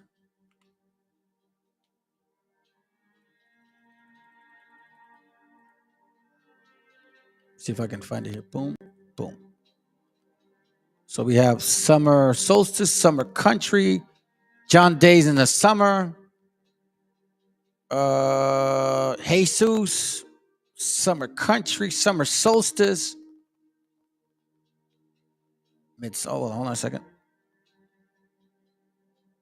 Yeah, I don't want to read that right now. Let's see. Midsummer. Let's see if I can find it. Midsummer day. Summer hails, summer nights, summer midday. It was like the fire, man. I thought I had it down. I might have not. Oh, well. It's all good. But as you can see, midsummer. John Day. It says here, it will be remembered that the Grand Lodge of England, the mother Grand Lodge of the world, was founded on St. John's Day in 1717. This is on page 158.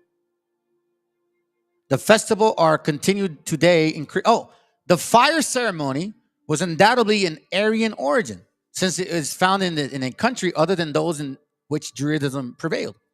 The festivals are continued today in the Christian church. One of the festivals has become the festival of St. John the Baptist, the summer solstice, while the winter solstice has become the festival of Noel, the festival of the birth of the Savior.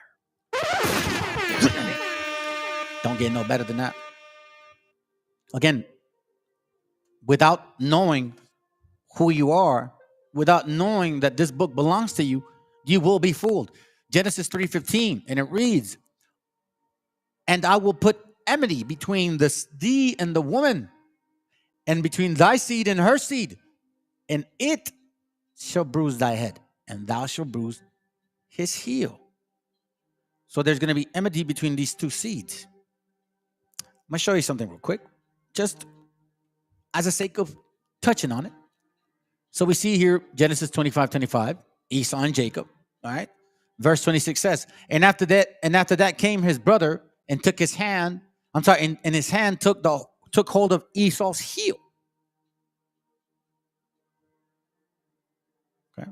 So we know that from the beginning, we were going to have issues with certain people. Check this out. Psalms 41:9. I think we're almost finishing. It says here, yea, mine own familiar friend in whom I trusted, which did eat of my bread, have lifted up his heel against me. Didn't they come and eat off our bread and turned against us? We were the head and we were the tail. Well, we were the head, they were the tail, and then we became the tail, they became the heads, and now it's kind of flipping around, ain't it? And they ain't like it at all. We're seeing some kind of table slowly turn, and then the big powwow. Hosea 12:3. He took his brothers by the heel in the womb, and by his strength he had power with God. So once again, we see that this particular seed, that we would somehow be holding on to the heel.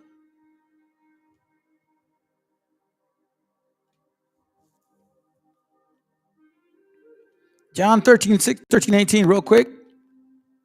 It says here, I speak not of you all. I know whom I have chosen, but the scriptures may be fulfilled. He that eateth bread with me had lifted up his heel against me. So we see that we experienced this ourselves. We gave these people food. We gave them a home. We taught them how to live within our surroundings. And what did they do?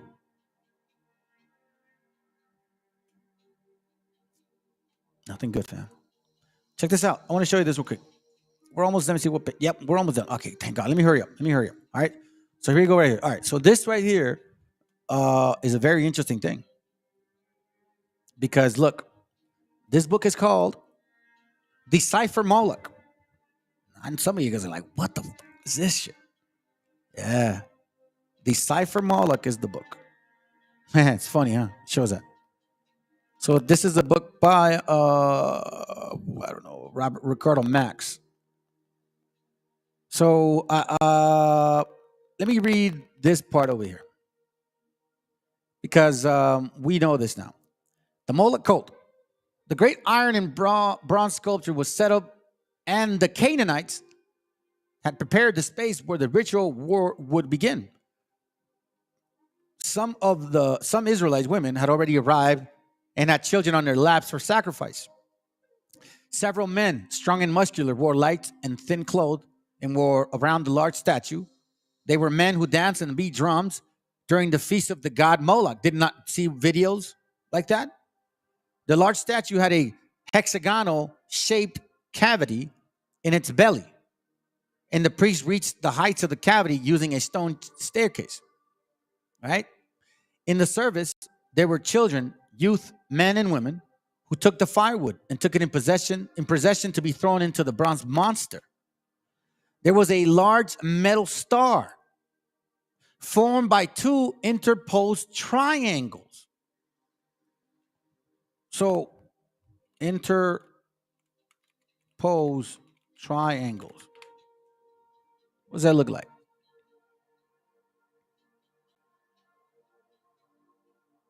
If you flip this one way and you flip it the other way, right? A pyramid. Interposed triangles. Okay, so that sounds to me like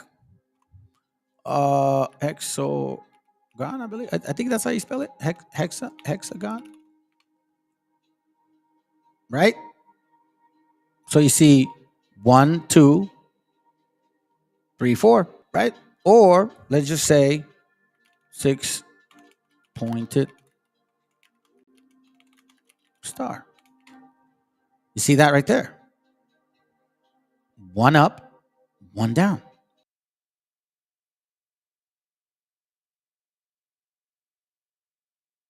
And maybe now this will actually make sense to you guys. Check this video out. It's real short, okay? Hopefully they don't block me for this. Nuclear bombs. This was an important base. What would the public reaction have been in 1947, right after the war, to find out that at this base we had personnel who had been working on things from Nazi Germany? I mean, that would have just caused an... The Second Amendment. I wanted to show you that because that to me tells me, what are the chances that this may be, right? Look. Nuclear bombs. This is an important base. What would the public reaction have been in 1947, right after the war, to find out that at this base we had personnel who had been working on things from Nazi Germany? Yet they were so against these people because supposedly they got rid of these people. This world is given into the hand of the wicked. And just like somebody had said in one of their channels, this is all a show, fam. Unplug from the matrix, so to speak. Let's go. One up, one down. As above, so below. That's where it comes from. There was a large metal star formed two interposed triangles, meaning upside from each other. Interposed, you see that? Interposed creates this star, the star Moloch. They're not lying. So if you boast in that star, do yourself a favor, my brothers and sisters, get rid of that shit. It says here, there was a large metal star formed by two interposed triangles, which was already beginning to shine before the flames of the great furnace in the God's cavity. There were stone tablets and lots of wine available. In a short time, the space was filled with people who came from everywhere. Afterwards, the priest in long white clothes babbled words to the God, and the sounds of drums fell. The flames of the statue's great cavity flamed in high flames as if they were being fanned by supernatural forces. We saw what their celebration was. So the people looked out. Then a frantic movement began. People who seemed in a trance were uttering words of great euphoria. Everyone now sipped from strong drink and wine, seemed inebriated by the sound of the drum and the movement of Kadeshim, half-naked men in light flowing clothes. The use of strong drink and wine was quite common in the rituals of the fertility cult. So the laws warn about the use of wine. See why it says Proverbs. You see this, family? So now it says here, until a priest climbed into the steps to deliver a child to the god Moloch, which a woman had given him for sacrifice. We saw the long video. That's why that whole intergestion thing. He approached the statue cavity. It was difficult to get very close. The great furnace burned over his face. Then he spoke a few words that infected the worshipers of the god Moloch and ended by saying, "Receive, O Moloch, this offering and pour out your power tonight." That child was crying, but his cries was almost inaudible in the face of all that euphoria. Soon she was thrown into the cavity, and her cry was muffled by the crackling of the flames that quickly devoured the offering. The drunkenness of wine and crazy euphoria took over the cult of God. Then orgies began, with men and women being raped by those male prostitute priests.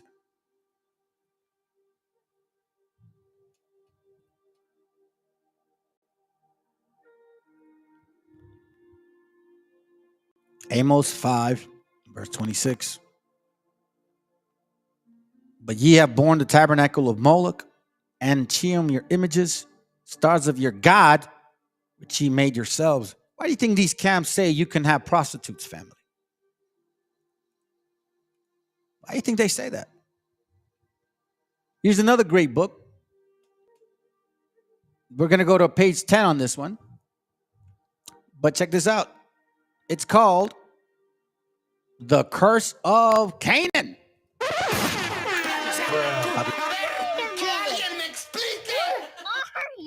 Boo! Yes. Let me get to it real quick. I want to get to it real quick. Hold on a second.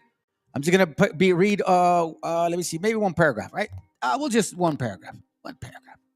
The curse of Canaan was extended to the land which was named after him, the land of Canaan. The Canaanites themselves, the people of this land, became the greatest curse upon humanity, and so they remain today. Not only did they originate the practice of demon worship, occult rites, and child sacrificing, cannibalism, but as they went abroad, they brought these obscene practices into every land which they entered. Don't they boast about going everywhere? Not only did they bring their demonic cult to Egypt,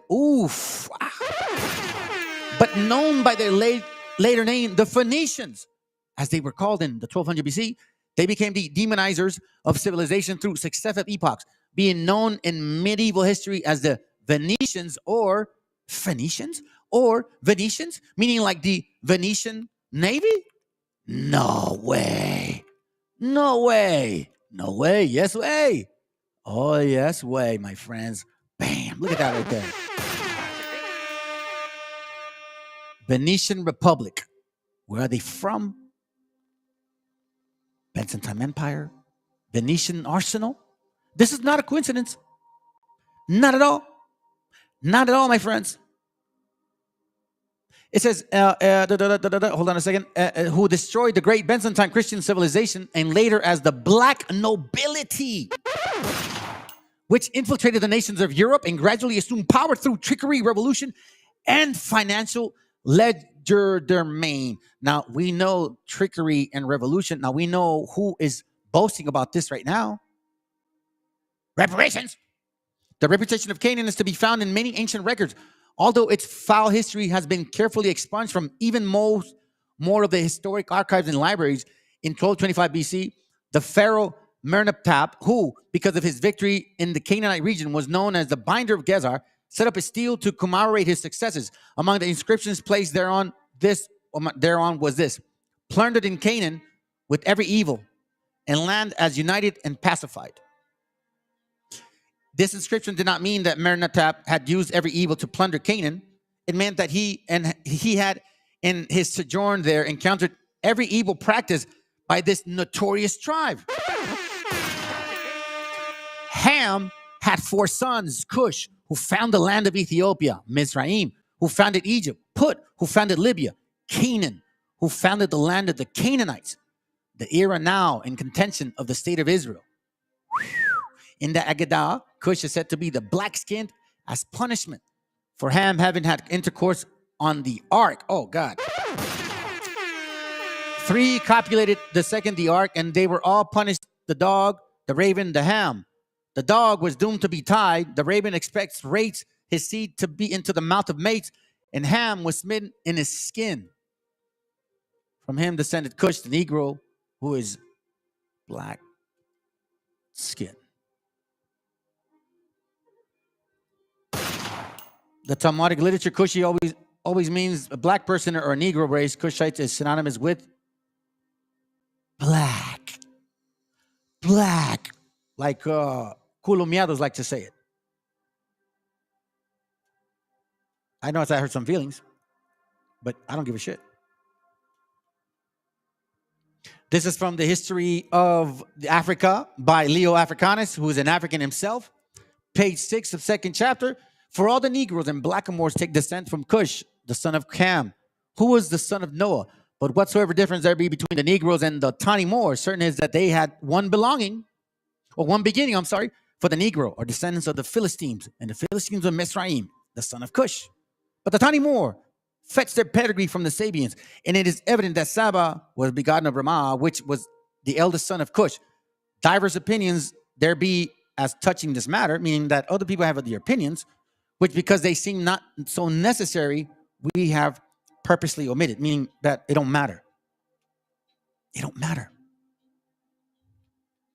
Now you understand why when you talk about this black nobility, it means some shit here. This is not a joke, family. This black nobility is not a joke. These are the black people that came with the white man. That's why we have black and white conquistadors. That's why they can sit here and tell you and vote with Trump and say, nah. We ain't with y'all, we with them. Why you think this guy said what he said?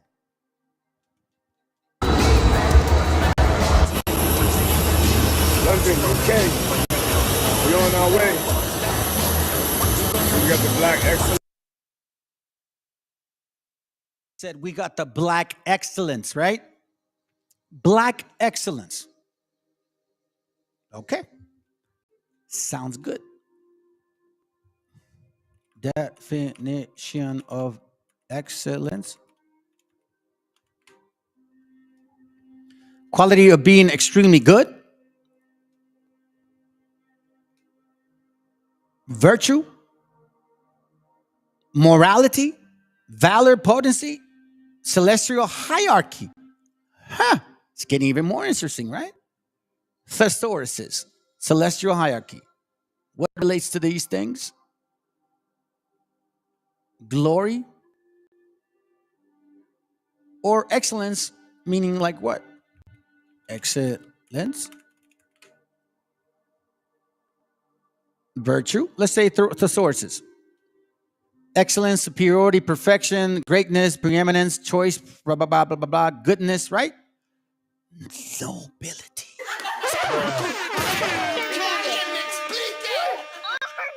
Black excellence, black nobility, black nobility, black excellence. Black excellence, black nobility, black nobility, black excellence.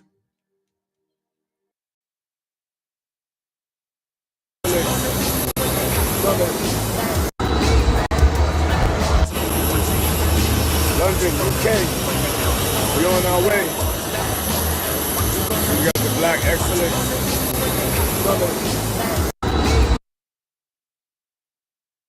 Says the black excellence, black nobility, the Venetian Navy or Phoenician Navy. What relation do y'all have with each other? I don't know, but this is very clear. The Bible presently makes no reference to ush color, whatever. However, this book right here is a very interesting one, family. The Curse of Canaan.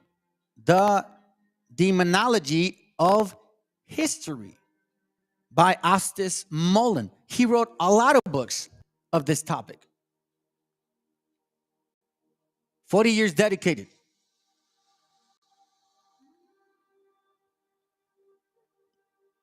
Yet he touched on the actual worshiping, and we see the worshiping of it right now. The Curse of Canaan. We see this worshiping. We know what it's like.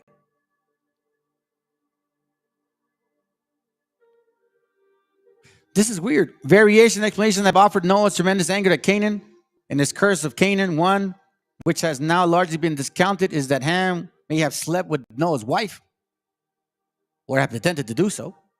Nobody knows really what happens. There's a reason why. Some say that he might have had sex with pre-Adamite women, but then that destroys the whole concept. But one thing for sure, family, is the spirit of Canaan is still here, because that spirit of Canaan came through Cain. There's a correlation between the two. Now we see, again, black excellence, black nobility. Right? What else are we seeing right now? So I don't want to check this out. Listen to this real quick. All right. Now more and more people are talking about it. Well, that's good. go into too much detail about the eclipse itself. However, I do want to focus on a key point in history that is a forgotten piece of history. Essentially, the Moorish science community, the Moors, basically, which is a generalized term of anyone of African descent. This is what was the term that was referred to as anybody. So pretty much anyone who is considered African American is technically a Moors, like a Moors descendant, being a descendant from Africa, being south of the equator. The term black is a magic spell that has been used to trick people into a false identity. The word black itself literally means Blake, which means white. So this is a trick by the Aryan supremacy, being the Roman Empire. The Roman Empire is now the Holy Roman Empire. If you're familiar with my content, we've gone over this tremendously. So long story short, people don't know about the Moors becoming friends and also uniting and even adopted and grafted into the Scottish families.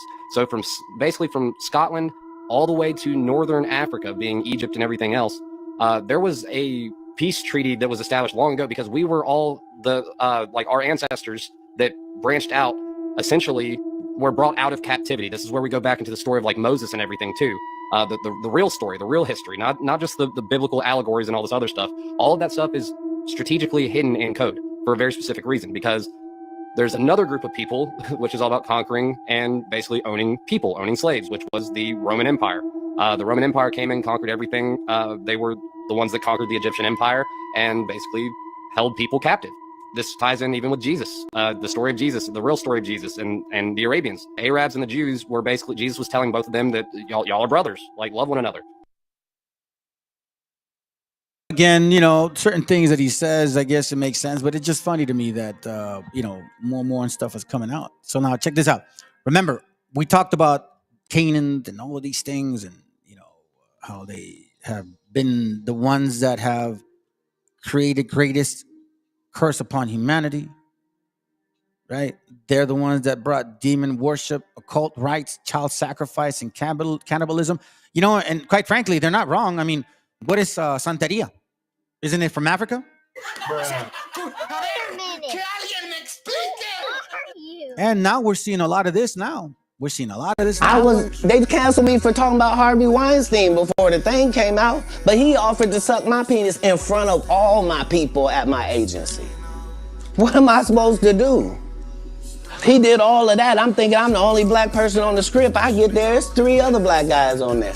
Woo. What's going down with the industry, dog? The industry is full of a bunch of dick-sucking, dick-riding, bending over the desk-ass niggas, straight up like that. Whoever don't like it, bring it, nigga. Bring it. I don't give a fuck. Bring it. 50 Cent is I told him no. Jay-Z. What y'all do? They got this new breed of rapper that's paying DJs to play their shit. Right. And, you know what I'm saying? They sucking the record label executives' dicks, and it's like there's too much of that going on. They pay you to not talk about things they don't want you to talk about. They tell you that themselves. I don't even associate myself with the industry. You know what I'm saying?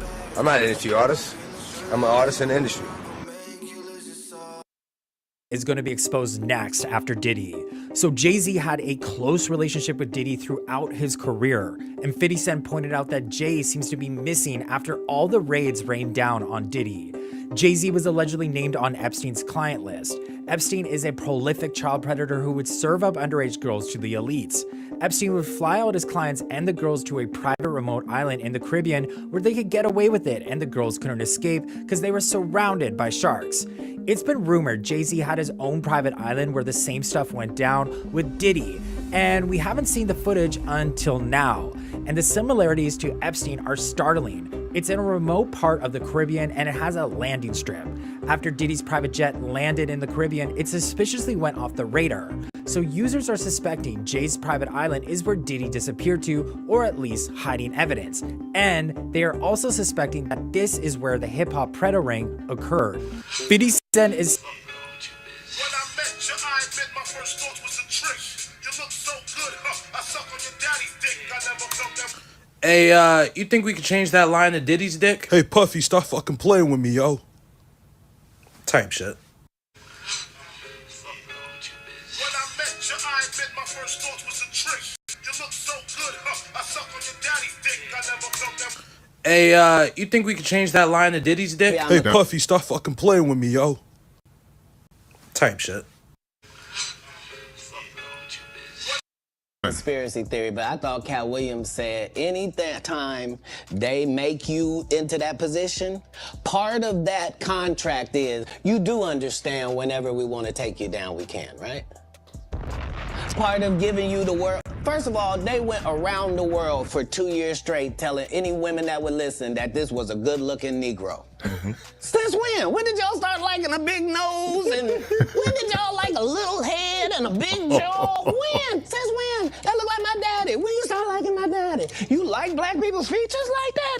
If this ugly nigga is good-looking, then all niggas is good-looking. Anytime you see them telling you something you can't believe, just understand it's a play. No, you're not. Marvel will cancel you you won't be allowed to read a comic book. Jeez. What are you talking about? Get out of here. I'm a Hey, you know, and I'm glad this guy said it because I had to be like, bro, listen, for real, bro, for real. I see some of these women, you know, some of these women would, I mean, you know, not just so-called Latino women, I like some good-looking black women too. And I'm like, bro, girl, what you doing? Okay, it sounds good. If you think he's good-looking, shit, it is. Whatever. But you know what, family? It ain't over yet. It ain't over yet. Because we still got a little bit more installed for you. I got a lot of more installed. No, I'm just kidding. I'm almost done. Bear with me, man. I got probably another hour and shit. You know what I'm saying? It's good timing. Because now we're heading into we're finishing new moon. I'm sorry, we're finishing, seventh day rest. And now we're going into the new moon. Okay? You understand what I'm saying? All right. So anyways, so now let's continue because we are almost done. All right. So let me go on to... here, let me close. Do I need this still? There was an eclipse that took place 7 years ago. I said this already. Okay, we know about the CERN situation. Okay, we understand this part. Let me see. Did I read this? Yes, I read this. I read that. That's right. I had it already in order to. I read this one too. That's right. I read that one too. I got the Hislops as well. That's right. I got I got that one. I got this one. I got this one as well. Oh, okay. I'm not done with that one yet, just yet. And let's see what we got here. Okay, there it goes. Let me close this up. We're going to go back to Enoch. We're going to go back to Enoch. Okay, we were on chapter 97. Now we're going to go back one chapter. All right, 96. So watch and follow me here, okay? It says, verse 9, the book of Enoch, chapter 96, verse 9. And now I swear to you, ye crafty, as well as ye simple ones. So this goes to you brothers and sisters that are in these stupid-ass camps. Because these are not your gente. I don't know how else to tell you. They did not go through the same thing we went through.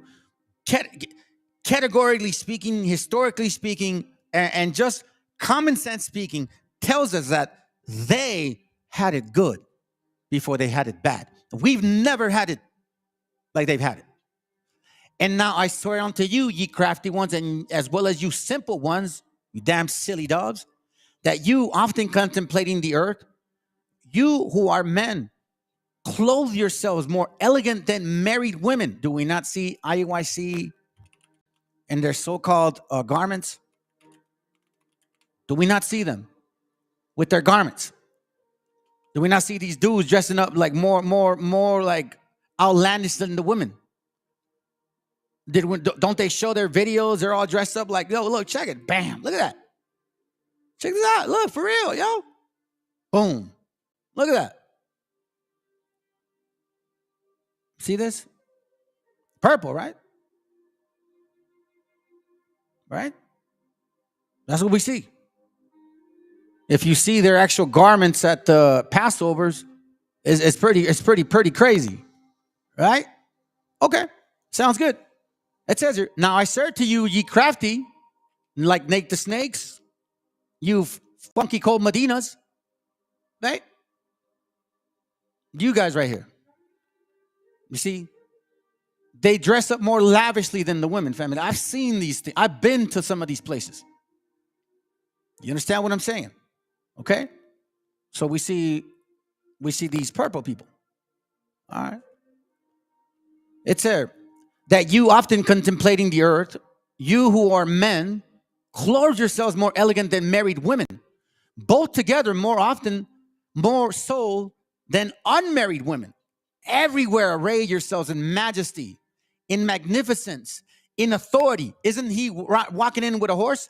In silver, but gold, purple, honor and wealth like water flow away. Erudition, therefore, and wisdom are not theirs, family.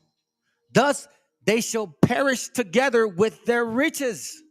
Because we know how wealthy they are. Nate the Snake is $17 million worth net now. That whole school is $1 million school, 61 million, something to that effect.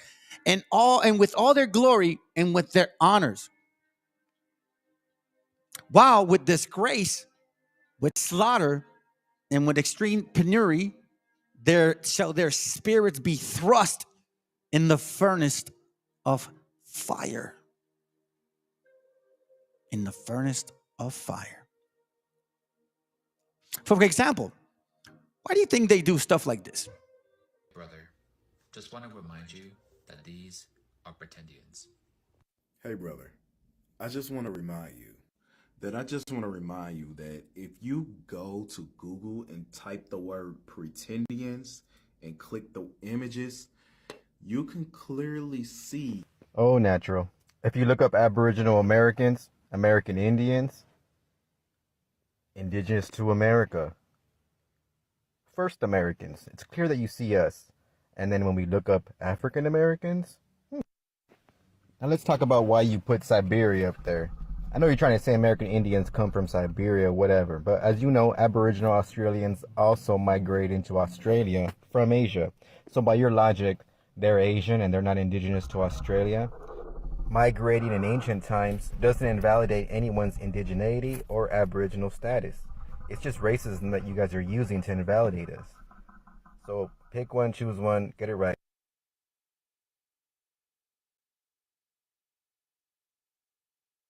Remember that the world is given into the hand of the wicked, and through the wickedness, they'll be able to sit there in power and claim and sit with total disgrace, but yet none showing in their face that they're lying. That's why it says, while with disgrace, with slaughter, and in extreme penury. Let me look up that word. It means extreme poverty. Damn. Shall their spirits be thrust into the furnace of fire. And we know what's going on. We see it. Fentanyl and all. Fentanyl and all. But who's giving them the power? Who's giving them the power? Watch this. Let me show you something. This is giving them the power.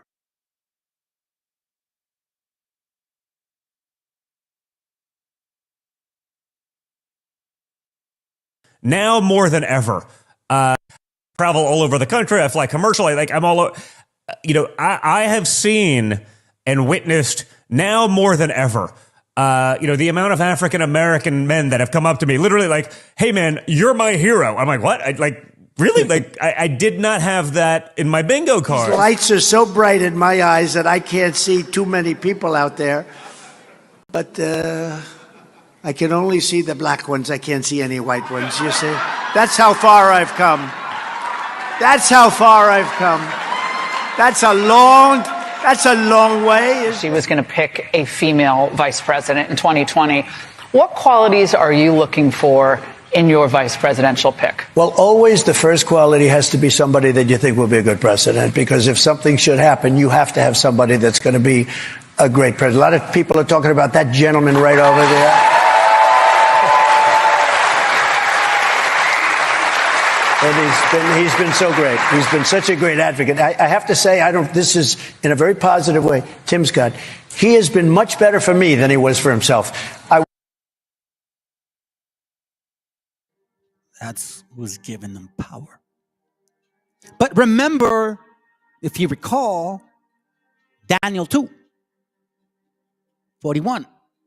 He said that these 10 toes, the 43, and whereas thou sawest iron mixed with merry clay, they shall mingle themselves with the seed of men, but they shall not cleave one to another, even as iron is not mixed with clay. It's talking about everybody, not just certain people.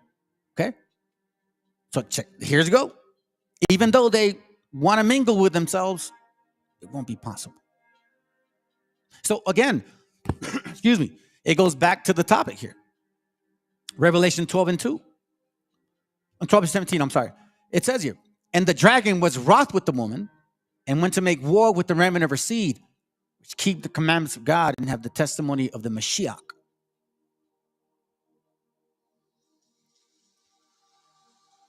The testimony. The testimony. And why are they desperate now? I said it earlier today. Romans 16:20. And the God of peace shall bruise Satan under his feet shortly. That's why they don't have but a short time. So again, it's kind of like anything. You know, the people that love power, they will work hella hard to get to power. But they will be even more wicked to keep that power. So if the earth is given into the hand of the wicked, what do you think they're going to do in order to keep that power? Job 9:24, the earth is given into the hand of the wicked. He covered the faces of the judges thereof. They're not going to show you who they are. But see, my job was to show you, at least for the little that I know, how these two function together, right? Let's see it again, and then I'm going to show you another video. A book called Bad Boy, where you talk about working with Puff Daddy. What do you think he learned from you that kind of catapulted him to being this music mogul that he is today? We met when he was very young. I think Puffy was 21. And in meeting Puffy, he played me Craig Mack. He played me Biggie. He had 4 cuts of Biggie at the time. And his vision and attraction to me was, looking back, I write in my book, I could be Mr. Magoo. I never had a bodyguard. Maybe I was in the midst, and of course I read. It's not that I was not aware. I'm a hands-on guy, but I was always treated by the hip-hop community with enormous respect, whether it's respect for all of the music and artists I've been involved with. So I didn't take, perhaps a little stupidly, serious that there could be some personal insecurity. You open up a very important dialogue, I think, in music with you coming out and talking about your sexuality openly. And Frank Ocean also is another artist who opened up this year about his sexuality. Do you think that there's other hip-hop and R&B artists that are closeted, and would it affect their careers and their marketing and album sales if they were to come out? I discussed bisexuality because it's so misunderstood, and just said, for me, later in life, I could be attracted to a woman, I could be attracted to a man. Each story is different. I'm very gratified, in the case of Frank Ocean, that the hip-hop community has embraced him. And maybe we're reaching that time where people can judge everyone without reference to their sexual preference or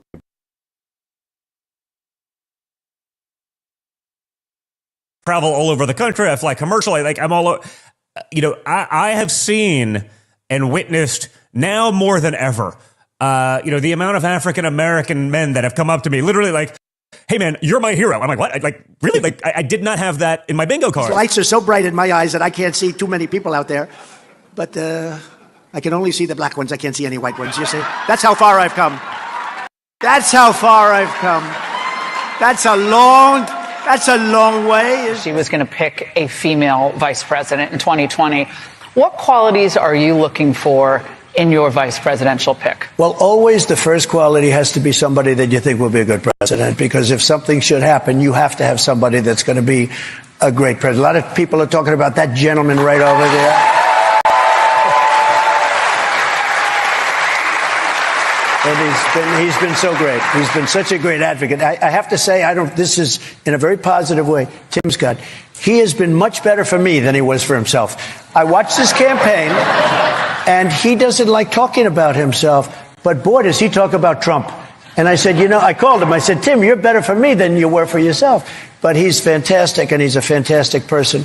Someone who can step into the role. Most importantly, you have to view that. I travel all over the country. I fly commercially. Like I'm all, I have seen and witnessed now more than ever, the amount of African-American men that have come up to me, literally like, hey man, you're my hero. I'm like, what? Really? I did not have that in my bingo card. That's why the black people are so much on my side now because they see what's happening to me happens to them. Does that make sense? I've heard that. When I did the mugshot in Atlanta, you know that mugshot is number one. Elvis Presley's number two. And Frank Sinatra's, they had Frank Sinatra for fighting, and they had Elvis for, I don't know, something in a gas station. He tried to hold up a gas station. I don't know, something. Elvis. So Elvis is number two, but he was always number one. The mugshot, we've all seen the mugshot. And you know who embraced it more than anybody else? The black population. It's incredible. You see black people walking around with my mugshot. You know, they do shirts and they sell them for $19 a piece. It's pretty amazing. Millions. And I think it presents a problem for the Trump campaign. What you've seen over the past, I would say since the beginning of this presidential cycle, is Trump hasn't done much to expand his base. Right? How do I get more voters? And how do I make up the 7 million voter gap that I lost to in 2020? And if he's not expanding his base, and there's more and more Republicans saying, 59% Nikki Haley voters saying, hey, I'll not vote for this guy if he's on the general election ballot, this presents a problem for him. And while he might create the best new sneaker and thinks that's going to appease the African American voters, the truth of the matter is, in rhetoric and in policy, he's failing when it comes to expanding the voter base. Like with the rest of his support. That's why the black people are so much on my side now because they see what's happening to me happens to them. Does that make sense? I've heard that. When I did the mugshot in Atlanta, you know that mugshot is number one. So Elvis is number two, but he was always number one. The mugshot, we've all seen the mugshot. Yeah, it's pretty crazy, right? When you get to that. Again, the earth is given into the hand of the wicked. So when you see this kind of power behind these people, and when you talk about, like, damn, man, like, for real, you know what I'm saying? All right, so I'm going to share something else with you. So in this video that I was watching, let me see where you're at. I also found something very alarming. Nah, not really alarming, you know what I mean? But it sounded kind of funny, to be honest with you. It wasn't alarming. I was just like wow, this gets better. So before I show you the video, I want to read this to you. We're going to go to the golden age of the Moors. Ivan Sertimo, you know, pseudoscience, whatever. But he mentioned something here real quick. So this guy's name is Alexander Medici. Alessandro de Medici, Duke of Florence, son-in-law of the Emperor Charles V, Carlos V, like the chocolate in Mexico. His father was a pope, and his mother, Anna, an African woman. Alessandro was always referred to as the Alessandro d'Amore. Alessandro d'Amore. Okay? There's d'Amore. Okay. That was me being funny. But now, I'm going to show you something extremely intriguing. Which me personally, thought it was pretty cool. Hold on, where are you? Oh, here it goes. The Babylonian Medici family is possibly the most well-known black nobility family. They have been involved in the Vatican, banking, medical industry, secret societies, and Zionism, which is a political ideology. Medici Firma, an international investment firm, has branches in the United States, Switzerland, and Australia.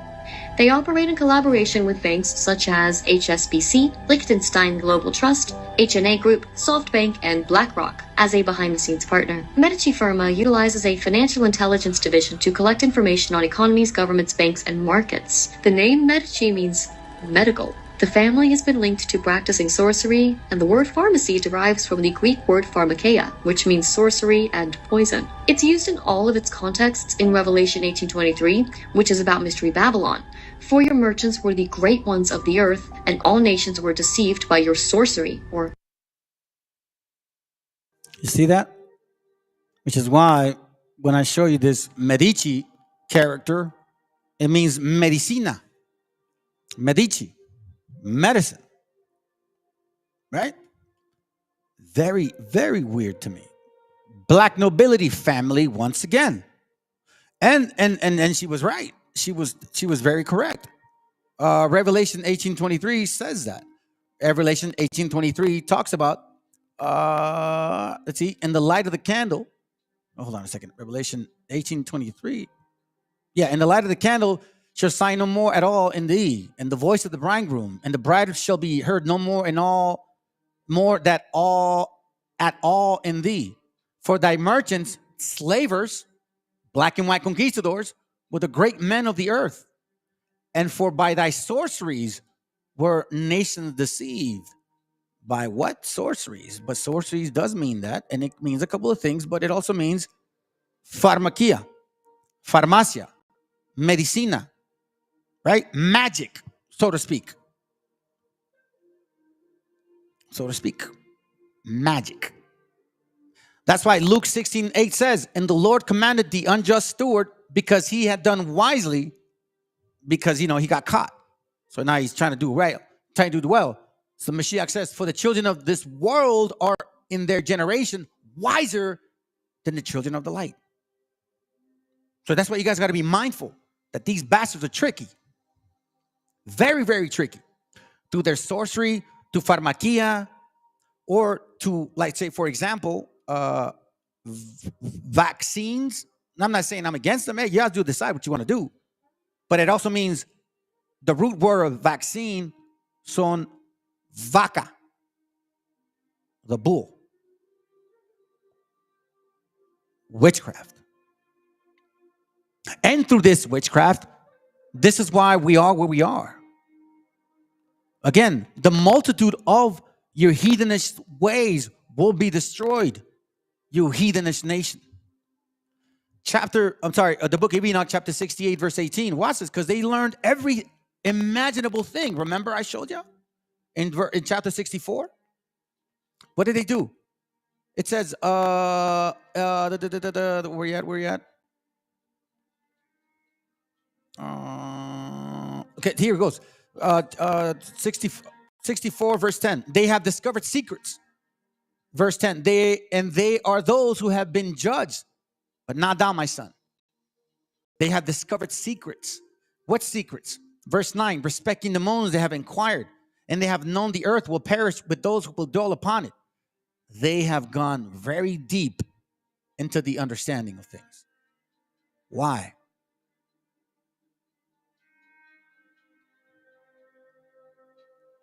Think about that.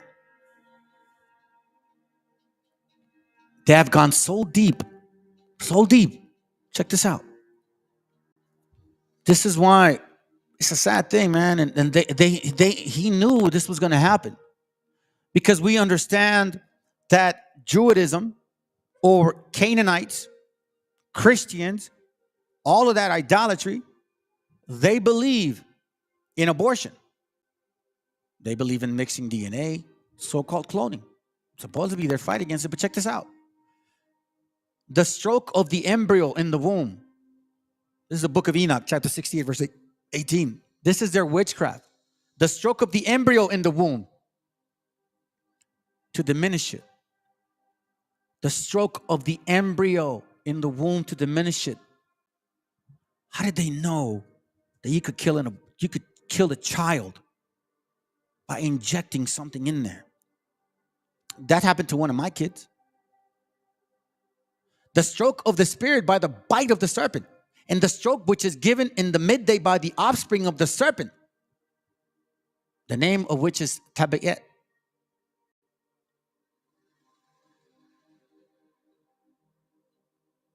These people have given them all types of sorcery.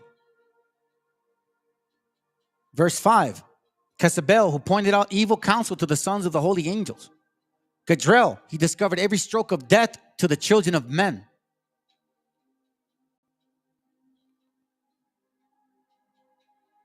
Verse 12, therefore numerous have been those who have gone astray from every period of the world, even to this day.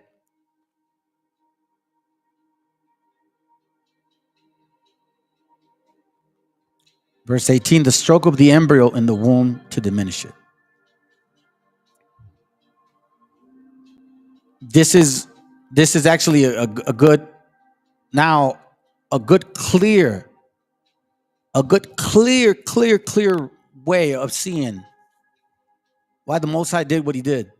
Wisdom of Solomon 12:3, and it says, for it was thy will to destroy by the hand of our fathers both those old inhabitants of the Holy Land, the Canaanites, for whom thou hated for doing most odious works of witchcraft and wicked sacrifices. Didn't that book, the Curse of Canaan, didn't he say that those were the ones that gave all that idolatrous concepts? We still see it in America. You can't walk away from it, man. You're the same. Listen, you told us to judge nations by the way they were. Well, guess what? I'm using your logic, and I'm looking at you as a nation, and I'm looking at them as a nation. And yeah, one nation loves power, but they're not like sexually filthy. The other nation loves power, but you're very sexually filthy. As a nation, that's who you guys are. That's not racist. That's just facts. Whom thou hated for doing most odious works of witchcraft and wicked sacrifices, and also those merciless murders of children, learning the way to strike the embryo, and devours of man's flesh and feast of blood, with their priests out of the midst of their idolatrous crew, and the parents that kill their own hand souls destitute of help. The book of Enoch, chapter 68, verse 18, the stroke of the embryo in the womb to diminish it, they have learned.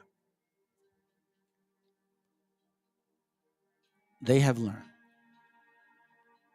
That's why, family, when they tell you who they are, believe them. Wisdom of Solomon 2 and 12. Therefore, let us lie in wait for the righteous, because he is not for our turn. He is clean, contrary to our doing. He upbraided us with our offending the law, and objected to our infamy and the transgressions of our education. The way that they like to live, we don't want that. I don't want that. They say that we're the weirdos. We're almost done, family. I'm serious. I'm almost basically done. Baruch 4:25. Check this out.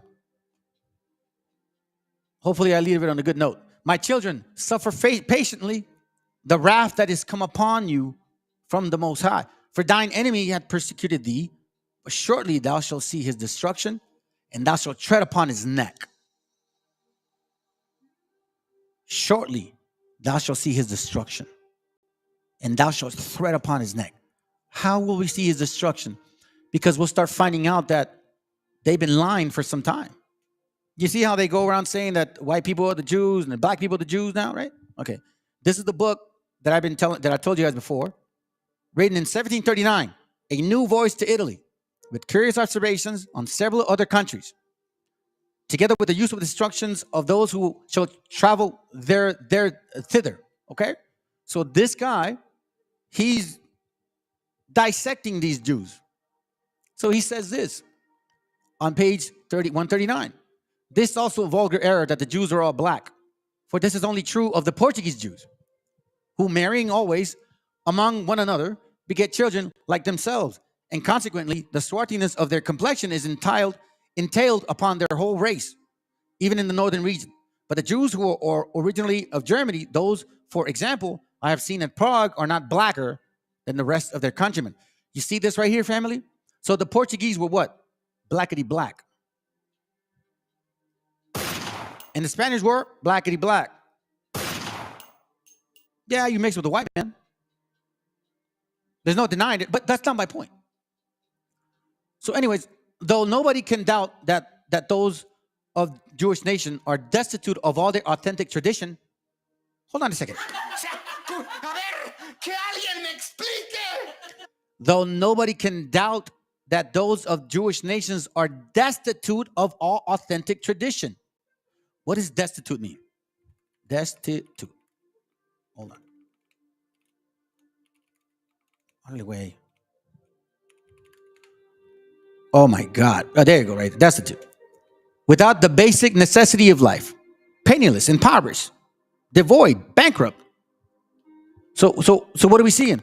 That nobody can doubt that those of the Jewish nation are bankrupt of all their authentic tradition. And that as being Jews, they have not any particular knowledge either of the laws or customs of their ancestors, even of the Hebrew language.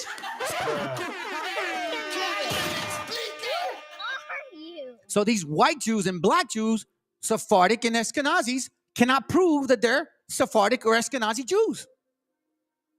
I have, however, been willing to take care to satisfy you in asking several of their rabbins in Germany and Italy about what you desired, with making them read some periods in Hebrew distinctly to observe how they pronounce it. Without long time here, in entering again into the particularities of your question, I will tell you that I have forgotten nothing, and that I have drove my curiosity farther than yours. So now he's like, listen, not only am I intrigued because you sent me, but now I'm really intrigued because as I'm going around all Europe asking, hey, black Jew, prove that you're a Jew. I can't. Hey, white Jew, prove that you're a Jew. I can't. Gotcha, bitch. So he's like, listen, I'm actually very intrigued now. So I need to know. So he goes, having not forgotten diverse doubtful things that are marked in the grammar. Or, hold on a second. Hold on, let me read. In entering again the particularities of your question, I will tell you that I have not forgotten nothing, and that I have drove my curiosity farther than yours, having not forgot the diverse doubtful things that are marked in the grammars, or which are the results of the different opinions of the grammaring. The answer I have then to make you in a few words about this affair is that these Jews, black and white, not just white Jews, not just black Jews, black and white Jews. You know, the ones that are sitting here in America claiming to be the Jews, Sephardic and Ashkenazis, right? Those guys right here. Yep, and you that worship them as well. You're a fool for doing that. The answer I have then to you is to make you in a few words is about this affair is this, that these Jews, Sephardic and Ashkenazis, as well as black and white, have furnished me with nothing that one can draw any use from. And indeed, what could they say to Christians, which are white, by the way, that the Christians do not already know as well as they? Have they a secret source or any immediate revelation? Because these people knew that these were fake Jews, just like here in America. Who are those people that pretend to teach each other? They did that here after 1848. Who are those people that pretend to teach each other? On the contrary, they are a porch sort of creature, so filled with false notions, so conceited of their monstrous ideas, that I would never advise young people to have any commerce with them for fear of receiving from them some ridiculous prejudice. Family. Now, you guys know that one of my first videos, I think it was one of the first videos, if I'm not mistaken, right? I had done a class on this topic here. And I was like, bro, you guys are wicked as hell, man. Y'all are going out there telling these people all kinds of like real, like just horrible shit, right? Check this out. Check this out. I'm going to show you something. I remembered this video. Here it goes, right here. Hold on a second. Let me see where you at. There you go. I remember this video. And you guys probably remember it too. Check this out. It's right here. Yeah, go pick up a cat, man. There's a bunch of stray cats and dogs out here, man. If you want to build. Some gutter oil. Shut up. Get over it, bro. No, I'm not going to get over it. I would never call you guys any racial. We're having a conversation. You called us black, what, about 15 minutes ago? Ain't none of us up here black. So that's a racist remark. That's racist. Fucking on your ass. You think calling someone black is the same as calling someone shit? Yes. I'm not a fucking idiot. Hey, get your yellow ass. Fuck you, fucking idiot. What's up? You fucking idiot. It's over.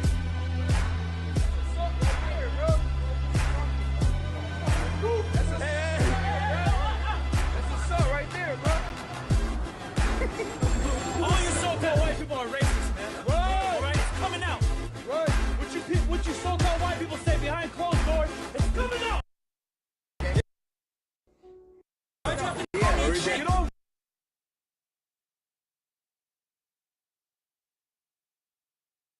Yep. Like I said, so it says here, who are those people that pretend to teach each other? On the contrary, there's some sort of creature, so filled with false notions, so conceited of their monstrous ideas, that I would never advise young people to have any commerce with them for the fear of receiving from them some ridiculous prejudice. What were they telling that dude?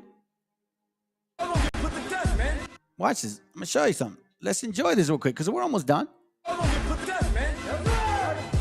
die, you and your little ugly kids, man. You gonna get bashed against the stones, man. And all you so-called Asians, you're going into slavery, all right? That's right. You're going into slavery, all right? Where you belong. No more feeding soup. That was incorporated into those civil rights acts. Yeah, death to you goops. Yeah, that's right. Death to goops, man. I hate bold like that. Right, man. These goops and you damn East Indians. Piece of shit coolies. That's right. Yeah, they look down on if I and can you get so-called Asians, you goops, all right? You so-called Filipinos, coolies. Yeah, you damn waste of space, all right?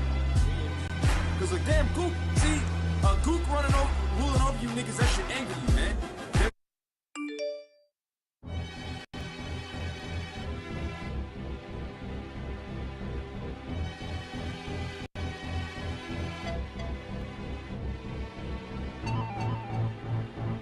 So, you guys know you're going into slavery, right? You know you're going into slavery? Are y'all American citizens? Okay, y'all know about the freedom of America then, right? Y'all are going into slavery for enslaving so-called blacks, Hispanics, and Native Americans. All right? That's what the Bible say, all right? So y'all can sit up here and listen. Y'all can take it as a joke, but guess what? All the atrocities that was done to our people, it's going to be done to you. Times two, all right? Just kept walking, man. And then when we saw him again, he gave respect and death to all you crackers, man. That's right. Right. Want to back the fucking head, man. Right. Oh, Andy Young. Now I want to take the babies and all you first, man. All you white devils. So white people, you're the devil, all right? That's right. White people, the both sides will put you on a damn workout plan, all right? That's right. And all you so-called white people, all right? All the faggots, you're going into slavery, all right? Before you get any of that, in Revelation 19:10, and they think it's a joke, man. It's not going to be a joke when we got a sword and it's going across your neck, man. You're going to get tortured too, man. You're going to just damn fact. And by the way, all you so-called white people, you're going to get put in the breakdown. Right.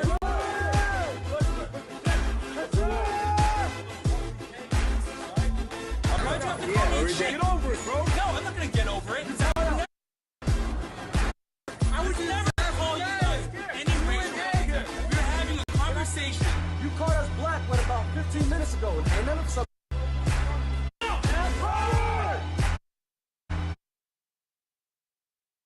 Yeah, I told you, man. I told you. You know, even that dude said it. Do not hang around with these guys for the fear of receiving from them some ridiculous prejudice. That's right. Oh, man, oh, man, oh, man. Let's go back. Baruch 4:26. My delicate ones have gone rough ways and were taken away as a flock caught in of the enemies. But, brothers, sisters, be of good comfort, O my children, and cry unto the Most High God, for ye shall be remembered of him that brought these things upon you. Okay? So keep that in mind. Now let's go back to, again, I'm going back and forth with these scriptures.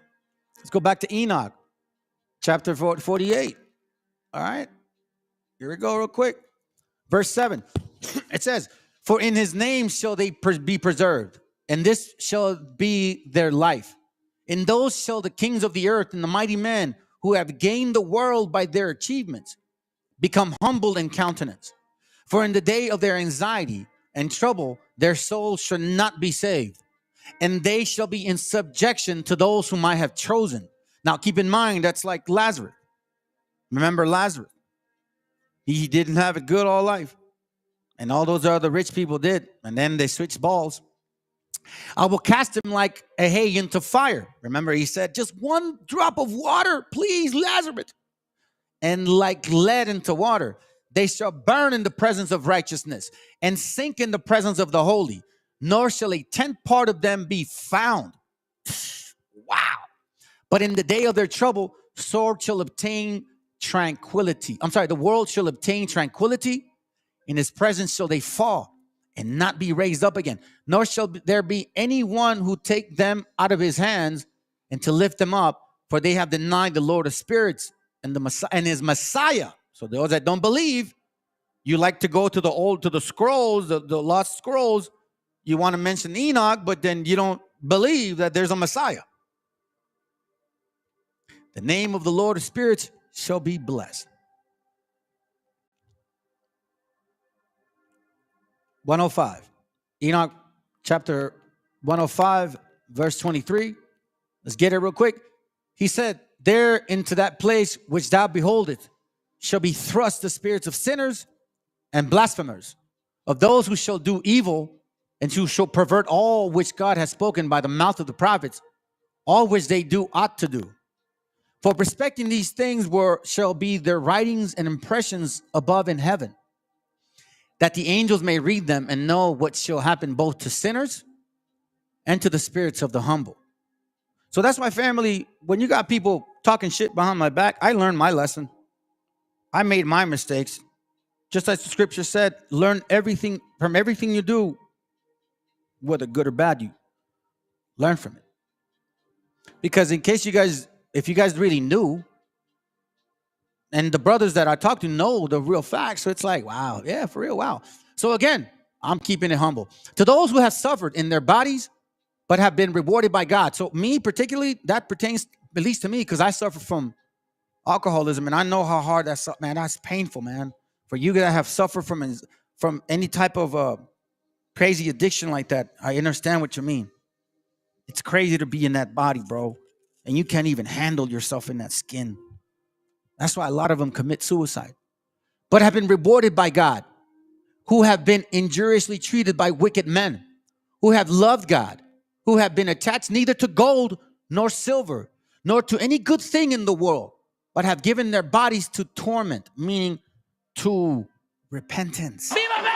John, to repentance. To those who, from the period of their birth, have not been covetous of earthly riches, but have regarded themselves as a breath passing away. Remember, I told you guys, we're nothing but a speck. Nothing. When my change started, when I realized that I was just like a freckle, and I realized that I'm nothing, man. To those who, from the period of their birth, have not been covetous of earthly riches. I'm gonna tell you this right now. Since the beginning of my time, I've always been this way. That's why, my wife loved me, because she knows I'm not about this. Whether it's good for me now or not, it don't matter. But I've never been about it, ever.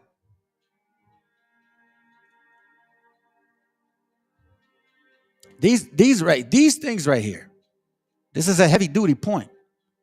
Who have been neither attached, verse 24, who have neither been attached. Wait, hold on. 23, I'm sorry. Let's see. Where am I at? Whoa.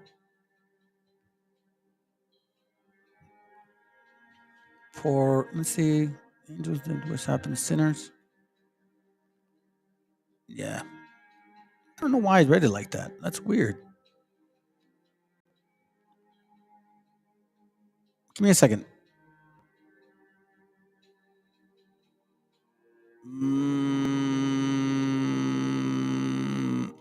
To those who have suffered in their bodies, but have been rewarded by God. To those who, from the period of their birth, have not been covetous of earthly riches. Verse 25, such has been their conduct, and much has the Lord tried them. So you brothers, man, that I talk to, you suffering, bro, and you staying strong, bro, hey, stay strong. And their spirits have been found pure. Yes, it's easier to make money in a wicked way. But check this out, what's going to happen to us. Such has been their conduct, and much has the Lord tried them. Because when I went into the understanding, I wasn't trying to get smart. I was trying to not be stupid anymore. I was trying to keep it simple as best as I could because my way wasn't working. And their spirits I found pure, that they might bless his name. All their blessings have I related in a book. Pay attention. And he has rewarded them. For they have found to love heaven with an everlasting inspiration. God has said, while they have been trodden down by wicked men, they have heard from the reveling and blasphemies and have been ignominiously treated while they were blessing me. Because that's all I've ever tried to do. And now I will call the spirits of good from the generations of time, light, and will change those who have been born in darkness, who have not in their bodies been recompensed with glory, as their faith may have merited. I will bring them into the splendid light of those who love my holy name. That's crazy. I will place each of them a throne of glory particular his own, and they shall be at rest during unnumbered periods, righteous in judgment of God. This is really nice to me. For the faithful shall he give faith in the habitations of the uprighteous. They shall see those who have been born in darkness, into darkness shall be cast, while the righteous shall be at rest. Sinners shall cry out, beholding them, while they exist in splendor, and proceed forward to the days and periods ascribed to them. Just like the scripture was talking about Lazarus. Enoch chapter 103 verse 7. And now I will point out a mystery. Many sinners shall turn and transgress against the word of the upright. Which brings me to a point, family. Brings me to a point. You see, that's why I kept telling y'all, right? That not all kinfolk is not all skinfolk is kinfolk, right? And then, don't fall by these imaginations that just because we don't look the same, we don't have, we don't have nothing in common. And it's just if we look the same, then we do. No, family. This guy right here is Tego Calderon. And he experienced something very interesting at the end because he was dealing with these people here, these Canaanites. So I'm going to show you something real quick here. I'm going to play by this point. Because at Vistaprint, because this is where he starts realizing, listen, yeah, they look like me and I relate to them in a way, but they're not the same. This is why many sinners shall turn and transgress against the word of the uprighteous. Now we'll point out a mystery, okay? So check this out. Let's listen to it. It's in Spanish, by the way. Presentaciones de otros artistas de hip hop en Norteamérica. Ejemplo fue su aparición en el video de Lean Back de Fat Joe o su presentación en los premios MTV del 2005 junto a Don Omar y Daddy Yankee. Next up, this is the shining star with mad hip hop flow. Stand up for the amazing Tego Calderon.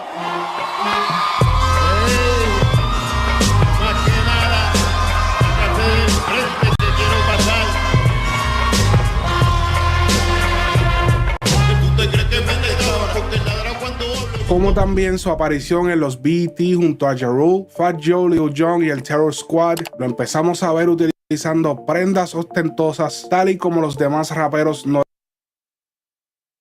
So us that don't covet these things, right?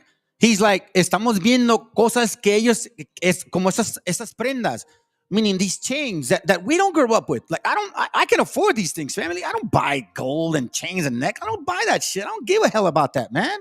I was a piece of shit, drunk, alcoholic. All I wanted to do was just get sober and be a good husband finally in my life. Or be a good person. Stop sinning. Let's continue. Again, not all skin folk is kinfolk. And here we get a good example, family, to my Boricua brothers. Norteamericanos lo hacían. Tego se convirtió en una sensación la revelación latina en la música urbana. Los raperos lo invitaban a todos lados, querían andar con él, grabar con él y cantar en vivo con él. Por supuesto, las ofertas de endoso publicitario empezaron a llegar a Tego por todos lados. Las marcas querían apelar al mercado latino que claramente representaba a Calderón. Una de las marcas que se acercó fue Sean John, la marca del artista, productor y empresario P. Diddy o Puff Daddy. Diddy buscaba expandir a otros mercados y que los latinos conocieran su marca a través de los ídolos como Tego Calderón. Pero mientras Diddy negociaba el endoso con Tego, sale la noticia de que las fábricas donde se manufacturaba la ropa de Sean John en Honduras se cometían violaciones de derechos humanos con los empleados que creaban las famosas piezas que todos utilizaban. There you have it. This fucker was selling these shirts for $50 to $70 or $100, forcing our gente to work like slaves, family. They don't love you. Just like these stupid camps. Like the brother said, I feel bad. I don't feel bad for them, bro. I don't. Not the ones that I talked to, because I told them they don't give a shit. But let's continue.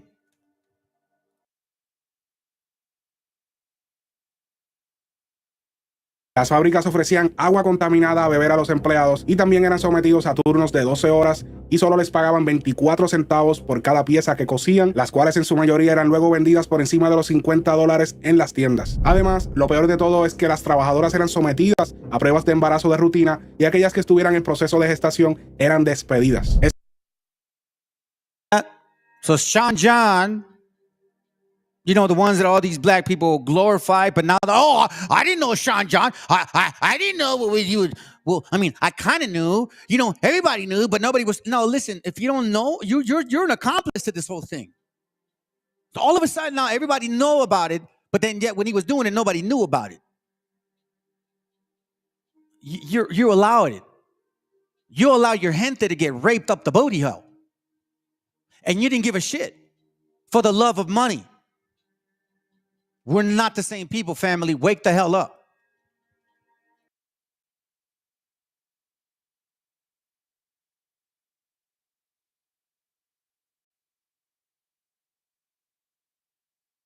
Esto claramente molestó bastante a Tego y rechazó la oferta de endoso, porque como alguien que sabe que su raza tuvo que pasar por la esclavitud y la discriminación podía permitir que algo como eso sucediera frente a él, y se quedaba callado por tener un margen de ingreso monetario más grande. Luego supimos que no fueron solo las violaciones a los derechos humanos, sino que también la oferta que le había hecho Diddy fue una falta de respeto, según lo indicó Tego en una publicación de New York Post. Dijo: escuché sobre las violaciones de derechos humanos en sus fábricas de Centroamérica, pero francamente había más. Me faltó el respeto con su oferta. Acabo de hacer un comercial de $75,000 en Puerto Rico con Nidia Caro. Alguien como Puffy podría haber ofrecido más de $2,000. Pero una vez más, no se trataba de dinero, no me dejé persuadir, se trata de principios. Diddy también intentaba comprar el endoso de Tego con una fracción del dinero, tal y como hizo con las fábricas en Honduras. Suponemos que Diddy pensó: Tego es otro latino más que podemos pagarle una fracción del costo y ayudar a multiplicar los ingresos. Family, how they look at you. When you go into these camps, they say the same shit. They say you're a silly dove, you're a Issachar, you're a donkey, you're a dumbass, you're no good kings. Us Negroes, we are the head tribe. And then they go with this stupid ass like, That's right. That's right. James 4:14, whereas ye know not what shall be on tomorrow, for what is your life? It is even a vapor that appeareth for a little time and then vanisheth away, which means keep it humble.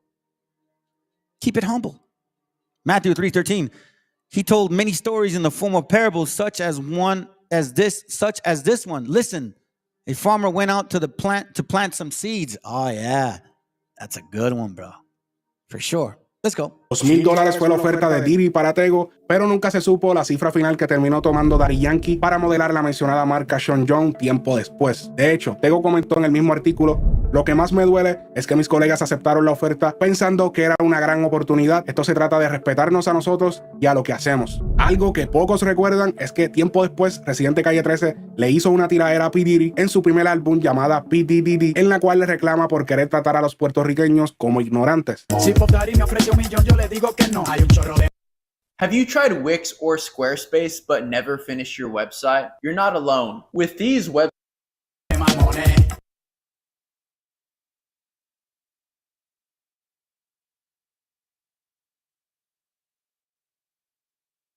Among the Jewish Americans who understood the urgency of the rise. Residente con el tema apoyó a Tego en su decisión.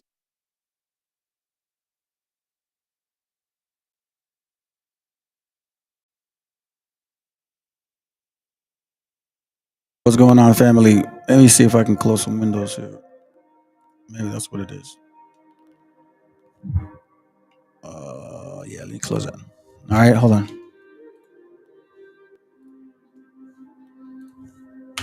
Come on, man. Tego, tetonero favorito.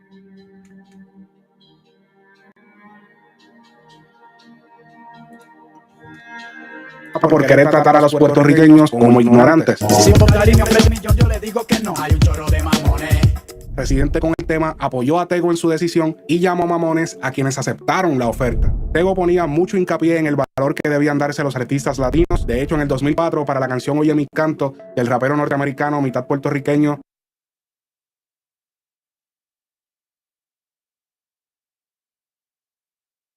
Nori, Tego le pidió $50,000 para estrenar una versión de la canción con sus voces, a lo que luego Daddy Yankee alegadamente hizo sin ningún costo alguno, y por eso existe una versión de Oye a mi canto con Tego y la oficial que se le hizo video musical donde sustituyeron a Tego por Yankee.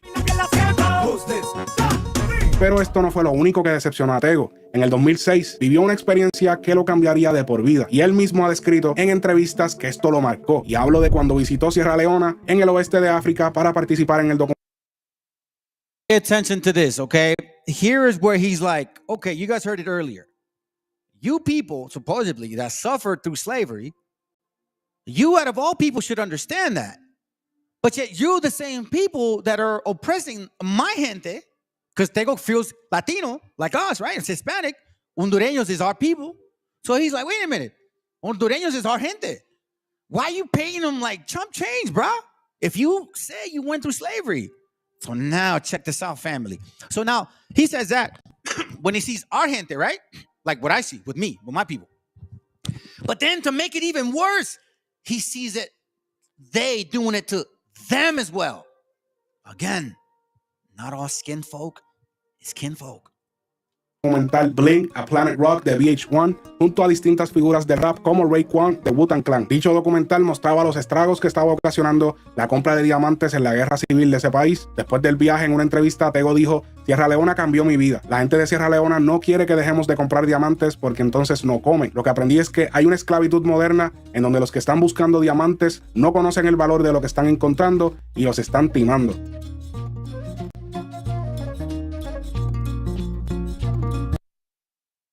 Nos dice los están pinando, meaning se los están cogiendo, güey.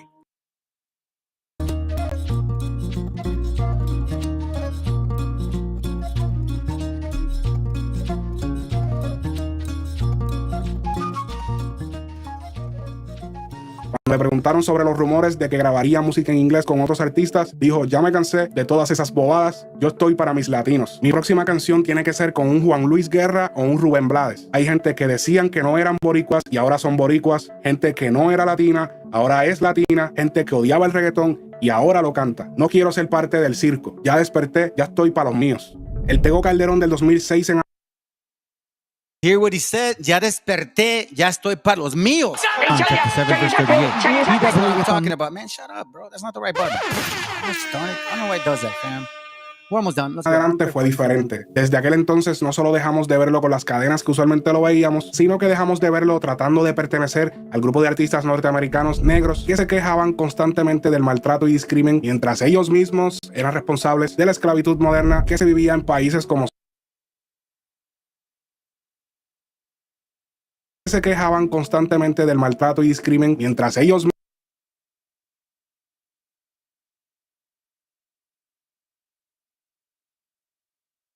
mismos eran responsables de la esclavitud moderna que se vivía en países como Sierra Leona. El poder económico y la influencia que le dio la música a Tego le permitió ver el mundo con la realidad que algunos ignoran porque no pueden ponerle rostro a las víctimas o porque no pueden respirar el mismo aire contaminado que respira un minero que recoge diamantes en África. Tampoco pueden sentir el cansancio a cambio de centavos que siente la costurera latinoamericana que fabrica la ropa que luego compramos. Luego se dio cuenta que, aunque comparte el color de piel con los norteamericanos negros del hip hop, no significa que compartan los mismos ideales y valores. You see that? Even though they share the same shade and all that, they don't have the same ideas or values or spirit, fam. Or spirit. Or spirit. And again, it goes back to what we were reading. Did I close it accidentally? Oh, I might have closed it. I think I did because I was upset, but it's all good. I got you. Hold on a second here. History. Give me a second.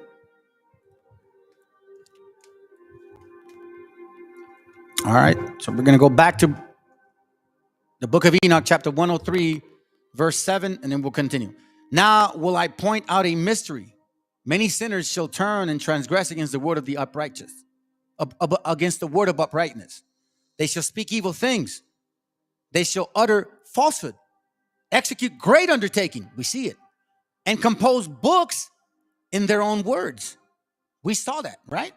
You have the Kabbalah, the Talmud, the Sohar, the Mishnah, the Buddha, the Hindu, the Christians now with all their translations, the BHIs with their preference of King James, or don't read this and don't read that.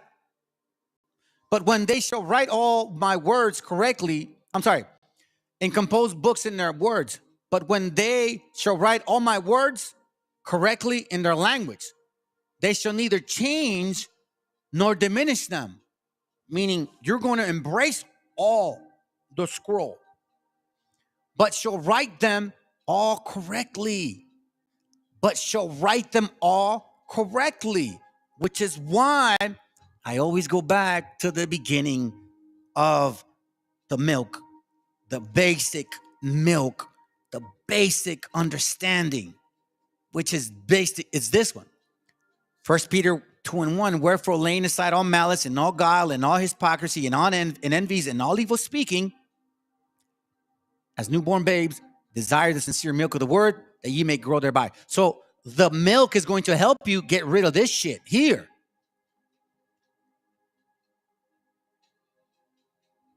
Enoch 103, verse 9. They shall neither change nor diminish, but shall write them all correctly.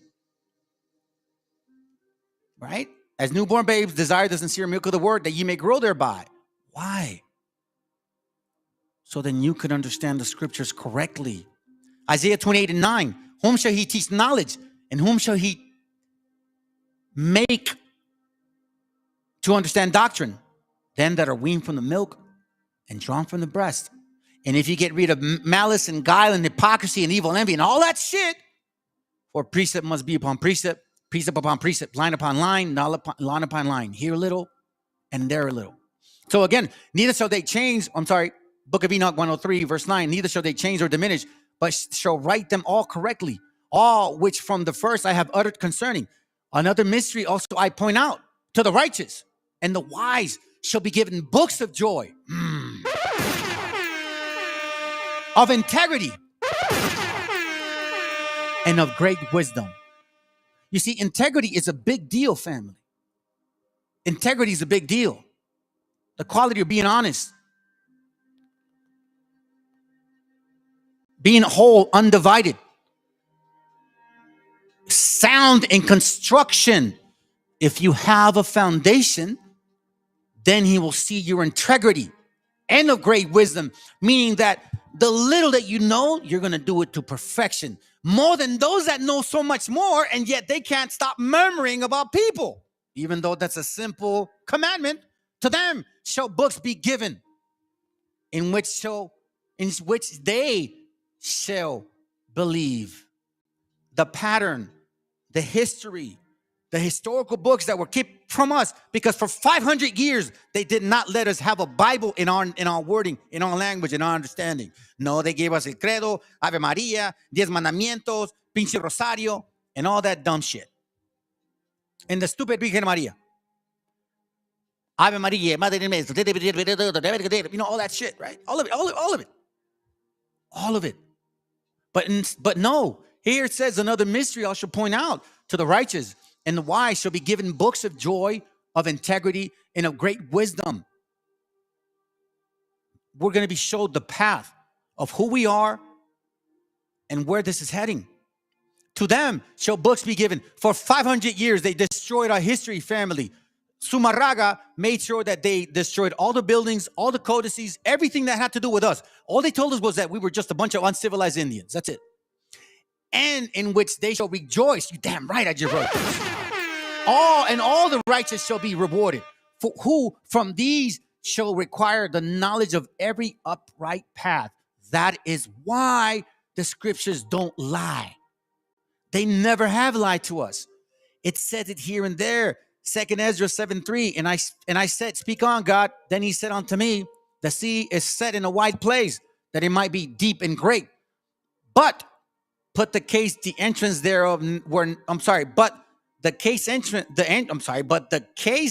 were narrow and like a river. Who then could go into the sea to look upon it and to rule it? If he would not through the narrow, how could he come into the broad? Again, there's another thing. There is also another thing. A city is builded and set upon a broad field and full of all good things. The entrance thereof is narrow and set in a dangerous place to fall, like as if it were a fire on the right hand and on the left a deep water, and only one path between them both, even between the fire and the water, so small that there could be but one man or woman go there at once. The book of Enoch 103 verse 11, in which they shall rejoice, and all righteous shall be rewarded. Who from these shall acquire the knowledge of every upright path? This is our path. And these books that are being open for us, that we actually were keeping these commandments, that we were circumcising, that we were following the moon, that we were doing these things. And that's why they work so hard to get rid of our history. So you rejoice, because now we know what Romans was talking about.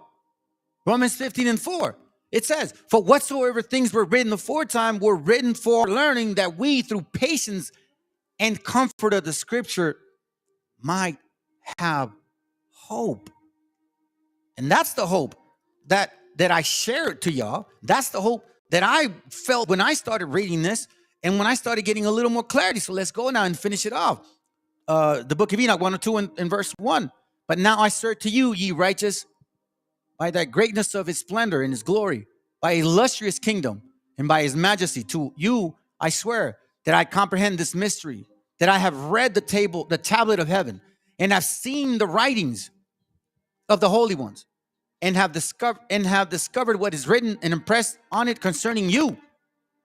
I have seen all the goodness of joy, glory, and has been prepared for you, and been written down for the spirits of them who die eminently righteous and good. To you shall be given in return for your troubles, and your portions of happiness shall far exceed the portions of living. I tell my son this all the time, who is autistic and blind. I pray to God that he makes it, family. I pray to God that he makes it before me. The spirit of you who die in righteousness shall exist and rejoice. The spirit of you who die in righteousness. That's why Paul said we die daily by examining ourselves and killing that old man that was once in you before. Shall exist and rejoice. He shall take over. Why? Because you have the books now. You know now who you are according to the Bible. Their spirit shall exalt, and their remembrance shall be before the face of the mighty one from generation to generation. Nor shall they fear disgrace. No. Why? Because in their remembrance shall be before the face. This is why this book that talks about this right here, okay? Don't go around trying to go eat yourself or eat your salvation or eat shrooms to get your salvation. 2 Ezra 14:40, and I took it and drank it. What? The full cup. You know, like the other nation drank the cup. We drank the cup because we said we got a covenant with you. Verse 39, then I opened my mouth, and behold, he reached me a full cup, which was full as if it were water, but the color of it was like fire. That's the word. That's where wisdom is trying to see if you're going to be crooked or not. And I took it and drank it, and when I had drunk of it, my heart uttered understanding, and wisdom grew in my breast, for my spirit strengthened my memory. Enoch 1:2, verse 3, the spirit of you who die in righteousness shall exist and rejoice, and their spirit shall exalt. Why? And in their remembrance shall be before the face of the mighty one. That's why. How are these people? That's why when I see them saying, oh, check it out, let them admit it themselves. All of a sudden now it's a surprise. No. You guys have been part of this beast. This is you guys. Now all of a sudden you want to act like you didn't know. You knew the whole time. Because right now they just boasted it. People able to keep going on with the career? What do you mean? Doing these heinous crimes. What do you mean? Like, I'm just saying. You ain't never had a boy that you know did a whole bunch of dirt and you let him make it? You telling me that never happened? You never had somebody in your life who you know was dirty, who you know did dirt, and you let him make it? I see what you're saying, but think about that on a corporate level. Right. R. Kelly was the first corporately sponsored pedophile in the United States. Everybody knew. That's why I couldn't really watch that documentary, because half of the people that was in there, I can't believe he did it. You used to go get the bitch too. I watched you, dog. How are these people able to keep going? You see, two things that this person said. The guy said, how they able to keep going? Because again, the earth is given into the hand of the wicked. And wicked will cover up for themselves. Again, it goes back to what I have said before, family. A wicked woman is given as a portion to a wicked man. So look at the women and you're going to find out who the men are.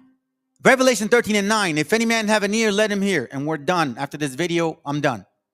He that leadeth into captivity shall go into captivity. He that killeth with the sword must be killed with the sword. Here is the patience and the faith of the saints. We have our history back. Be happy and joyful. Be happy and joyful, family. Let's get a little laugh. Yeah.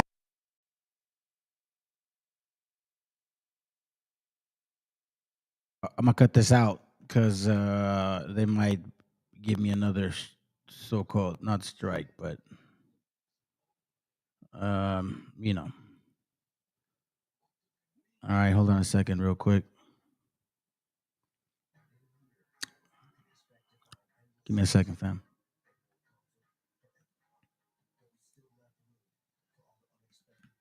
I should be playing now. Yeah, have a good day, all right? Shalom. Quiero pensar,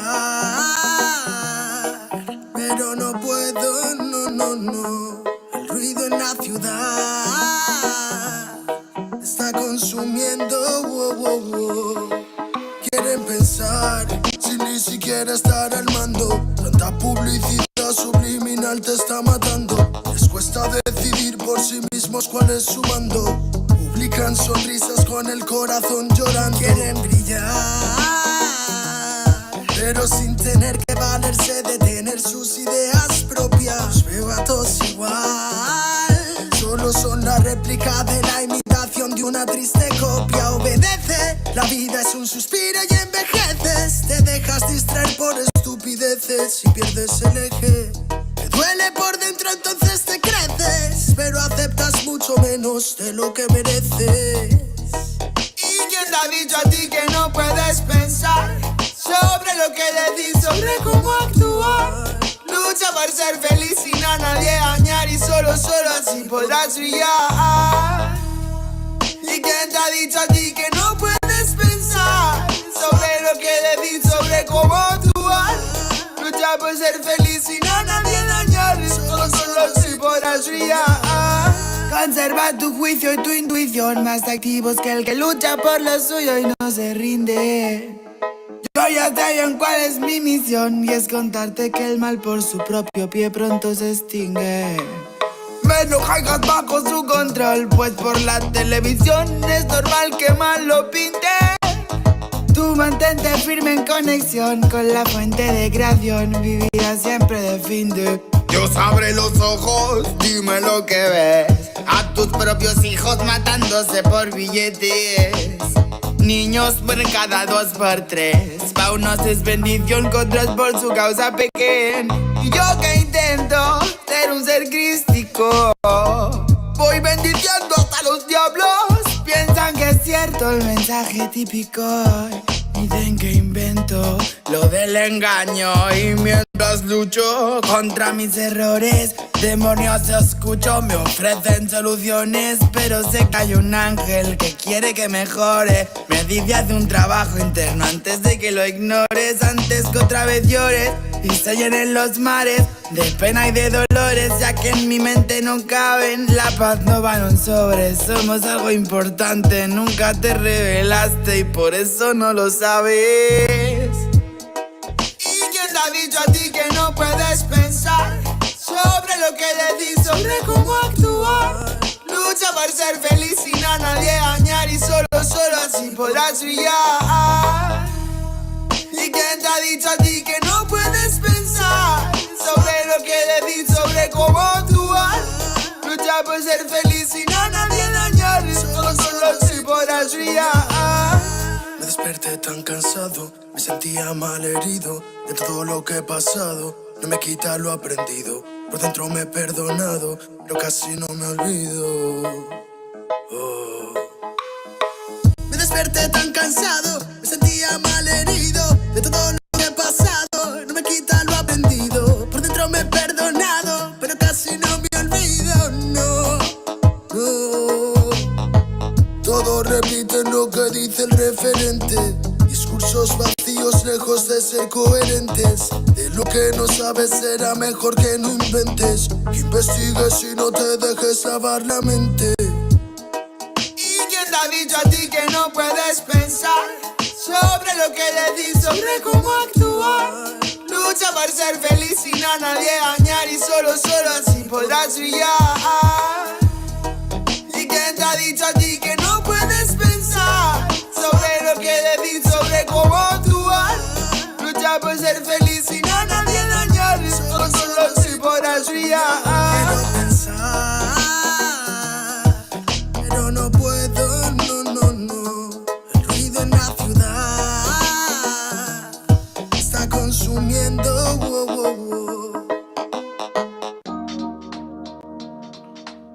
Yeah, man. Oh, respect and love from the world, nigga. Show them. You nigga on a microphone. Can't wait to the number for everything. Rock you in the studio. Bomba, claro. ¿De qué manera sufre el alma cuando alguien se va? No hay medicina que cure esa larga enfermedad. La vitamina de la vida en esta sociedad es tan divina que por nombre tiene libertad. Libérate de la mentira que está por llegar. Mide tu orgullo antes de empezar a hablar. Cierra la puerta a quien no merezca entrar, porque hay mucho que se fue y sueña con regresar. Hablemos en silencio y así no me mentirás. El poder de la palabra muere cuando hablan de más. No me fío de oraciones que se dicen por detrás. Si me miras a los ojos no te mentiré jamás. Que besar por besar es jugar por jugar. Y vivir sin amor es vivir sin amar. Solo queda la fe, solo queda soñar. Ponte de pie, ready para luchar. Some love, I can just smoke and there are some love them. I can just smoke and the light some low. I remember no fire, no girl. Ribby day. Cali with a farmer soul, yeah. Tell them alright. ¿De cuánto tiempo hablamos cuando hablamos de querer? Si la mitad lo malgastamos solo en comprender. ¿De qué manera es más fácil aprender? Que nacemos para y morimos al perder. No puedo dejar de animarte, que cuando te caigas debes levantarte. Llegué para contarte que no todo artista muere por su arte. Traigo el honor de un humano con valor que utiliza poesía para respirar mejor. Escribo prosa para vengar al amor y recuerdo Consider this your sign to stock up on signage. Because right now at Vistaprint, all signs are 20% off. Oye.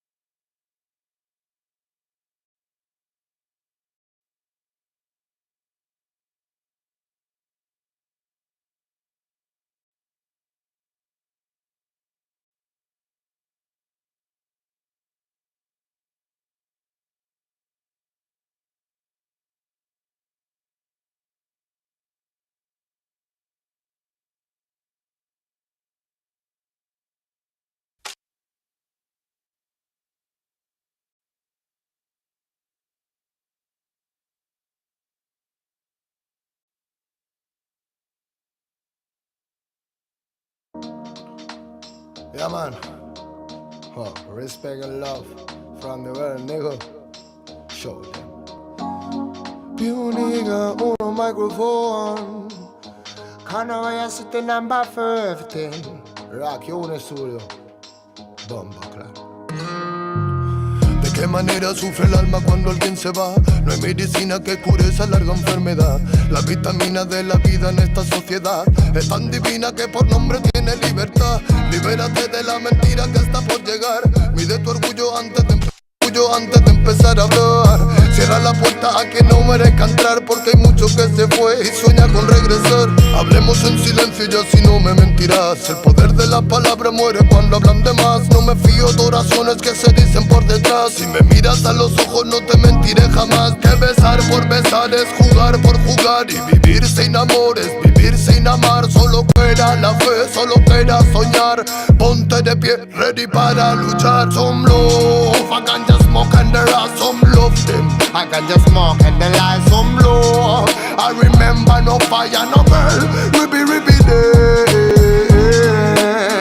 Cali with a mama soul, yeah. Tell them around. ¿De cuánto tiempo hablamos cuando hablamos de querer? Si la mitad lo malgastamos solo en comprender. ¿De qué manera es más fácil aprender? Que nacemos para ganar y morimos al perder. No puedo dejar de animarte, que cuando te caigas debes levantarte. Llegué para contarte que no todo artista muere por su arte. Traigo el honor de un humano con valor que utiliza poesía para respirar mejor. Escribo prosa para vengar al amor y recuerda aquella rosa que tiraron al contenedor. ¿Dónde se quedó el amor? Hey, I no voy a sit on no microphone forever never. Tell me, roll some love. I can just smoke and the light. Some love them. I Rastafari my life. Some love. I remember no fire, no burn. Ribby day. I live with a farmer soul, yeah. Reggae man a farmer warrior day.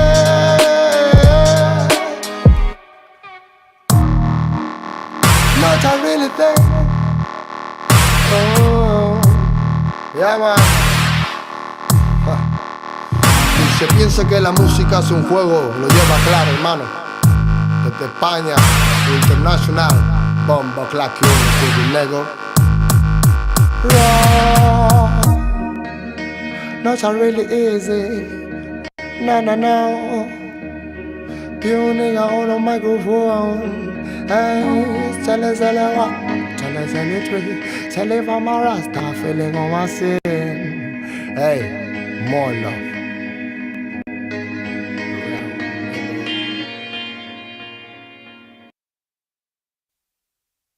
Yeah, man, real bombo clock and I set the volume 8. This is the music from the Edmund niggas. Yeah, man. Oh, Ribby them, ribby them.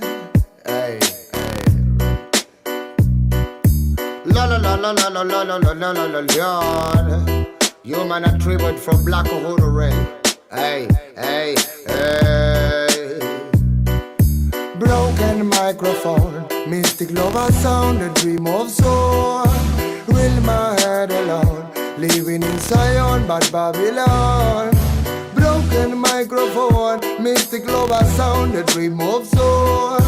Will my head alone, living in Zion, but Babylon. Por soñar soñé que todo cambiaría, por pensar pensé. Luchar a sangre fría sin perder la fe. Viviendo el día a día, más con sentimiento que marcó mi sinfonía. Darle pan al que no puede comer, darle bendición al que sepa renacer. 3000 errores solemos cometer, pero solo un gran hombre lo sabrá reconocer. Y me di cuenta hoy de tantas cosas, algunas crudas, otras bastante hermosas. Son los más sabios, personas poderosas, no aquellos bastardos que destrozan nuestras prosas. Es la perdición, mala situación de manchar tu corazón por tu mala acción.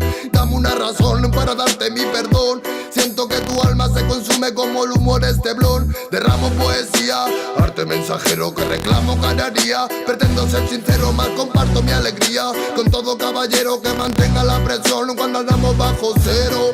Sentimientos perdidos con calma, malos actos mancharon tu alma. No pide perdón quien dispara el arma, no sabe que un ladrón se bate con el karma. Broken microphone, mystic love sound, a dream of soul.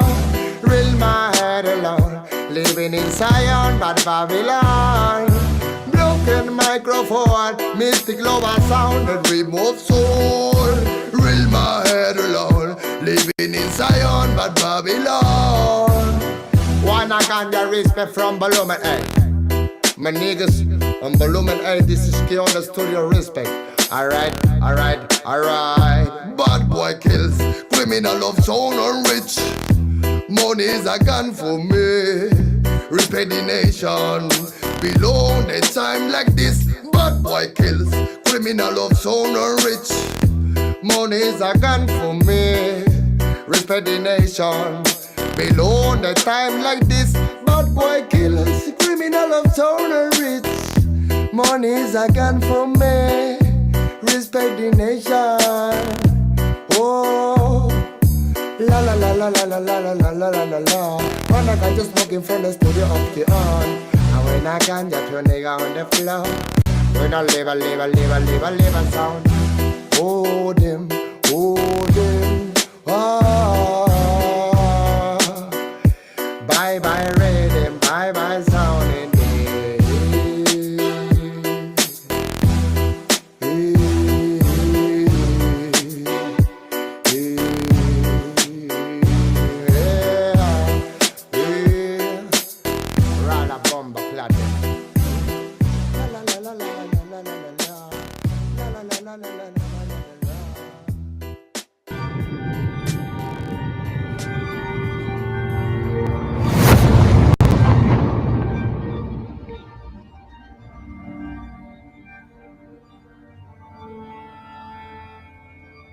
Ical, hijo, abre los ojos.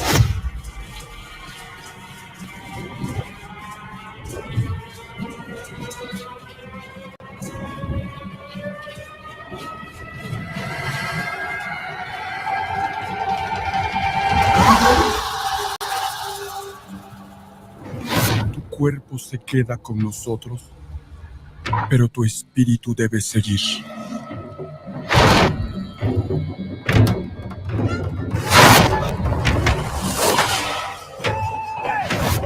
Busca la luz. Aléjate de las sombras. Deja que nuestro dolor sea tu fuerza. Desde aquí iluminamos tu camino.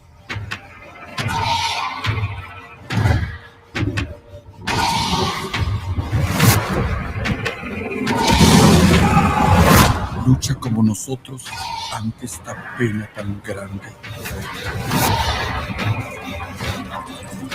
Yo soy tú. Tú eres yo.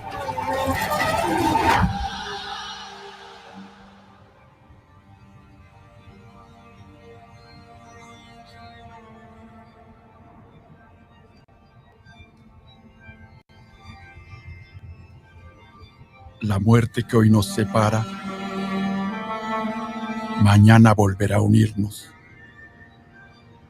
Eres libre, hijo.